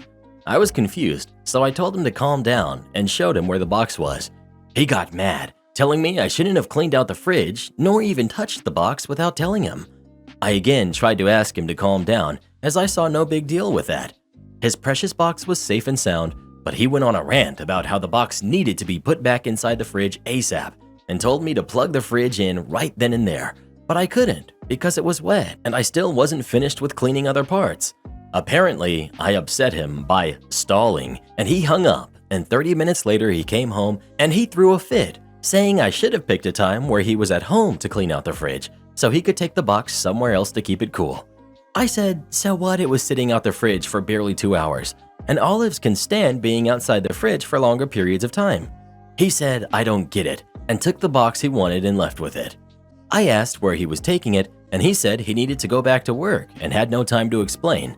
I shrugged this whole thing off, but he came back with it in the evening and put it inside the fridge, then complained about me cleaning the fridge without telling him and for acting dismissive of his opinions.